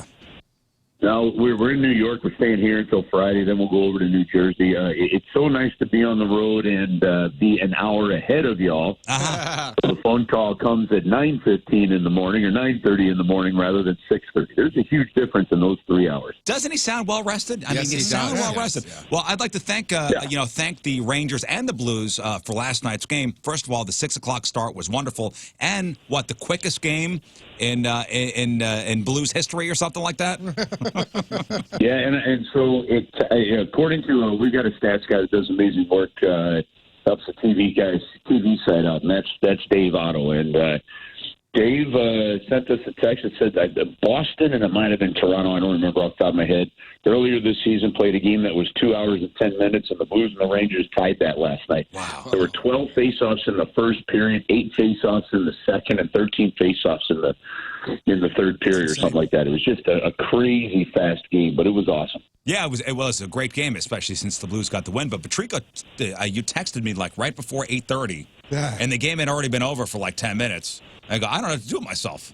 I have like an hour before I got to go to bed. What should I do? I started an online degree, Chris. Oh, good. Yeah. Oh, good for you. Yep. Good for you. By the way, I don't know if you guys have done because my wife did it once. She was thinking, maybe I'll get, she's a teacher. She goes, maybe I'll go look into getting my master's. And she filled out, it might have been University of Phoenix or something, right? And so she filled out like an interest form. Holy moly. You want to talk about like vultures on a dead squirrel? I mean, they just started the phone calls every hour, the text, the emails. Like, it was crazy. What that was like. So unless you're doggone sure that you want to do that, I don't recommend filling out a form. Yeah, she's now on 8,000 lists. Oh, well, yeah, we're getting, it's amazing the junk mail we get even 4 years later. So Chris, what do you do when you're in New York? I mean, what are you doing today? Hanging out? Yeah, hanging out. Actually, for me today, with the team not doing anything, no practice. I got a kind of a lot of work I've got to get caught up on in terms of some of the other duties I've got. So we'll do that. But you know what? We'll find some food. A group of us may go down into Little Italy for dinner tonight. Mm-hmm. We've got 2 days here. I'm a big show guy, so if I get a chance, I'll go see a play or I'll go see a musical or something like that. Taking in a musical. Look at this guy with the culture. He did ask me for the link for Real or Fake, though, just so you know. He had Different some kinds time. of culture. Yeah, he wanted to deep dive into it just to really see. So. Different kinds. No, I used to push wheelchairs at the Muni. It was one of my summer jobs. I loved it. So I would. So if I get a chance to do that, we'll do that, and then get ready. Friday, we'll go play the New Jersey Devils. Fly to Chicago after the game. I'm actually coming home to host an event at my wife's school or for my wife's school on Saturday, and then I'll whip back up to Chicago for the game on Sunday. So the week will get busy. So I'm not going to overdo it too much here in the next 2 days. Yeah. What are the players doing on the day off today? They might just be getting in. I have no idea. Well, you know what? They're smart. This time of the year, they take care of themselves. They'll have treatments for those that need it. It'll be a relaxing day. Nobody going to the rink, so some may take in some sights that are more inclined. Some are going to walk around going, "Oh, this city's big," and then others may just stay in too. It really does vary. Yeah, because this is now the home stretch. I mean, we're in the home stretch of the season, and Right. bodies are starting to break down. It's hey, we need to take care of ourselves. Fans, I think, need to as well, because I think the Blues could put on another long run. Yeah, absolutely. That's the way it's looking. 8 wins in a row. Colorado, it sucks because they got a 7-game win streak, kind of right on the heels of the Blues winning 8 in a row. But the Blues have won 8 in a row for the second time this season. That's like 16. Yeah, and it's the third time this year that they've won 7 or more in a row, and that's the first time that's ever happened in franchise history. It's been a bit streaky, but you know what, guys? You look at the record of Craig Berube last year when after he took over, and then you look at the record this year. Now, this year they've already played a few more games, right, than the total they did after what Craig took over early November last year. But the record is just absolutely phenomenal when you think, okay, there's been some changes, there's been some streaks. There was that stretch where you only had won 2 out of 12 games, that kind of thing. Well, last year the Blues were 38-19-6 under Berube. This year they're now 40. So this year they're now 40-17-10. I mean, almost identical. Yeah. It's really been an amazing run of consistency. You know, Jordan Binnington has got what he's played. That yesterday was his 81st game that he's played in the National Hockey League, and he's got a record of 55 wins and 16 regulation losses. I mean, just crazy kind of numbers they put together over the last year and a half. And it's kind of cool when you see publications, and I don't remember what Twitter account it was or where I saw it, but who the next Jordan Binnington is going to be. Did you see that? Yeah, I did see that. And then here in New York, because we were just here, they're talking about Shesterkin, who unfortunately on the trade deadline day was in a car wreck in Brooklyn and broke a rib, so he's out right now. But there's some young goaltenders around the league, and that could do what Jordan Binnington did last year for the St. Louis Blues. And it is kind of the funny thing about that, guys. Like, when it happens, everybody says, "Oh my gosh, it'll happen again." Like, I'm telling you, I truly believe that some coaches this season in the National Hockey League got fired because of what Craig Berube did last year with the St. Louis Blues. And then I think what those general managers did, continued to forget to realize is what the Blues did last year had never happened in the 4 major sports leagues before. So it's not like this is, okay, well, now that it happened once, the skies are open, it's going to happen every year. Yeah. But it does people hope, say, ooh, this could happen again. Who's it going to be? But, man, what he did was so hard and so special. It's more rare than it is common. If somebody were to ask you to describe this year's team, how would you describe the team? Savvy. I would just, all of a sudden, it's a team that has the confidence and knows how to win. They've come from behind in 3 of their last 4 games on this win streak, and there's just a calm about them. They don't flinch, and I think last year they stopped flinching because they had the confidence to know that even after a loss, and especially on the road, they proved, okay, we can win, they can do it, and they took that confidence into Game 7. But now this whole team, they all know what it's like to win. They all know what it takes to win. And, wow, you see that night in, night out. I mean, the Rangers played a heck of a hockey game last night. I mean, at times I think you could say the Rangers played a better game than the St. Louis Blues, if you're being, really honest about it. But the difference is the veteran aspect and the savviness of the St. Louis Blues. They found a way to win that game, whereas the Rangers found a way to lose the game. And that Rangers team is going to get good. That Rangers team is going to be really good here before too long. But the Blues just have that savviness right now of being a champion, and it makes a difference. Boy, when you're calling a game over at Madison Square Garden, I've been there before, and that's a cool place. Right. Madison Square Garden is a cool place. A lot of history, in that building there. And is it palpable? Can you feel it when you're there? Oh yeah. There, Montreal. I mean, I went to an old game at a game at the old Toronto, Gardens. The Gardens in Toronto there. I mean. You definitely feel it. And the changes they made at the Garden here in New York were fantastic. So when you used to have the broadcast booth, it was way in the back, kind of back behind those seats, and imagine how far that was from the ice. Now, I mean, when they put that $1 billion into that, they put this kind of a catwalk bridge over the top. It's one of the best views now in the National Hockey League on top of it. The atmosphere is good. And although I am stunned, I'm watching that game, and Chris Butler was filling in for Joe Vitale last night, and I looked over at Butts, and I, on the air, and I said, look, I'm still amazed after they put $1 billion in here that the lighting in here is still the way it is, where there are still shadows and dark spots in the corners of the rink. See, I wouldn't notice that, but I guess, you go to all these other places, you notice those little things. Yeah, when you see the way these buildings are lit now, and a lot of it's that theater lighting and stuff, where they'll darken the seats a little bit and put a little more light on the rink. There's still dark spots at the rink here, so it still has a little bit of that old field charm for you. Chris, the owner, Stillman, continuing his legend. I saw a picture.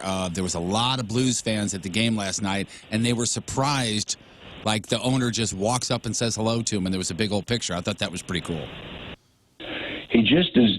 I don't. I mean, if there's a more unassuming kind owner in sports, I don't know who it is. I mean, I'm sure there's probably more. I don't know all the owners of all the sports teams around the country or the world, but he's just as down to earth, Minnesota guy as you would expect, and so you guys remember a couple of years ago the Blues did a feature of that blues bar, Wood Nails, where a whole kind of just became a blues bar where the guy even used to have Emo's Pizza flown in and stuff. Well, that bar closed sometime this past summer, I believe. There was a dispute with the landlord.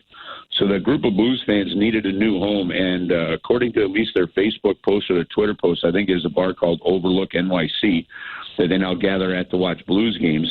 But that group, they get together every time the Blues come in, and they end up, watching and going to the Blues game together. Well, they were there, and Tom found them and surprised them all, and was just that's pretty neat. It's just a tight connection that. This ownership group cares, and not just about the community, but I truly believe he just cares deeply about every single Blues fan. And, and the front office here, it's just such a great, caring group of people that, things like that make you proud to be a part of the organization, to be honest with you. It was really cool for those fans and really awesome what Tom did. All right, two more things before you get to go see The Lion King on Broadway. I don't think I'd see The Lion King. I think I've never seen Book of Mormon, and I like the last. So that's great. Good. I would love to see that. I'd love to see. Yeah, that. That's the one that's leading. The one that actually is intriguing me a little bit is the new one, the Tina Turner musical. That one's kind of intriguing me a little bit. Tina Turner enthusiast. We know that about you. That's what I heard. Mm-hmm. He's got that Tina tat. Yeah, you got a Tina Turner tat, huh? Well, it wasn't supposed to be, but I had to cover up a mole. All right, a Tarasenko timeline. Have you heard anything? No, he is with the team. He's still practicing every day with the team, but nobody has updated on the timeline on that. Sorry. And non-hockey related. Okay, so we were talking about this earlier. There's an asteroid that's going to pass pretty close to Earth on April 29th. The thing is like 2.5 miles wide. It's traveling at 20,000 miles an hour. It's going to just miss Earth by 3 million miles, which is, I guess, when it comes to the solar system, that's a pretty close call. Now let's. All right, hang on. I'm pretty good at math. Let me write this down. So we need to figure out what. This is not math. No, this is not a math thing. All right, so listen. Gotcha. If NASA found out that on April 29th an asteroid was going to hit the Earth and destroy it, would they tell us? So it's March 4th. Would they tell us? Yeah, they'd tell us. Somebody would leak it out. There's no doubt in my mind. They'd absolutely tell us. Yeah, but if somebody leaking it out, nobody's going to take that seriously. You know what I mean? There's a lot of things that leaked out and a lot of things that people talk about. But here, the bigger question, too, is would you want to know? Yeah, would you want to know? Okay. So essentially what you guys are saying is we want to relive the movie Armageddon. Yeah, but with Armageddon, there's a chance of them, pushing the asteroid in another direction or, redirecting it. Now there's no chance. Like April 29th is it. This asteroid is going to hit Earth and destroy it. Humanity is over.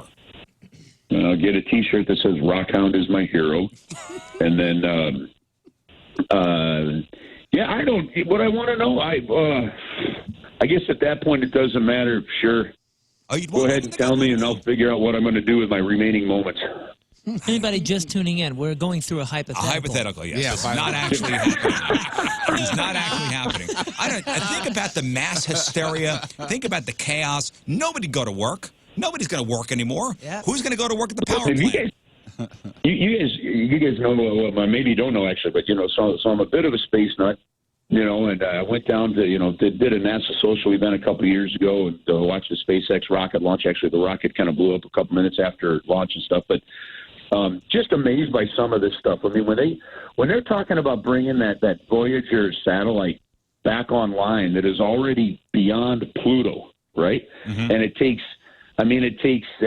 36 hours for a round trip transmission to get back and forth. To sit there and think that they're still communicating with this thing and bringing it back online, right? Yeah, it's insane. And then and then my cell phone drops right at $1,040 every time I go past it. Yeah. Like, but this kind of stuff blows my mind. I'm fascinated by it. But They're still talking. yeah, you know what? If there's going to be a doomsday scenario, let me know. I'm in.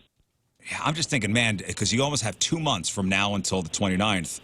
You know, what would it be like? There's going to be no power. The pilots are not going to fly planes. Who's going to be air traffic control? Yeah. Who's going to go to work at the sewage plant? It's going to be a disaster. Yeah.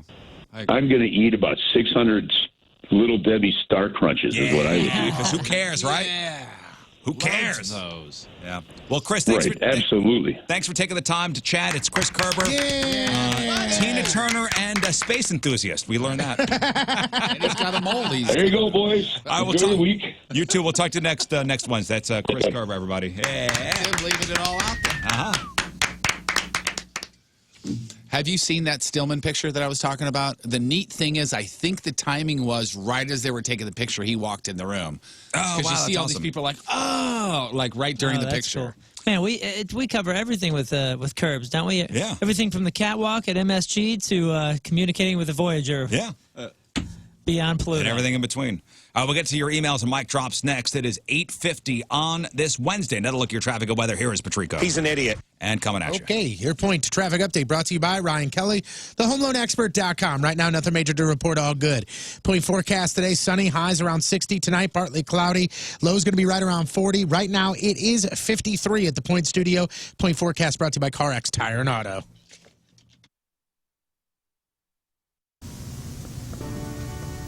Hello, I'm Lefty Borton, here for you, your Valentine's 2016 holiday dating tips. Number 1, fireplaces are great, but don't get too close. Human hair is flammable. Tip number 2, a bearskin rug is romantic. Go with something dark. It'll hide most of the stains.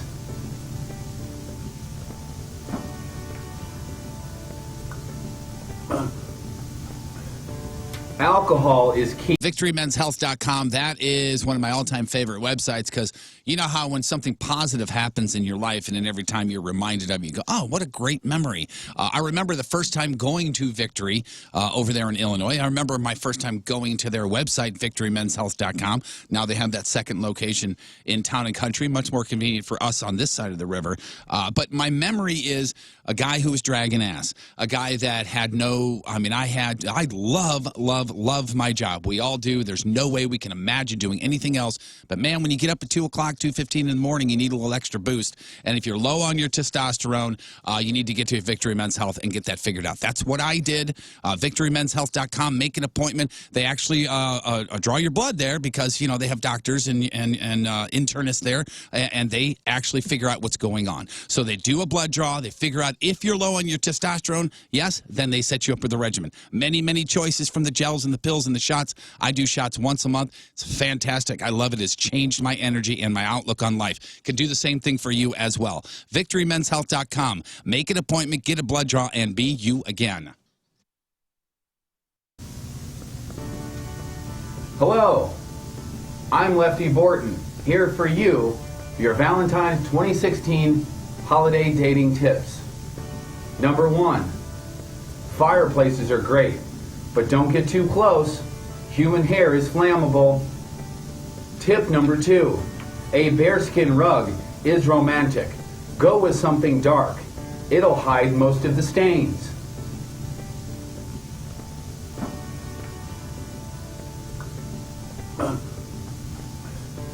Alcohol is key. Always check for an ID. If you don't know, the judge will tell you.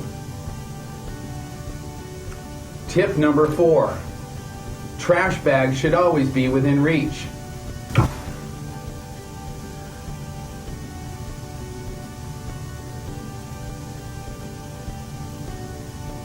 I'm fine.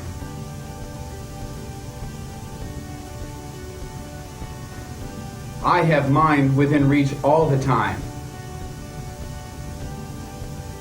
We're not going to get to all of them.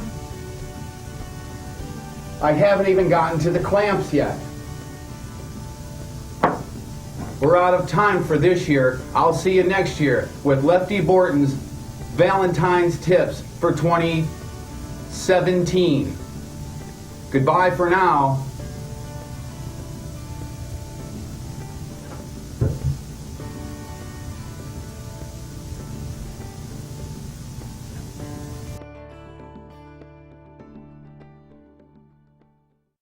All right, so this is a toy that you got? According to this morning, it says this is not a toy, but yes, I bought this, and I bought it specifically because I wanted to do it with us. Okay, so it's got 4 little slots for your fingers. Yeah, some of these gag things like that, it's just like a little shock. And my son got something in a magic kit that he gets me with every once in a while, and it hurts like hell. This is like, to be honest with you, it's 4 AAA batteries, which, okay, whatever. Let's rewire it. My sister-in-law was the one that tested it, and she damn near threw this thing across the room. There's 1, 2, 3, and 4 on the settings. We're going 4. All right, so y'all put your fingers in there, and you press the button. Yep. And it kind of goes around, and one of you gets shocked. Yep. Okay, great. Does it hurt if there's any metal on any other part of your body? I can take it off. All right, so Scott, not doing this? Scott, you pick No, I what gotta number you control want. this. I'll do. I got to control the board. Scott's doing 4. What do you mean that's dumb? That means I mean hold on. exactly what it sounds like. That's dumb. What do you mean that's dumb? There's only 4 slots. Who's going to be left out? So you can We should do easily it roll drawing. over here and do it real quick. All right, and fine. then You back want to up. plot names? No, we'll do Let's this. plot names. We'll do this, and then the Let's loser plot of this one, names. the loser of this Everyone one wants to steps see you out get and you're in. shocked. Why me?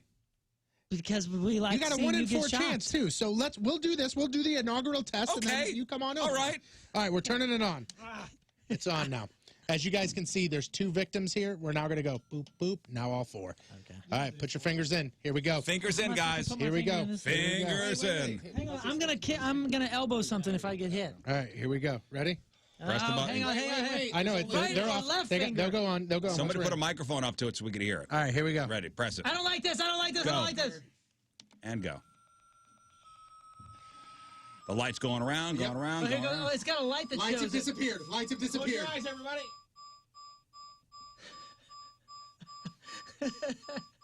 Come on! This is stupid. I don't like it. Oh boy. Anytime now. Yeah, that'd be great.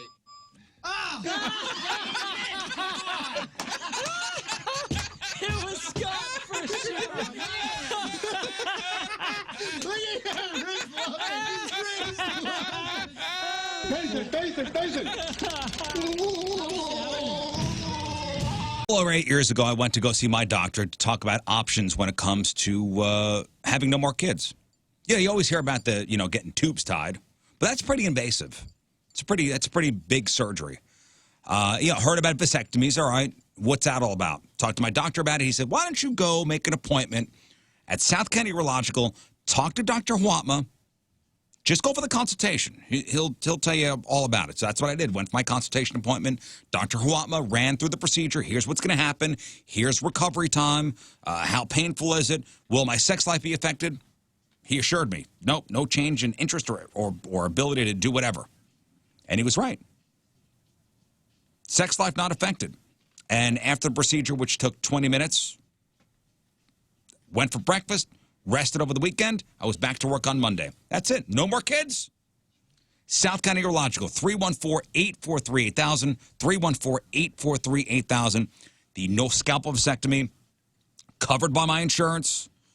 Friday procedure, rest over the weekend, back to work on Monday. That's South County Urological, 314-843-8000, online at southcountyurological.com.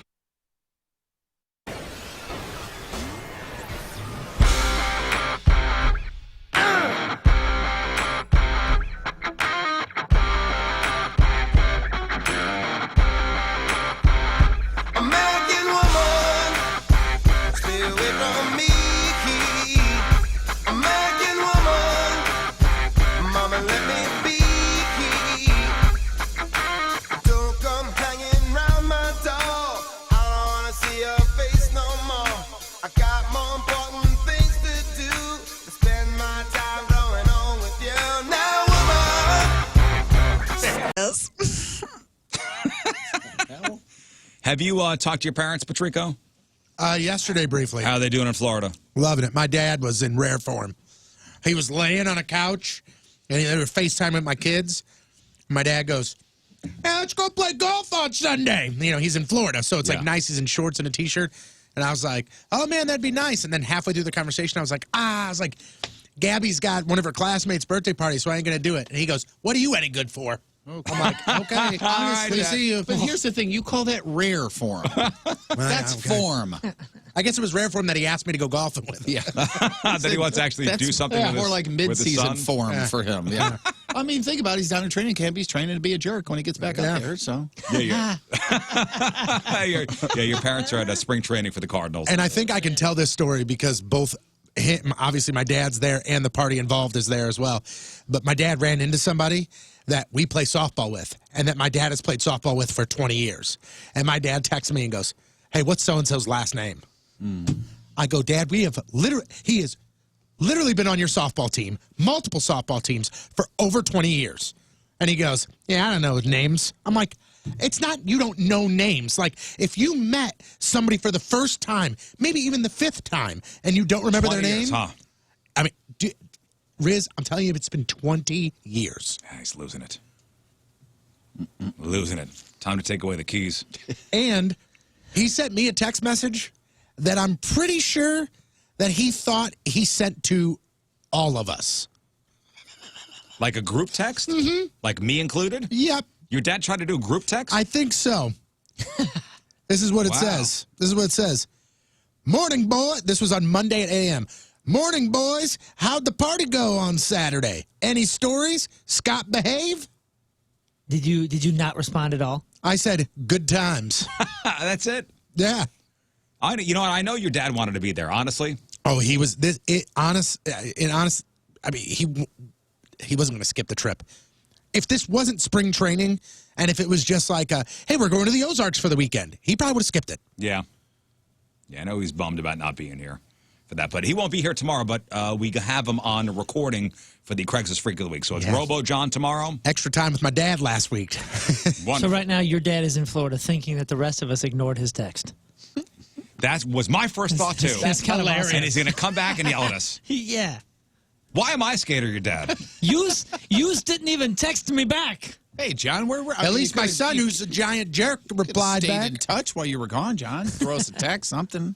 Let's get to some of your emails. RizShow@1057thepoint.com. You want to do that right now? Right now, Jeff. It's brought to you by Bellman's Car Nexion. Start your search for pre-owned cars and trucks at carnexion.com. Sending love from Nashville. Love back. Oh, yeah. We had a horrific tornado touch down overnight that's paralyzed the city, and death toll of 21 so far. I think it may be more they say now. and it says projections rising, yeah. Yeah. Any donations that you can make, Community Foundation, Middle Tennessee at cfmt.org. And that's from our environmental guru, Hannah, who writes it all. Yeah, there's a lot of resources on the internet on where you could donate and what you could do. And I know a lot of people from the St. Louis area heading down there to help. A lot of Red Cross volunteers. And man, Yeah, just I devastating. got a couple buddies that work in construction. They're going down there to try to help. Yeah. Some very historic places actually having to do with music have been destroyed because of the storms yesterday. So yeah, that video that I saw yesterday that's been going around of Is it the the guy. drone? No, this is from the guy from the inside of the news. Oh yeah. And he's like filming the parking lot through that window, and all of a sudden he goes, "We're in the middle of the tornado," and it is. You could see like. Wow, over there's a lot of lightning. Wow, that lightning is now brighter and closer. And then all of a sudden, you just see what almost looks like TV static fuzz outside of the window. And then it stops for half a second, and they're legit in the eye of the storm. They're in the middle of the tornado. Wow, that's insanity. Yeah, there's a video of a drone being flown over where the tornado went over, and it's just, wow. Next. Wanted to chime in on the Standing Up at Sports game talk.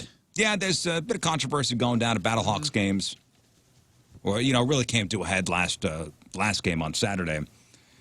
People who like to sit at football games are getting into it with people who like to stand at football games. Mm-hmm. Who's right? Nobody. You know what it takes is a fan of Hall & Oates.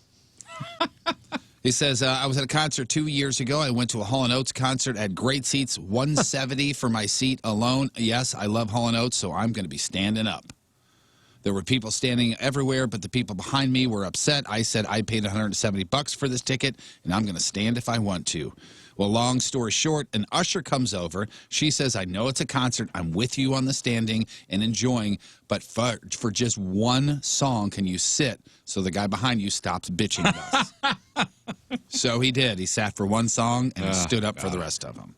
Thoughts? Yeah, I'm so on both sides here, but I have a personal conviction where if I'm in somebody's way, I can just hear my parents saying like, "Hey man, do it for the person behind you. Just sit down." It's not, you're not sacrificing too much. Yeah, and but you're then, giving back. I know I'm with you too. I got you, and and that's just for I'm me. playing both sides here too. But this next email we're going to get here is somebody who now takes issue with us. Go ahead, Jeff. This is directed at Moon and Riz listening to the podcast. You guys talk about reclining versus not reclining, sitting versus standing at sporting events. How in the hell can you say, quote, I paid for the seat, I'm going to recline, and then the next breath be Switzerland about standing and sitting at a game? I'll stop him here. These are you're comparing apples and oranges here, and that's because sitting and standing at the thing, there's multiple variables there, and not everybody is doing the same thing. On an airplane, don't get me started because it sounds like somebody that doesn't fly. Most on an people, airplane, I fly around 8 times a month for work. Well, then he knows that everybody has the same rights, capabilities, and infringements, and lack of you're not infringing on anybody's actual space. No one is doing anything in these 3 inches right or here. hindering your view of something. That's what I'm saying. I'm not inconveniencing anyone, and if you think that, then it's all even. Then you shouldn't be flying. Those are 2 different things. It's an apples and oranges Totally. kind of scenario. I understand. Hindering the view of a stage is way different than, you have the ability to recline too, so then you move your seat back. Yeah, and every event is different. That's another thing that has to be brought into this conversation. Yeah. Right in your face.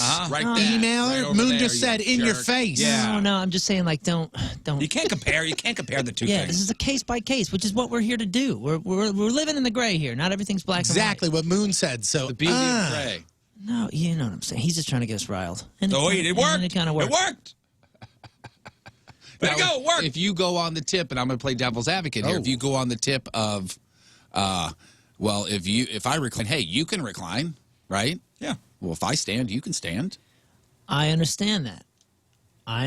But it's a different sort of thing, and each one is different. A Rage concert's different than a blues game. That's different than a Battlehawks game. It's all so case by case. And like I said, I'm not sure if there is a right or wrong. But personally, I don't want to be in your way and hinder your experience either. If I go to the Fox to go watch a play, I can't stand. Then You can. Well, I guess I could, but then I'm going to hinder the person who's sitting behind me. But you paid for your seat and you want to stand. Yeah, man. Yeah, man. Yeah, man. Boo to this man. Next. All right, we got a who's responsible question here. Ready? Mm-hmm. I work as, not me, the emailer. I work as a middle school teacher, and this year we had a lot of issues with students watching adult videos on their phones during the school day. Keep in mind, I said this is a middle school. Oh, jeez. We have a policy the phones are out of sight during the school day, but you can guess how well that goes. Student won't give up phone, gets written up. Parents pick up the phones. Parents give the phone right back to the kid, rinse and repeat. Oh, yeah. We have also had issues with students airdropping pictures of their business at lunch for half the school to see. My question is, who's responsible here? Right now, we are suspending anyone we catch or gets reported. But is that the best solution, or should the parents be held responsible?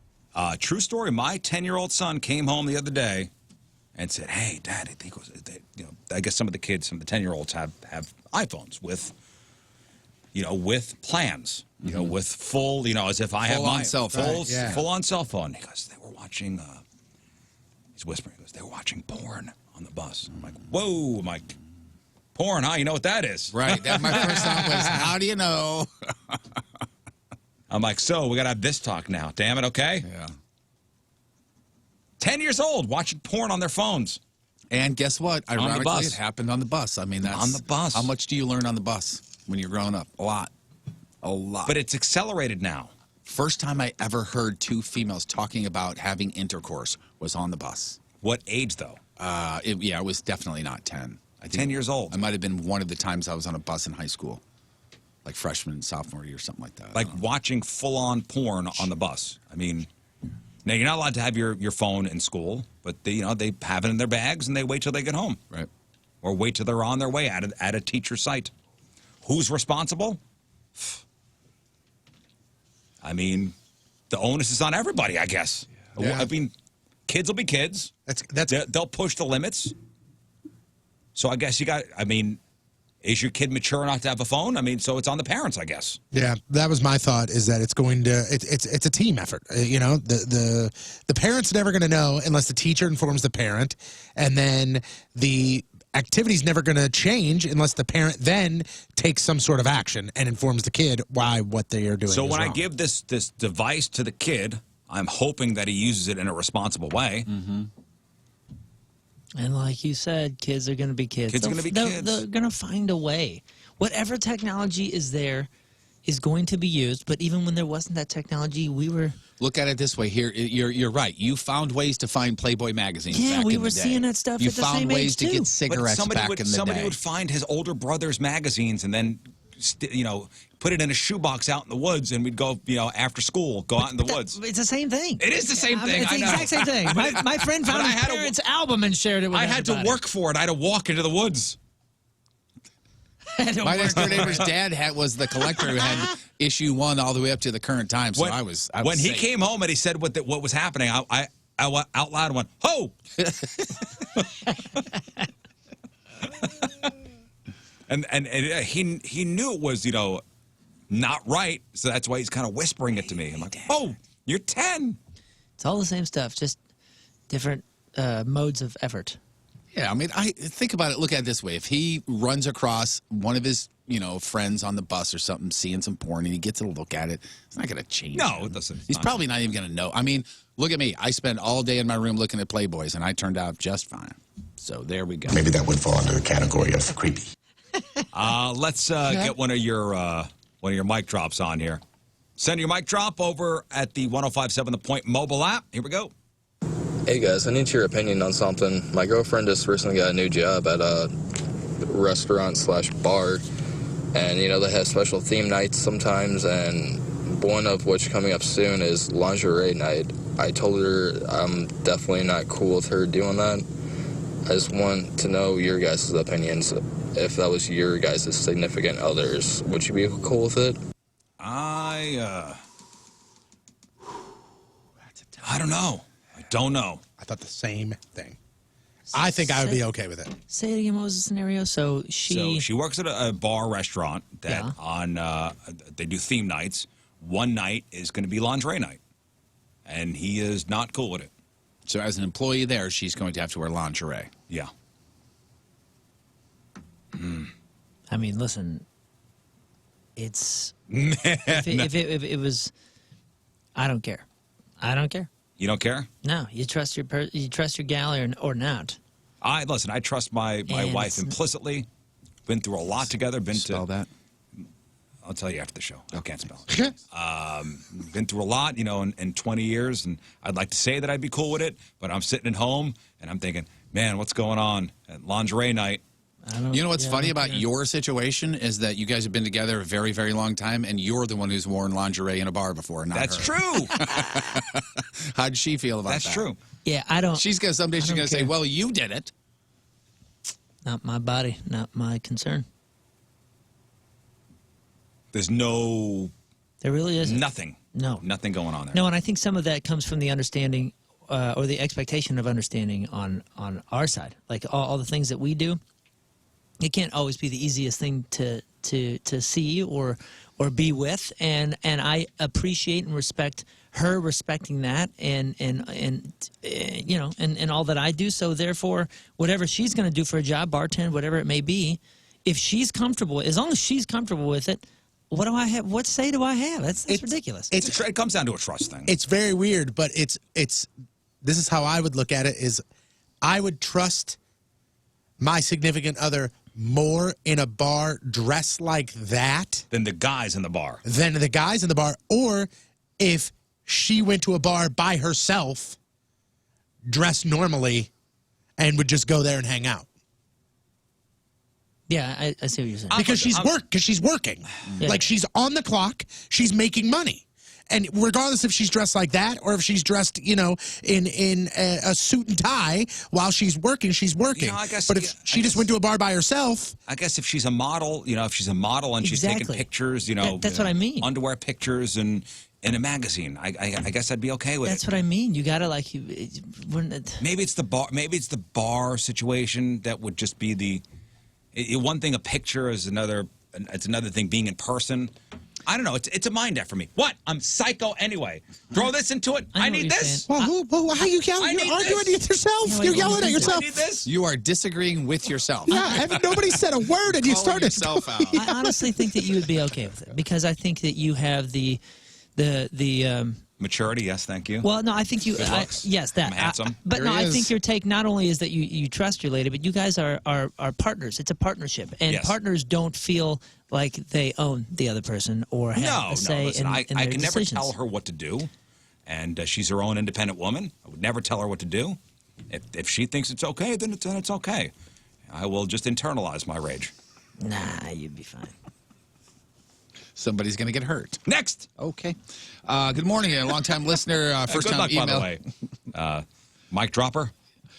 This guy is getting ready to propose to his girlfriend. They've been dating for 3 years. In a couple of months, it'll be 3 years. He says he feels they have a good relationship, and he has a good relationship with her parents. Should he propose, yes or no? I'm sorry, should he ask permission with the parents before proposing? Yes. I like that tradition, honestly. Yeah. More really, the question is it disrespectful not to? I think it is. Maybe I do not. nowadays it's not, but on the off chance it is, then I would. Yeah, I don't think it's disrespectful. I think it's a really good thing to do, and can only be a positive. What's I bad about suggest doing you do it. Exactly right. If she's got a good relationship with her parents, it's probably a good thing to do. Fast forward 20 years, and my daughter is dating a guy, and the guy does not ask me for permission to marry her. I will never forget that. Oh, really? You could never get over that? Nope. I mean, I asked my father-in-law. I asked mine too. There's no possible way I could ever forget. I think it's the right thing to do. 100%. And tradition be damned. Don't do it because of tradition's sake. You do it because if your lady respects her father, you should too. And this is a part of that. Yeah. This is a big part of that. Yeah, do it. Do it. I'll never forget where I was. Do it. Giantoni's on the hill. That's where I asked my father-in-law. I think my mother-in-law and my soon-to-be wife had excused themselves to powder their nose, and I was like, hey, Mike, listen. Which is weird because his name's Larry. Hey, Now listen. Larry Bear. Hey, listen, real quick. I'm gonna ask your daughter for her hand in marriage shortly. He goes, all right. Well, first Okay, of all, that well, wasn't good talk. asking. That was telling, first of all. Hey, Well, I'm going to... I don't know exactly what I said. I'm joking with you. But even if you just put it that way, even giving him a heads up is Right. that still counts. Hey, heads up, man, she's missing her period, so I think I'm going to That ask still her. counts, right? What if you sit? What if you sit down at dinner with your daughter's boyfriend, and they go to the bathroom, and he looks at you and he goes, "Hey," you go, "Yeah," and he goes, "Yeah, Mordecai," and he goes, "I'm going to make that mine." Oh God! Oh God! And I go, listen, she's 8, so I think it's. Look, kid, drink your juice box and shut up. Let's not rush things. What's in that Capri I'm Sun? gonna make that. I'm gonna make that mine. I'm gonna say, like, how do you react to that? Like, you could get out. Okay. Make that mine. Actually, that's mine, so you can't. Mine. This is not possession. I'm gonna take possession of your daughter in a couple months. How much do you want? I mean, what? Just breaking now, Mike Bloomberg has dropped out officially of the presidential race on the Democratic side and has endorsed Joe Biden. So, just breaking right now. There you go. Does he have any money left that I could borrow? He's all right. The guy spent $1 billion on ads, and he got American Samoa for the for the primaries. But we got to see a video of him licking his fingers, so Which that's is good. nice. That's great. good, which is nice. We always have wanted that. To, always wanted to see. Yeah, it says he spent over $500 million on his campaign. Next. Yeah, they all do. Yeah. Hi, King Scott. I think he was more. Guys. He's closer to $1 billion of his own money on his campaign. So, but he'll be all right. Wife and I are looking at going to the Battlehawks game on March 21.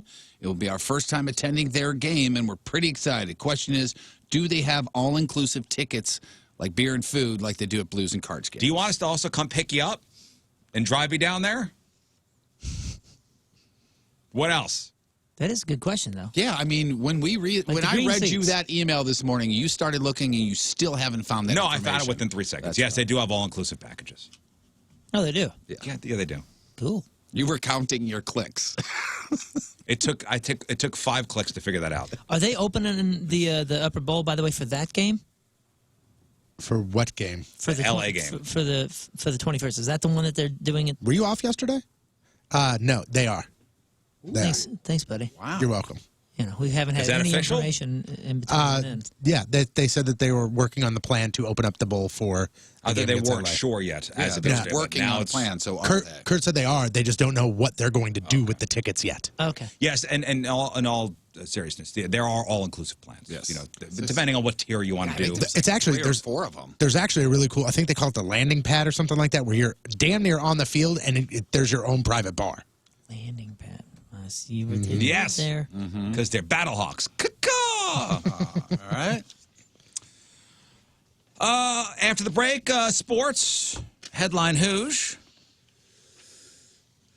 Hey, when you think of the New York Knicks, who is their number one fan? Who is the Knicks' number one fan? This guy, if you ever watch a Knicks game, this guy is always courtside. It's what's the older guy's name? He's LA.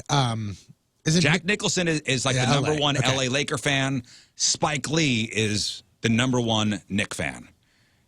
And the Knicks have gone pissed off Spike Lee. Uh-oh. Mm-hmm. And he's put his foot down, and he's not going to go on any more games this year. I'll tell you why. Next, 9:21 on this Wednesday. Let's look at your traffic and weather. Here is Patrico. Enjoy being single for life, you whale. Miss you coming at you. Your point traffic update, that being brought to you by Ryan Kelly, thehomeloanexpert.com. Left lane blocked due to a stalled vehicle, eastbound 64 right at Bellevue. Your point forecast today, sunny and high is going to be around 60. Tonight, partly cloudy, right around 40 for the low. And right now, it is 53 at the Point Studio. Point forecast brought to you by CarX Tire and Auto.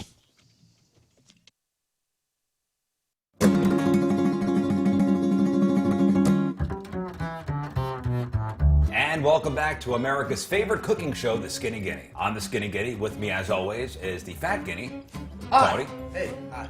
And my other assistant, Creepster Jeff. Hello. Hello. And today we will be making placenta smoothies. And here's what you'll need. Frozen mango, orange juice, some ice, vodka of your choice, Nice. coconut milk, and one large, fairly fresh placenta. Hey, when is our guest of honor getting here? Ooh, there's the bell. Go get him. I'll actually go get him. Oh, there he is. Thanks. Hey. Man of the hour right here. Hey, I just was walking Guest around of my honor neighborhood. today. Okay. Yeah. What do you guys got cooking? We're making placenta smoothies.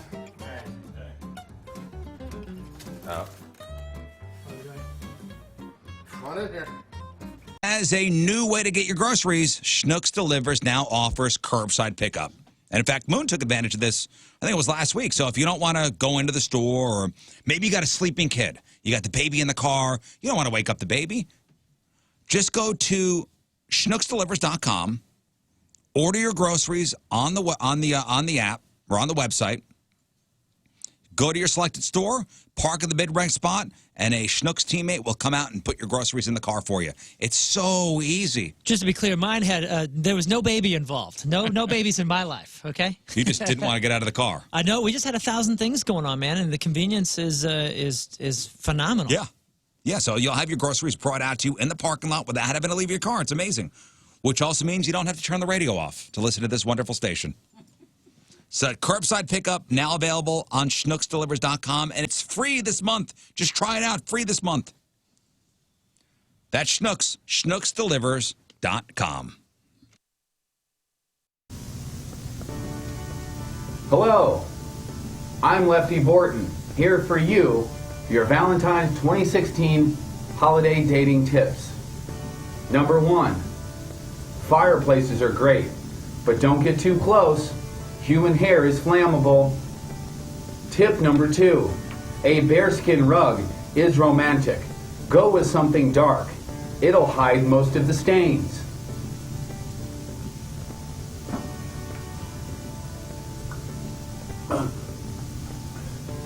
Alcohol is key. Always check for an ID. If you don't know, the judge will tell you. Tip number 4, trash bags should always be within reach.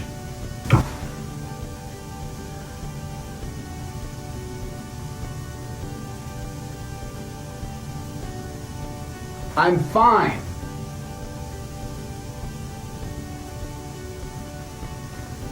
I have mine within reach all the time. We're not going to get to all of them. I haven't even gotten to the clamps yet.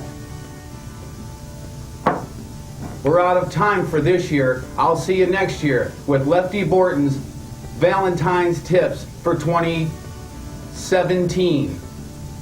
Goodbye for now.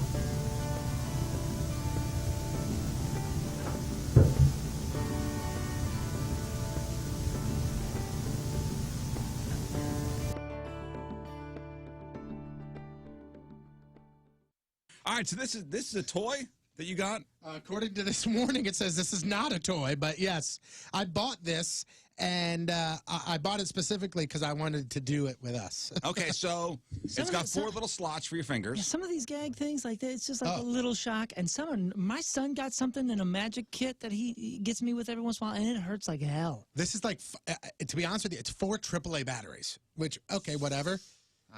Let's rewire it. My sister-in-law was the one that tested it, and she damn near threw this thing across the room. There's 1, 2, 3, and 4 on the settings. We're going 4. All right, so y'all put your fingers in there, and you press the button. Yep. And it kind of goes around, and one of you gets shocked. Yep. Okay, great. Does it hurt if there's any metal on any other part of your body? I can take it off.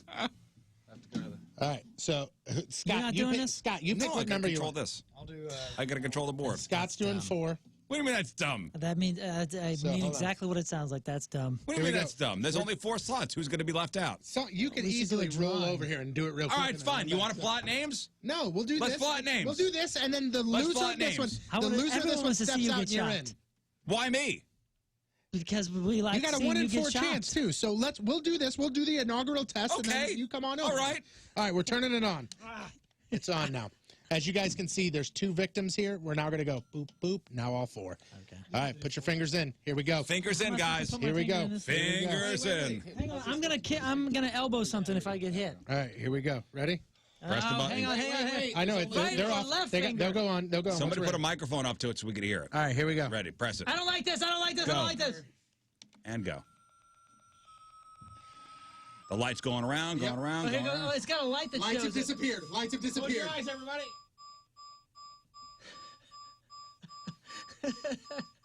Come on! This is stupid. I don't like it. Oh boy. Anytime now. Yeah, that'd be great.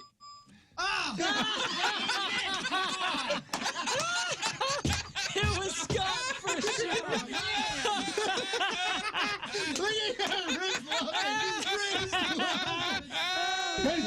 Face it.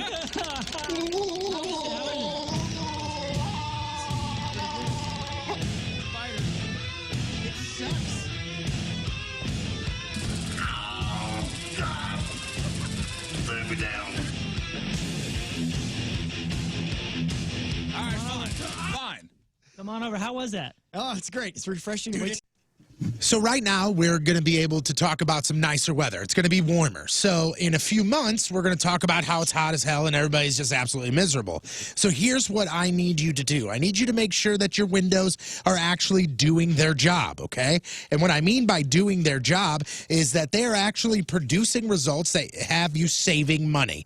And it's crazy to think that your windows can actually do that, but Universal Windows Direct Windows can do that. They can actually make you save money. And what they do is they have this amazing technology that actually really, truly saves you money by doing work that your builder's grade Windows doesn't. Triple pane glass. I mean, we're talking about the fact that Universal Windows Direct has done over 50,000 installs. And it's a company that started with just 2 guys and 1 dream, and now they have the best windows in the industry.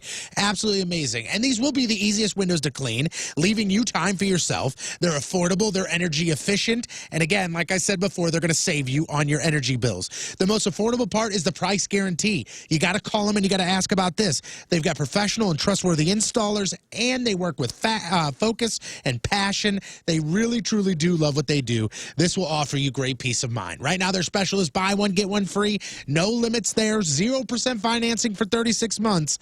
And all you have to do is visit universalwindowsdirect.com. That's universalwindowsdirect.com, or give them a call, 314-696-5909. Like me, you're going to be saying, I love my windows.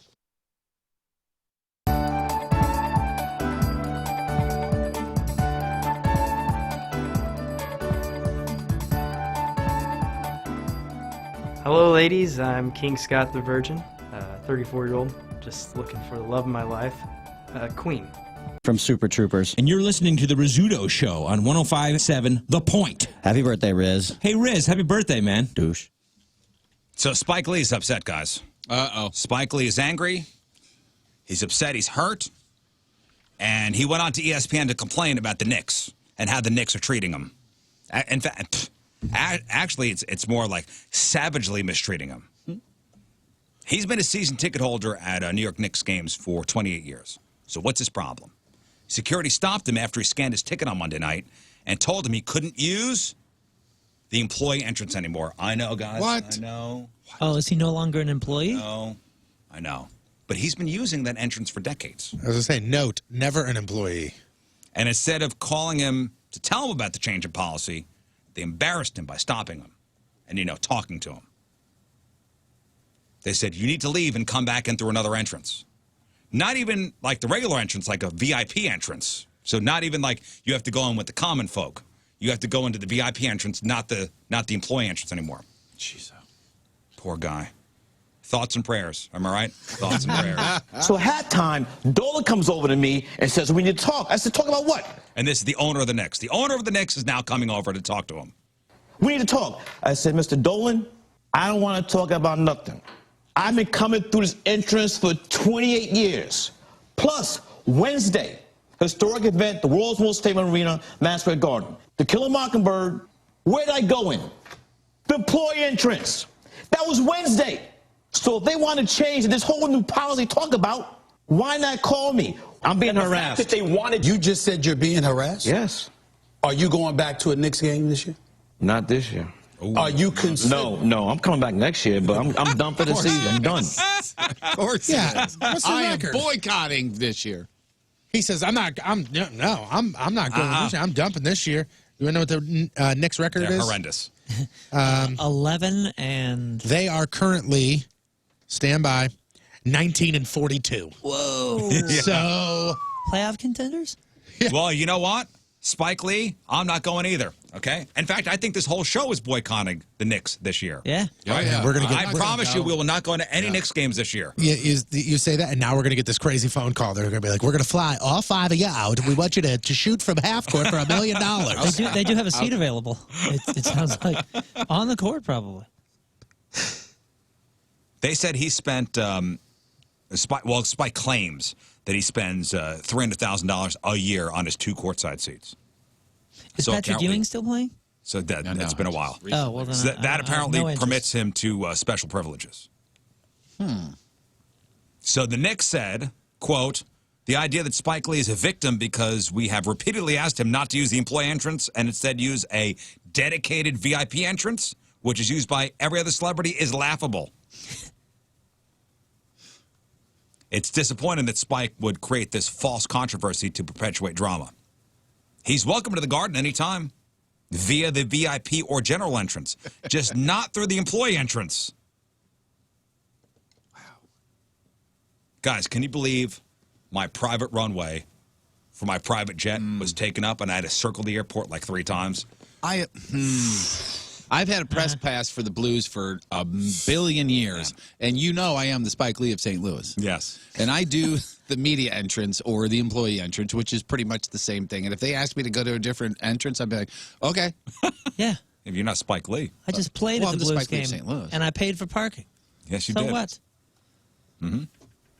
So Spike Lee's old buddy Reggie Miller said, quote, "Ooh, how the mighty have fallen." So there's a whole, remember Reggie Miller and Spike Lee, there's a big controversy when the Knicks used to be good and they used to play, who was he, on the Pacers? Yes. They used to jaw jacket each other all the time. It was a fun little rivalry. Remember when the Knicks were good? Remember, harken back to when? Salad days. Uh-huh. And in any event, maybe the Knicks should just carry him, like, to his seat. $300,000 a year, for seats, carry him, actually. Carry him into the arena. And one of those, like the old school King's rickshaw type thing. It's not a rickshaw because it didn't have wheels, but you know what I mean. The 4 guys, carrying him on the stilts. Yeah, we'll just call it the air chair. It's the air chair. In any event, here we are worrying about making ends meet, job security, and putting kids through college, the election, freaking coronavirus. Am I right? And now we're supposed to add which VIP entrance Spike Lee gets to use at Madison Square Garden. They should just cancel the NBA season. It's over. I'm no longer interested. This is what entitlement looks like, by the way. What? Well, about. Yeah. Here's sports. Poor guy. Again, thoughts and prayers from the Riz Show. Sending them your way. Positive vibes, Spike. Positive vibes. Don't screw this up, fatty. Sports brought to you by Amco Ranger, protecting people and protecting people and property from pests since 1965. Last night in New York, we talked about this briefly with Chris Kerber. The Blues picked up their 8th win in a row. Also a big win for the franchise, their 1900th win in a row. Yeah, how about that? In a row. In a row. Yes. Wow, That is in a row. They've won a couple Stanley Cups. First period goal from the Rangers put them ahead early, and then Colton Parayko, Braden Shen, Jaden Schwartz got an empty netter. Up next, game against the Devils in Jersey. Game is on Friday. Another early start, 6 p.m. puck drop on Friday. Cardinals got a 6-3 win yesterday in their spring training game against the Astros, but you got to check out the double play that Colton Wong pulled during a game. I mean, dove well on the shortstop side of the bag, rolled, flipped the ball out of his glove, and got them out at second, then Paul DeYoung fired the ball to first. It was amazing. Honestly, maybe we're trying a little too hard. You don't want to get anybody hurt, right? Doing that kind of stuff. It's still early in the season. Yeah. I'll send the video over to Scott. I'll put it up on the blog today. Cardinals play the Mets. Jack Flaherty gets the start. The Brewers and Christian Yelich are just real close to a mega deal. 9 years, $215 million. I mean, that's a huge deal for him. He was the 2018 National League MVP, won his 2nd straight batting title last season. So he's going to get paid, huh? He's going to get paid for sure. What does A-Rod think about the Astros sign stealing stuff? Well, he has been a little bit of involved in some MLB drama in the past. A-Rod? You done messed up, A-Rod? Yesterday, he said that he's frustrated by how the Astros players have acted. I think the one thing that really has upset the fans is you cheat, you win a championship, there is no suspension, and then there's no remorse. I served the longest suspension in Major League Baseball history. It cost me well over $35 million. And you know what? I deserved that. And as a result, I came back. I owned it after acting like a buffoon for a long time. I had my apologies, and then I went dark. And I wanted my next move to be contrite, but I also wanted to go out and play good baseball and change my narrative. And the way you change your narrative is you have to be accountable. You've earned all this negative talk. You've earned whatever comes your way, including whether it's hit by a pitch or negative press. You have divorced yourself from having the ability to protect yourself. That's the best thing that guy's ever said. That was amazing. 100% agree. Well done, dude. Yeah. Respect. People are respecting that. Respect. That thing right there. And I do. You know how rare it is these days for somebody to actually just own up to something fully. Not own up and go, he did. I did something wrong, but blah, blah, blah, and this person and that person, and blame everybody else. He owned up to it, and he did serve the longest suspension in baseball history, and he got Jennifer Lopez out of it. So Yeah. Bonus. Clean living. Yeah. So Tim Duncan, he is an assistant coach with the San Antonio Spurs. And I tried to look this morning, right before we went on the air here now. Greg Popovich is the head coach of the Spurs, and he was out with, quote, personal business. So they're saying it could have been anything from a family member sick to he had a prior engagement. Or it could have been sick. Could have had a kidney stone. To he had a cold. That's literally what they're saying right now. He's got coronavirus. But Tim Duncan made his debut as acting head coach, and he won.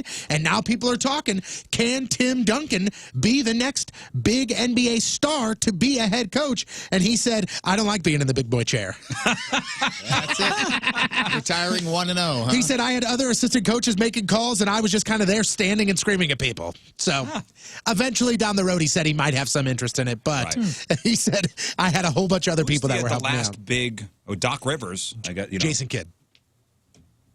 But is Jason Kidd successful? Doc Rivers is very successful. What about Steve Kerr? Oh, yeah, there you go. That's the big one. Look at me bringing the NBA Look at knowledge. you, man. You guys are welcome. Yeah, that was impressive. That's for you. That is for you. At this point, we're hearing something different almost every single day. And on Monday, an official in Tokyo said that as long as the summer games were held sometime in the year 2020, then they as a country met their obligations. Well, yesterday, the International Olympic Committee said that this summer's Olympics will go ahead as planned and will not be delayed despite the coronavirus. A rep for the IOC said the games are going ahead on the 24th of July, and we completely expect to deliver them on that date, no questions asked. So we'll see. Okay. Again, we've heard from 3 different people now in 3 days that have different reports. Some said they were going to be pushed back to the Paralympics. One guy said it was going to be sometime in 2020, and this guy says on time. Here's the latest on some of the free agency stuff going on in the NFL. Patriots want to bring Tom Brady back. They want to. And apparently they're going to have some conversations, and Tom Brady has now said that he will listen closely to when the team talks to him. For now, the quarterback and Bill Belichick have been texting back and forth. These are inside sources that say that they know they have been in contact. One source says that Brady is the one piece holding up the entire NFL and every single movement that is out there ready to be made. And they say once he makes his decision, there will be a quick flurry of moves with quarterbacks going here and people going here and being moved to here. Yeah, some of these teams in the mix want to make sure they got the right amount of money. Right. So yesterday we talked about how both the Giants and Colts could be Brady landing spots. They're out now. They have both people, like both different members of management, anonymous sources have said we're out. That's not in our plans. I thought the Colts were after Rivers. Right. And now the Bengals are looking to potentially trade quarterback Andy Dalton, but they want to respect him and say, hey, we want to trade you places that you will go, like that you want to go. So the Bears, the Colts expected to have interest in him, and the Patriots might actually be open if they lose Brady. The other rumor I heard yesterday was Jimmy Garoppolo would come back to New England, and Tom Brady would go to San Francisco. Great. Interesting. Yeah, I don't know. A group of college athletes have called for March Madness college basketball tournament and other NCAA winter sports to be played without fans. And these are college athletes that are asking for this. For coronavirus stuff? And the idea... The 49ers want to get rid of Garoppolo. That's so stupid. Why would you do that? I mean, it's Tom Brady. Yeah. Yeah, but Garoppolo just outperformed him. I know. The idea, by the way, of playing these college games in front of arenas with no fans isn't being totally dismissed. Officials in the NCAA said, quote, we've planned for all circumstances, and as of right now, we are planning to conduct our championships as planned, but we are evaluating the situation. The Enterprise Center will host the Missouri Valley Conference men's basketball tournament. Tomorrow is when it starts. It goes through Sunday, and the conference and the venue will be hosts for both the first and second rounds of the big NCAA tournament, and they are also also monitoring the coronavirus, and they are going to follow NCAA protocol when it comes to if the arenas will be empty or full. So far, as of this morning, this weekend's tournament will go ahead as scheduled. You're DJing too, aren't you? I'll be DJing Friday morning. The Friday afternoon session, I'll be DJing. Now, if they have nobody in the arena, will you still be DJing? I'm imagining I have to still, yeah. Dude, wow, that's a wild scenario. Yeah. It's crazy. I get there so early at the Battlehawks games at the Dome that, like, the first, like, kind of test and the first, like, 15, 20 minutes I'm there, I get to play whatever I want in the arena, and it's crazy to hear just with nobody in there just blasting through the Dome. You can play anything you want. Get hyped and play Celine or something. Yeah. Meatloaf. Oh, yeah. Some acoustic breaking Benjamin. Yeah. All right. A SLU back in action tonight. They take on George Mason on the road. Tip-off at 6. Mizzou back on the court there in Mississippi. They take on Ole Miss. Tip-off there, 8 p.m. Your sports brought to you by our friends at West County Auto Body, the best auto body repair facility in the country. I'm Patrico. That's your sports, and boom goes the dynamite. Brought to you by Moritz Royce Jewelry online at ninjabling.com. So let's go to Franklin, New Jersey.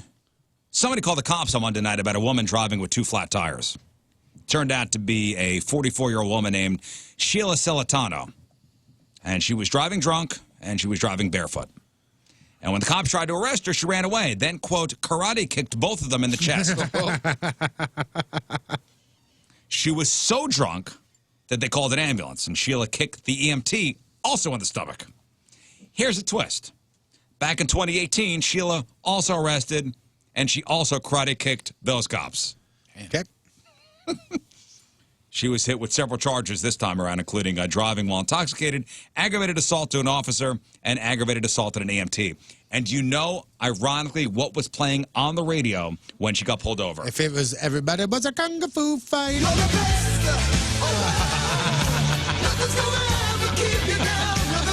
love it. Just like in The Karate Kid. If this woman ever gets arrested a third time, I have a guess on how it's going to go down.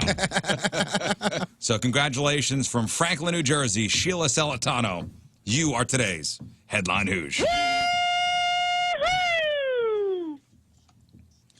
All right, 9:46 Wednesday. One final look at your traffic and weather. Here is Patrico. Of all the idiots, in all the idiot villages, in all the idiot worlds, you stand alone, my friend. Coming at you. Your point traffic update brought to you by Ryan Kelly, thehomeloanexpert.com. Right now, all good. Point forecast today, sunny and high is going to be around 60. Tonight, partly cloudy, right around 40 for the low. And right now, it is 53 at the Point Studio. Point forecast brought to you by CarX Tire and Auto.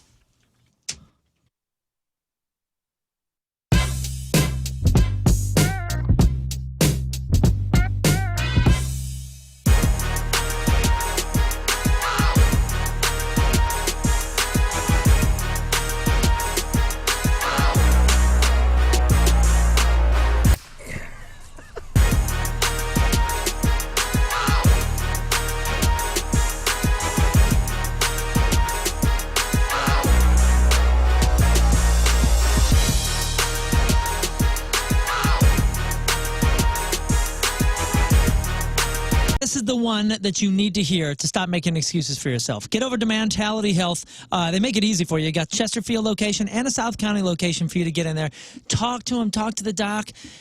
Board-certified physicians that are looking out for men's-specific health needs. And it doesn't matter what age you are. Anything could be going on, showing symptoms or not. But you want to be the absolute best that you can be. That's right. That's exactly right. Don't you want to feel that kind of that kind of energy? Don't you want to feel that? What that song personifies, what it means all the time? That's what Mentality will do for you. I'm telling you. Now, whether you qualify for testosterone replacement therapy or not, they have it all, and they do it all there for men. Check out the website and see what I'm saying. I've talked about the website and the testimonials, and you frequently ask questions and all that.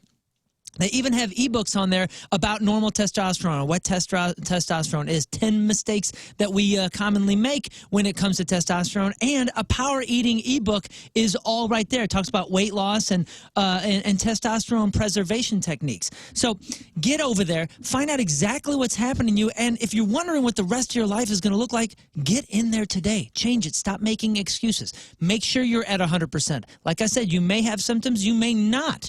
But you're going to find out exactly what's happening inside of you when you go into Mentality, and you're going to fix it. Mentalityhealth.com.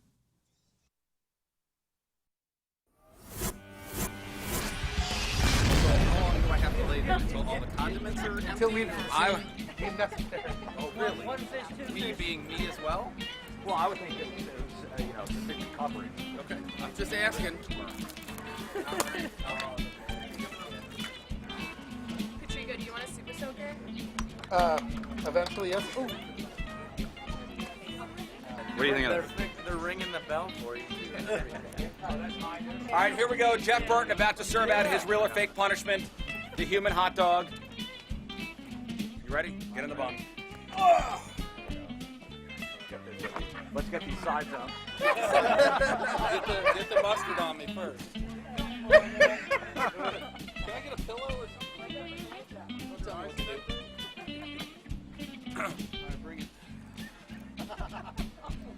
Oh boy, this feels so good.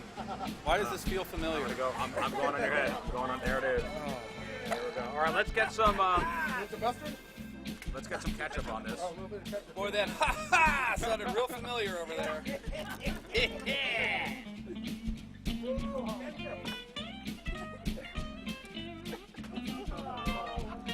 What a dick.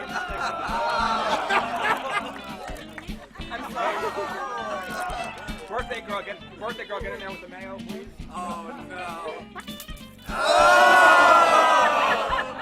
Oh, yes. That looks familiar. Easy. Little BBQ. And here is. Hold on. Let's get these orders. No, let's get some relish first. All right. Let's get some relish. Where's got the relish? Steve's got the relish. Steve Ewing, everybody. It's his place. Yeah, thank you, Steve. Man, I never thought we would play hockey against each other, and now look what you're doing to me.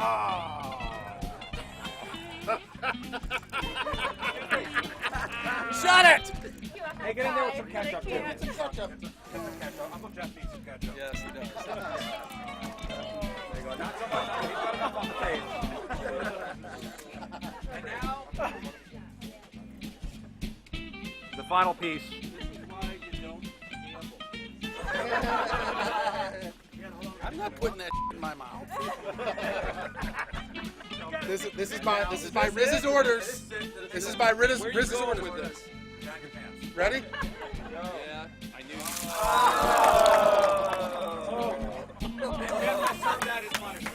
Not yet. Come on, bring it. Pickles for everybody.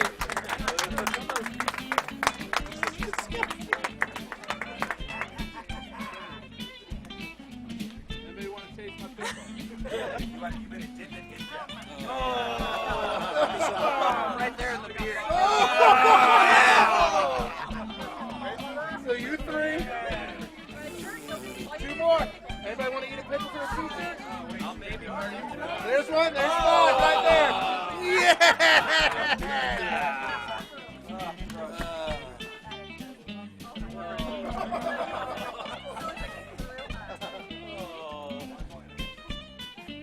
Yeah, come on.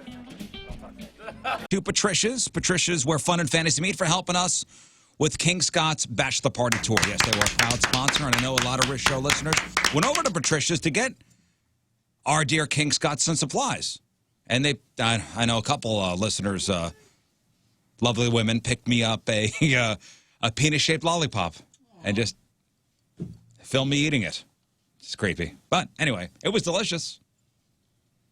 And King Scott walked into Pops with that Patricia shirt on with all those gummy penises on him. But if you are planning the bachelor or bachelorette party, make sure you stop by Patricia's for all your party supplies. They also have your sexy lingerie, your stiletto heels, your men's and women's adult toys, male enhancers, and the biggest selection, the largest selection of adult DVDs in the area. That's Patricia's. Talk to an employee. They're amazing over there. They'll never judge you. Just going to steer you in the right direction, help you get what you want. It's Patricia's, 3 locations. St. Peter's at the Cave Springs exit, on Page, 3 miles east of the Westport Plaza, and at the corner of Grand and Gravois. Patricia's, where fun and fantasy meet. And now, a heartfelt message from Tony Patrico.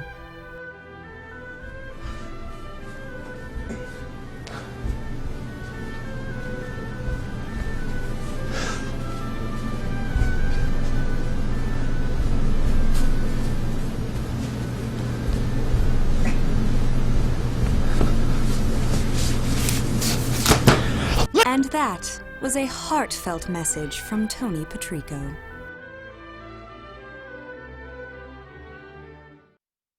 So next on the docket is Jeff Burton's sexy calendar from the competition, well, 2 competitions ago. Remember, it was the sexy calendar shoot. Calendar is complete, and you could buy it for the first time Friday at the Hot Shots, Manchester. $10. Jeff will be down there. He'll sign it if you like. Yes, he will. And for the first time, we're going to see it right now. My God. Oh, my God. These things have been in boxes for about a week now, sealed up. Yep. We haven't seen these before. Oh, I can't wait. The best description I can, are we doing this now? Sinuscenter.com. That is the place you need to go if you have the chronic sinus condition. You don't need to go to the store and get more spray to put up in your face. You don't need to put more eye drops in because you're going to look stoned either way. And you're not. You're suffering. You have bad sinuses. You have chronic sinus condition that nothing's going to help it. Well, there's one thing that will help it. STL Sinus Center. Dr. Gould is there and waiting. He's got this amazing, amazing procedure called the balloon sinus dilation. It's simply an office procedure. It's very, very easy, and you walk away from your chronic sinus conditions forever. And if you're wondering how effective it is, you're wondering if it's uncomfortable, the procedure itself, there are testimonials on their website. There are videos of the procedure on your website and on their website. And if you have any trepidation about that at all, go there, stlsinuscenter.com, and check it out. All it is a positive. No big, huge doctor bills. You save all that money of over-the-counter stuff that don't work. It's a visit, and it's over forever. They're amazing there. stlsinuscenter.com, 314-473-5433.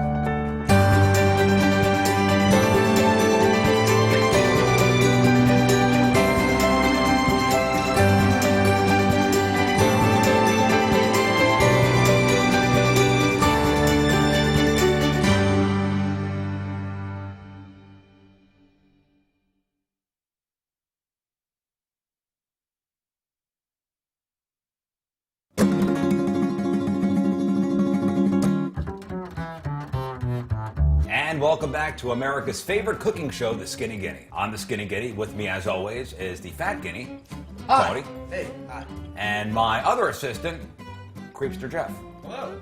Hello. And today we will be making placenta smoothies. And here's what you'll need. Frozen mango, orange juice, some ice, vodka of your choice, Ooh, nice. coconut milk, and one large, fairly fresh placenta. Hey, when is our guest of honor getting here? Ooh, there's the bell. Go get him. I'll have to go get him. Oh, there he is. Thanks. Hey. Man of the hour right here. Hey, I just was walking Guest of honor today. Okay. Yeah. What you guys got cooking? We're making placenta smoothies.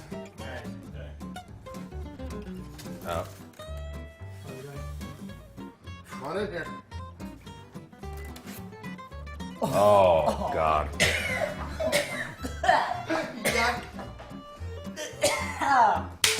Woo! All right. If I throw up in this alcohol. Oh, That's a lot. You smell it. Oh my God. Yeah. All right. I recommend we all glove up. Okay, Let's glove please. If anyone is curious, my wife did just get test results back, and we're good to go. Hopefully. up. All right, so here's how we're going to do this. We're not. You're going to start seeing those for sale signs pop in front of houses. So it's the buying season, okay? You're going to buy a house this year. You're going to stop renting. Before you call the realtor, call Kevin Putney and the 123 Mortgage Team and get yourself qualified and approved for that home loan. He makes it so simple. He makes it painless. This way, you're qualified, you're approved, you know how much house you can afford. You're not wasting your time. You're not wasting your realtor's time. You find that dream home, great. Now you're at the front of the line when it comes to multiple offers on the table. You are good to go. The hard part is out of the way. The fun part is finding the house. Kevin Putney offers every loan out there, every type of loan. I promise you, will find the loan that fits your needs, no matter what your situation is. My situation is different than your situation. Your situation is different than that person's situation. Kevin knows all the tricks of the trade to get you the greatest deal and get you into that dream house. Kevin Putney, the 123 Mortgage Team, 314-862-0123. He's online at 123mortgage.com. Kevin Putney, NMLS 260678, a division of AFN. NMLS 237341, 10-Point Drive, Suite 330, Bragg, California, 92821. Contact today, 314-862-0123. All right, that is it for us. Donnie Fandango is next. Thank you all for tuning in. If you missed anything at all, you got the blog and podcast.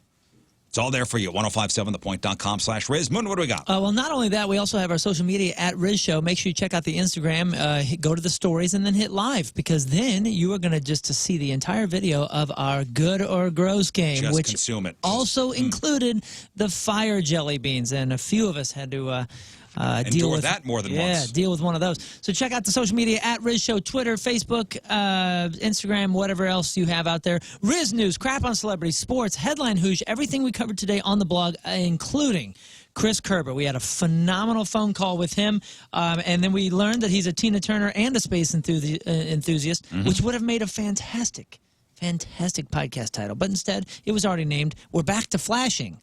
Find out where that came from by checking out the blog and the podcast, 1057thepoint.com/Riz. All right, thank you, Moon. Tomorrow on the show, we got the Craigslist Freak of the Week. I know John is not here. John Patrico is in Florida, taking in the Cardinal spring training, but we have him on tape. We got him on tape, reading the ads for you, so we got that for you tomorrow. Also, give away some tickets via Matchup with Moon. That's always fun. All right, anything else, fellas? That's it. Recording a Last Minute Blues podcast today. Should be up in a couple hours. Oh, great. Dope. Is there a blues game? There is one this evening. Cool. No, tomorrow. There's one tomorrow. Friday. There was one last night, which you'll talk I'm about. going to answer his question as if it's tomorrow. There's a game tomorrow. Okay, the Friday, actually. Friday, yes, Right. Friday. Tomorrow. That's what he said. Tomorrow's He Friday. confused Friday. everyone in St. Louis. Not this guy. He's always in the future. Thank God a meteor's going to hit us on the 29th. So, not have to deal with this anymore. All right, we leave you with a selection from our Team Riz Member of the Day, shouting out Ashley Staggs from Roxana one more time. Okay. Welcome to the That's the family. 29th of April. The meteor's going to hit us, right? Right, Is that yeah. what we said? 29th of April. Got to make sure we get the T-shirts right. That's right. All right, Ashley wants to hear this song, and there it Okay. is. This is Fine. Ashley's song. Well, then play it. See you tomorrow. Bye. Hey, y'all, I'm Kix Brooks. I'm Ronnie Dunn. And we're wishing you a happy birthday. Brandon here. Now, this is the game. It's a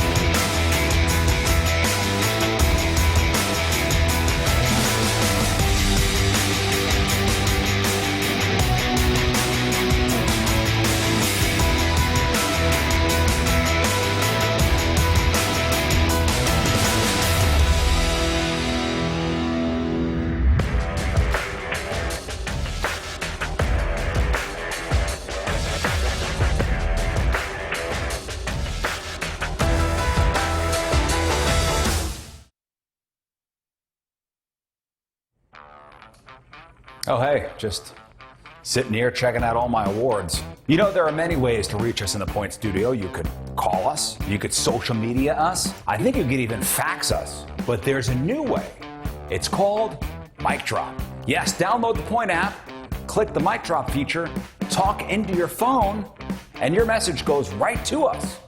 Look, I just got one from Jeff Burton. Hey, Riz, great show today. I'll see you tomorrow. All right, I f***ing read this stupid f***ing thing that head told me to read. That's right, the new mic drop feature. Download the Point app. Is this thing f***ing recording still? Hi, I'm Riz from the radio, and I've been playing guitar for about 10 months now.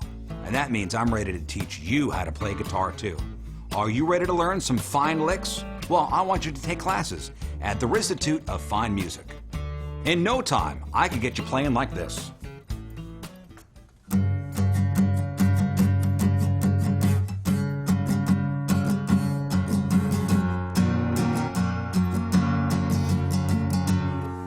When you sign up for classes at the Rizzuto of Fine